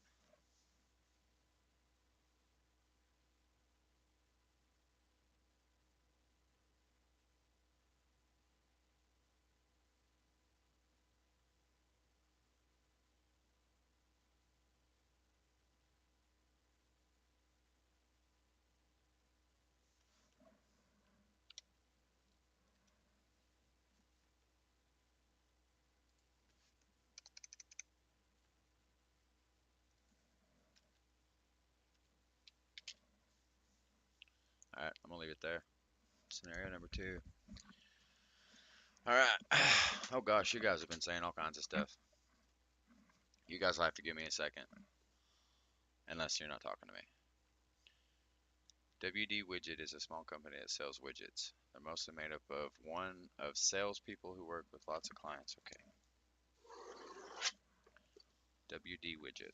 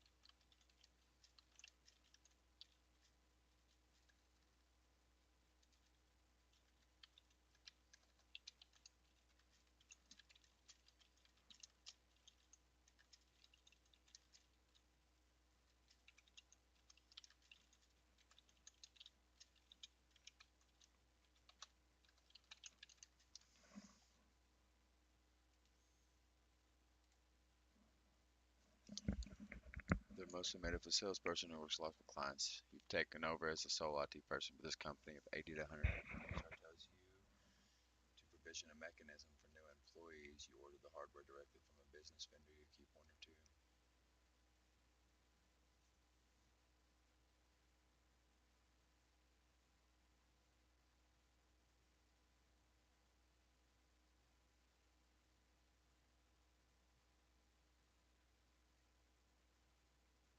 Okay, hold on.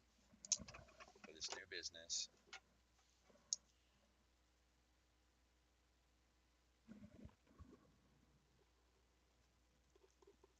IT does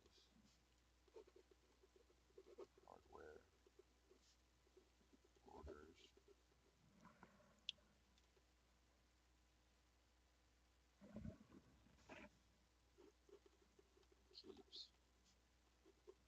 one or two in stock. Heck yeah. Okay, so, if users receive it, the users receive a username that you generate for them. You then give them an orientation on how to log in when they start.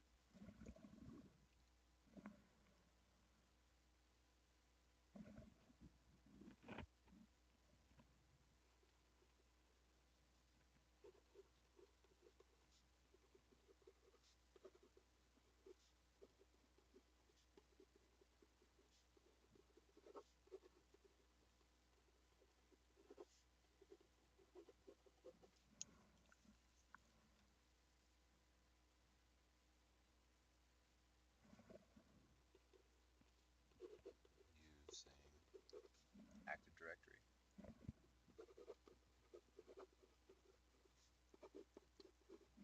Using Windows AD, the company uses only Windows computers.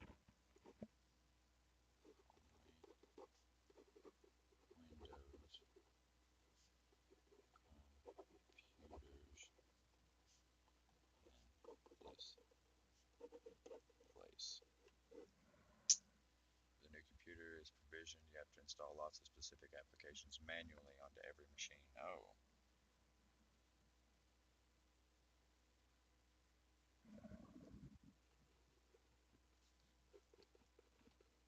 Install. Good, good, good. This one's bad. Install after order to one machine. Everything.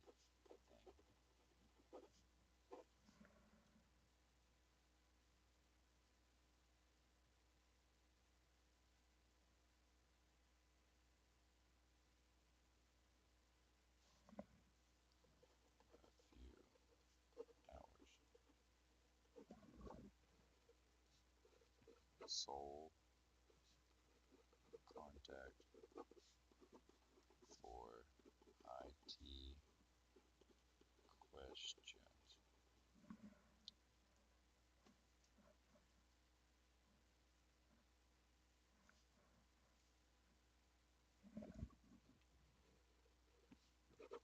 All services are in-house.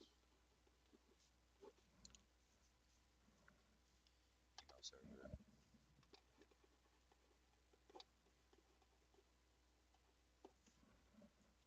Local machine software.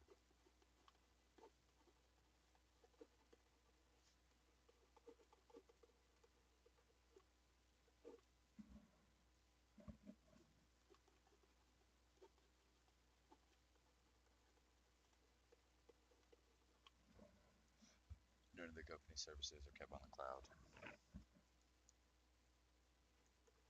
No cloud stuff. Customer data is stored on a single file server.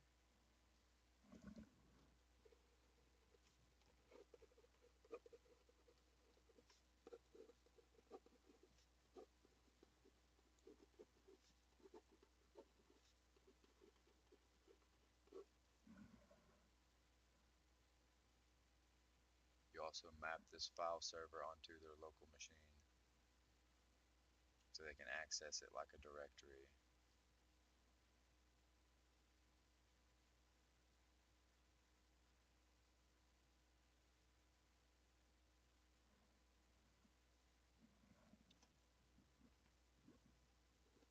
also copied, mapped to new sales person.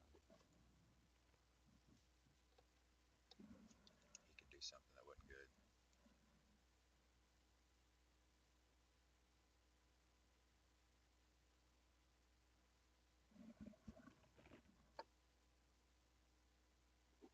He owns what he creates.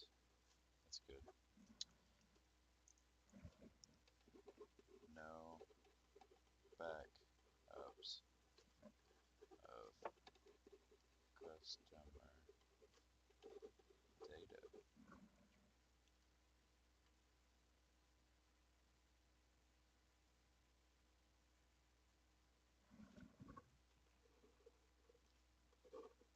Growing fast.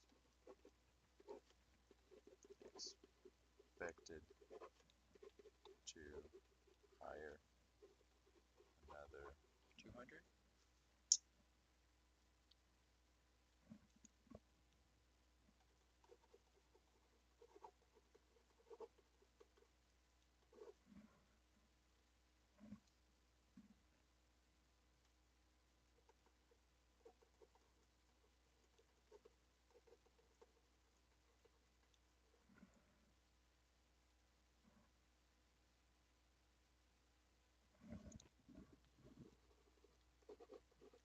not scalable.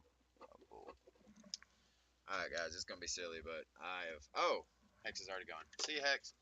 I've gotta go pee. It's already 6 o'clock.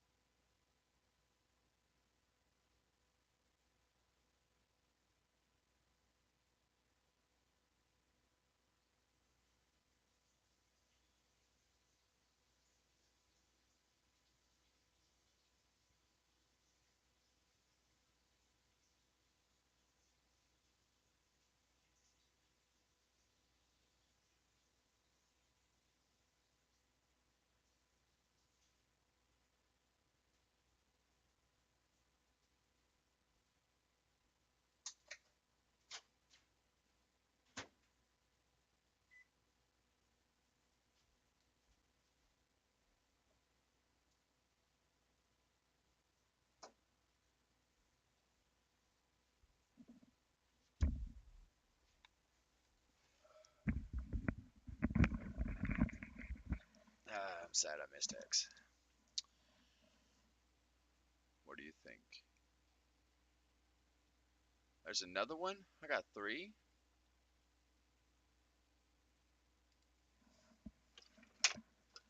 Alright, let's get this done here.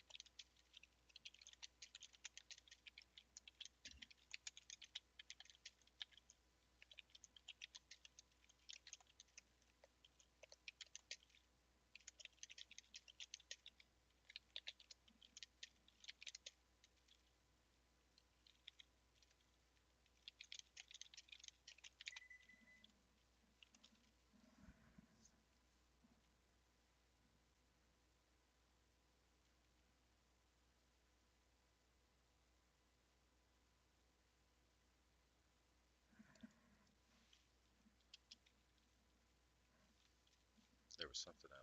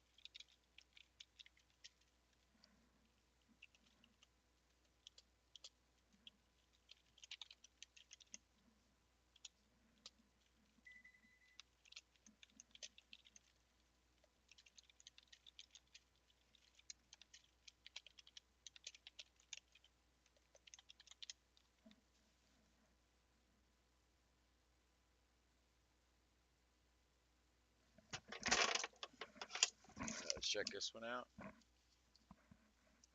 Just give me another paper. What's this one? Glossary. Whoops. What the heck? Okay, so the next nonprofit is. I'm gonna go grab my food real quick, Jack. I'll be right back.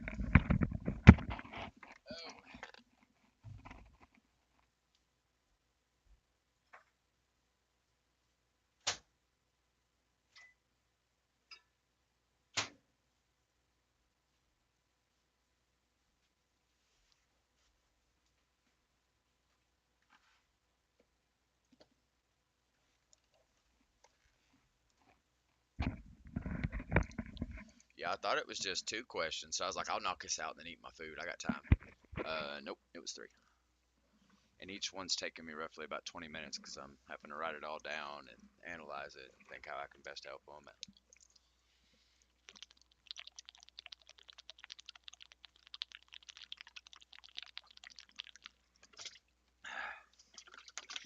I know I messed up one of my drinks. It's never that low. I've normally got one more drink left. Excuse me.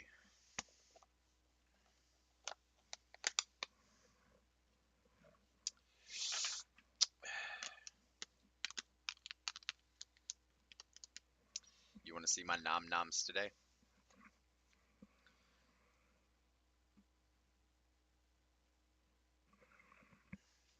It's yummy, yummy. It's normal chicken, rice, and veggies, but I threw some tomatoes in on this batch and some green beans. Got a little bit of corn in it and some salsa.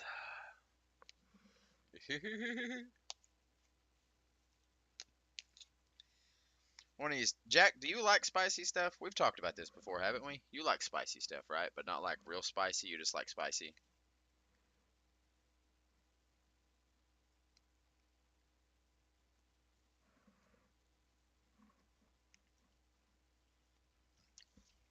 Yeah. Yeah, you like spicy, just not real spicy.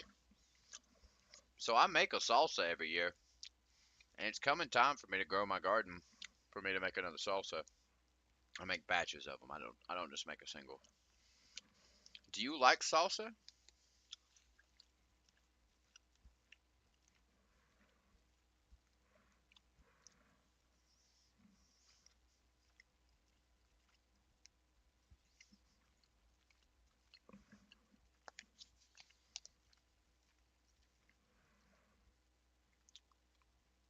Well, never mind then.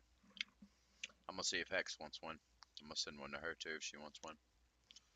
Last year, or pretty commonly, I make Carolina Reaper and habanero.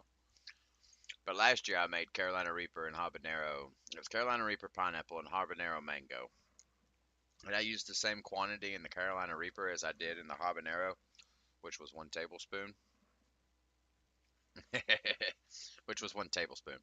But I didn't take into consideration the crazy heat difference in the two and the way they react and everything. Even habaneros, they're just creepers. They don't really hurt that bad. They kind of creep up on you. So whenever I went to try the Carolina Reaper, I was like, oh, Jesus. Thank God there's pineapple in here. It was so bad, bro. It was so hot.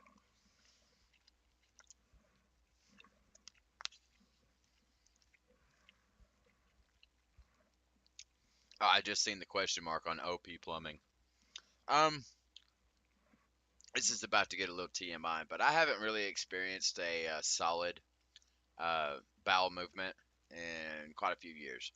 The only time they get solid is when I get dehydrated. Just a regular old bowel movement, they're kind of squishy like soft serve, if not runny.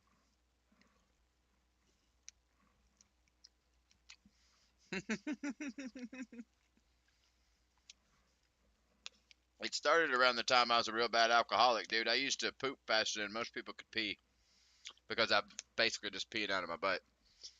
And then whenever I got sober, the only thing that went away was the squirts. Like it still ain't bounced back yet. And I've been sober for over 5 years. It still ain't bounced back. I think I messed my gut up pretty good, or cleaned it out with all that alcohol. I ain't too stressed about it, man. I mean, something's got to kill me, right? I feed this thing enough, it'll probably be the thing that kills me.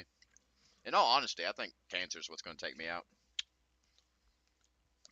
It takes out so many people. It's like something like 60% of the population in America dies of cancer. It might actually be higher than that. What percentage of Americans die of cancer? Oh man, it's way lower than that. I thought it was 50.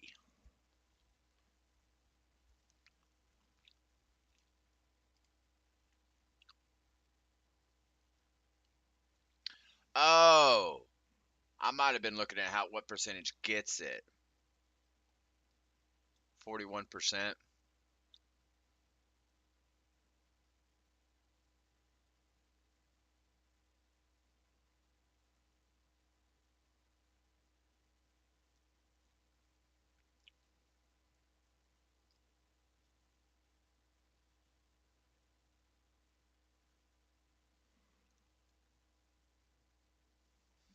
I ain't gonna die anytime soon. But it is interesting to think the ways I will die. I've always felt cancer is what's gonna take me. Mainly because I was a chain smoker for so long.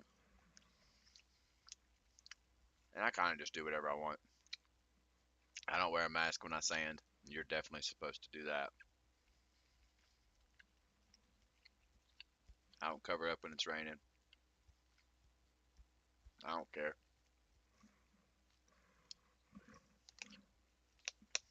But that's just something we all have to accept. I'm just kind of curious about it. Like, how am I going to die? But enough talk about that. I know people don't like thinking about their mortality. I don't want to make anybody depressed.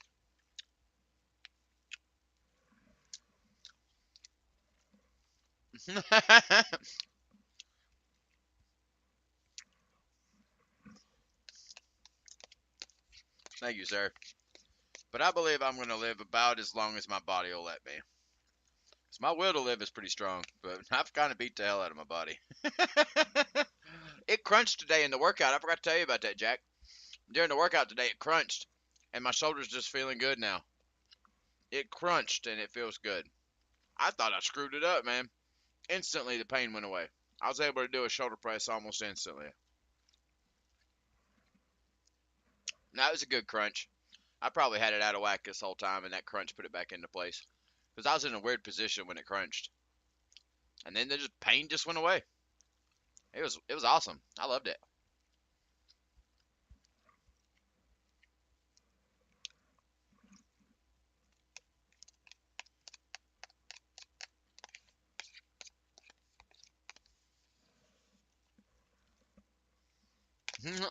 Healthy crunch.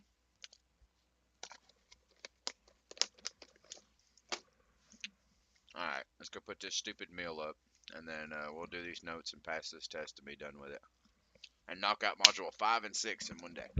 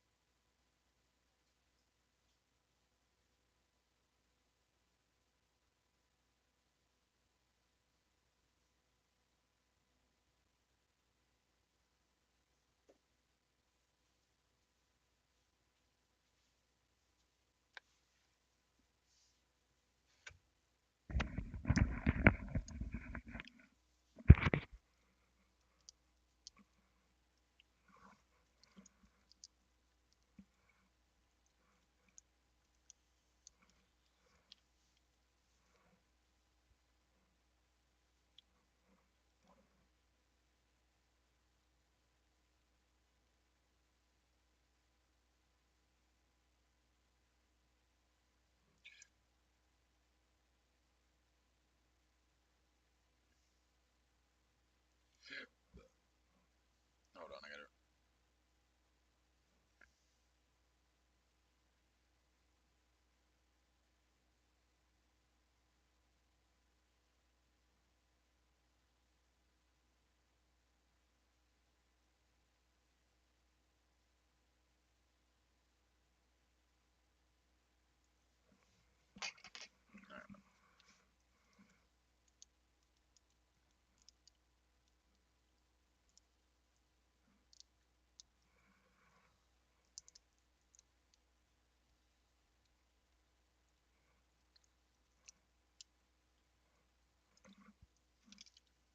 Nope, I missed one.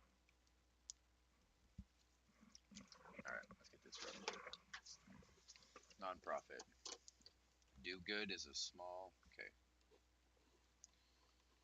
Do good.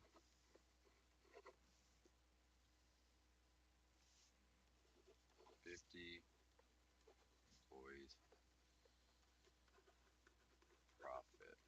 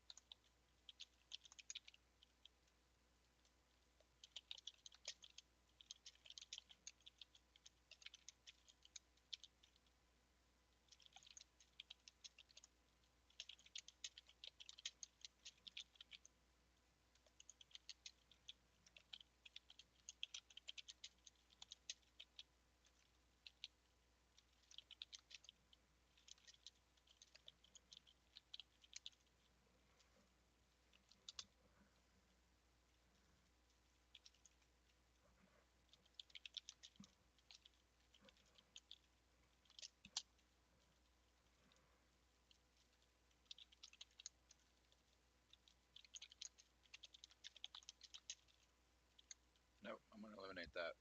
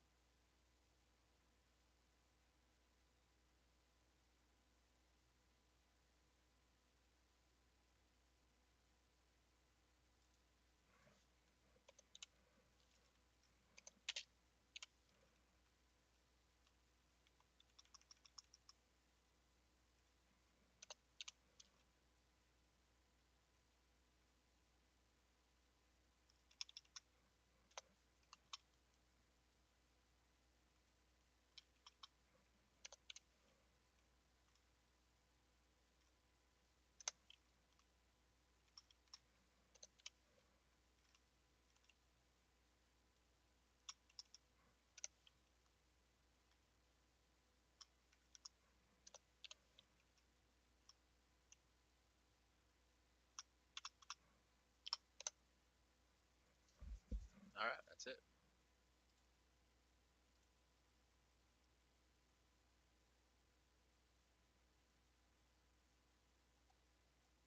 Well, that's a long one.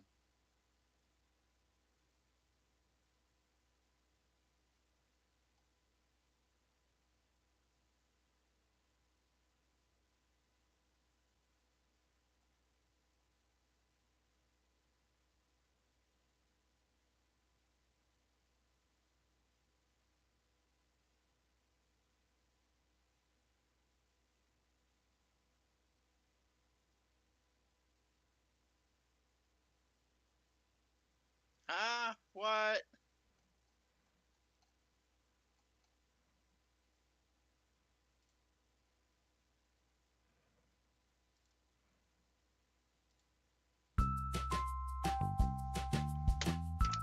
My name's Alex Franklin. I started at Google in 2004 as a support specialist, what we called a field tech back then. Now I'm an operations manager, so still dealing with IT. Back then, I questioned myself, like, why am I doing this? But I stuck with it because I loved it, because I had the passion for it. Something that I valued. Eventually, I finished school, I went into the military, and in the service, when I first started learning HTML, it was something nobody else knew, nobody else in my unit knew. It was new. There were no real books on it. I didn't know why I wanted to learn it, but I did. Just by digging in there, rolling up my sleeves, and tackling it head on, and not being scared off by whatever's been in front of me. Being in this field, pushing myself in technology, continuing to deal with the challenges and overcoming them, continuing to grow and learn has helped me and my family. It helped us financially. It's helped us with satisfaction in life, and it's helped turn my kids into little technologists, and kind of set the course for them and what they see themselves doing in the future. That was cute.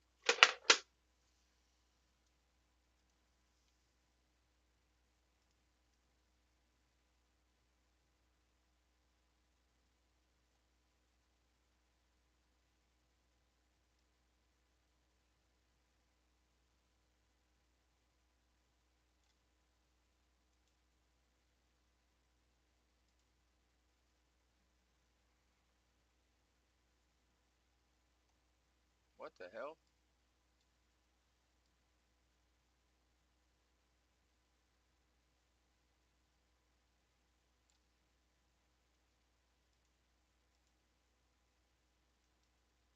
There it is.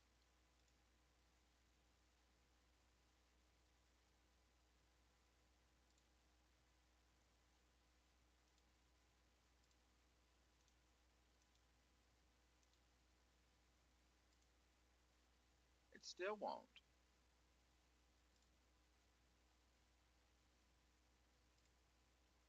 Ah, close that whole thing out, didn't I?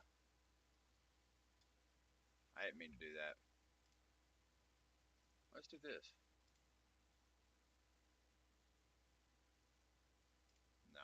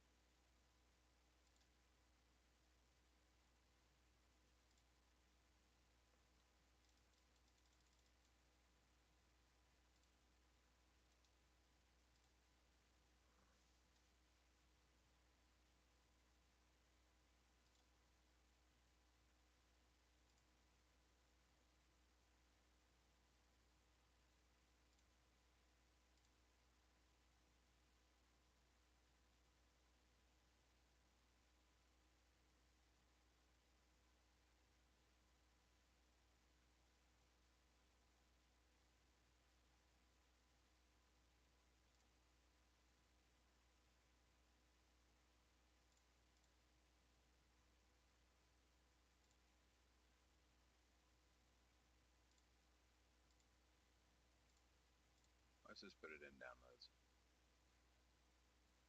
Save. That's where it's supposed to be.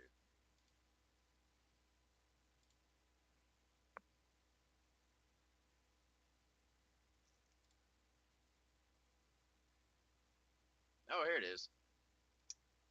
Jesus, bro. There it is.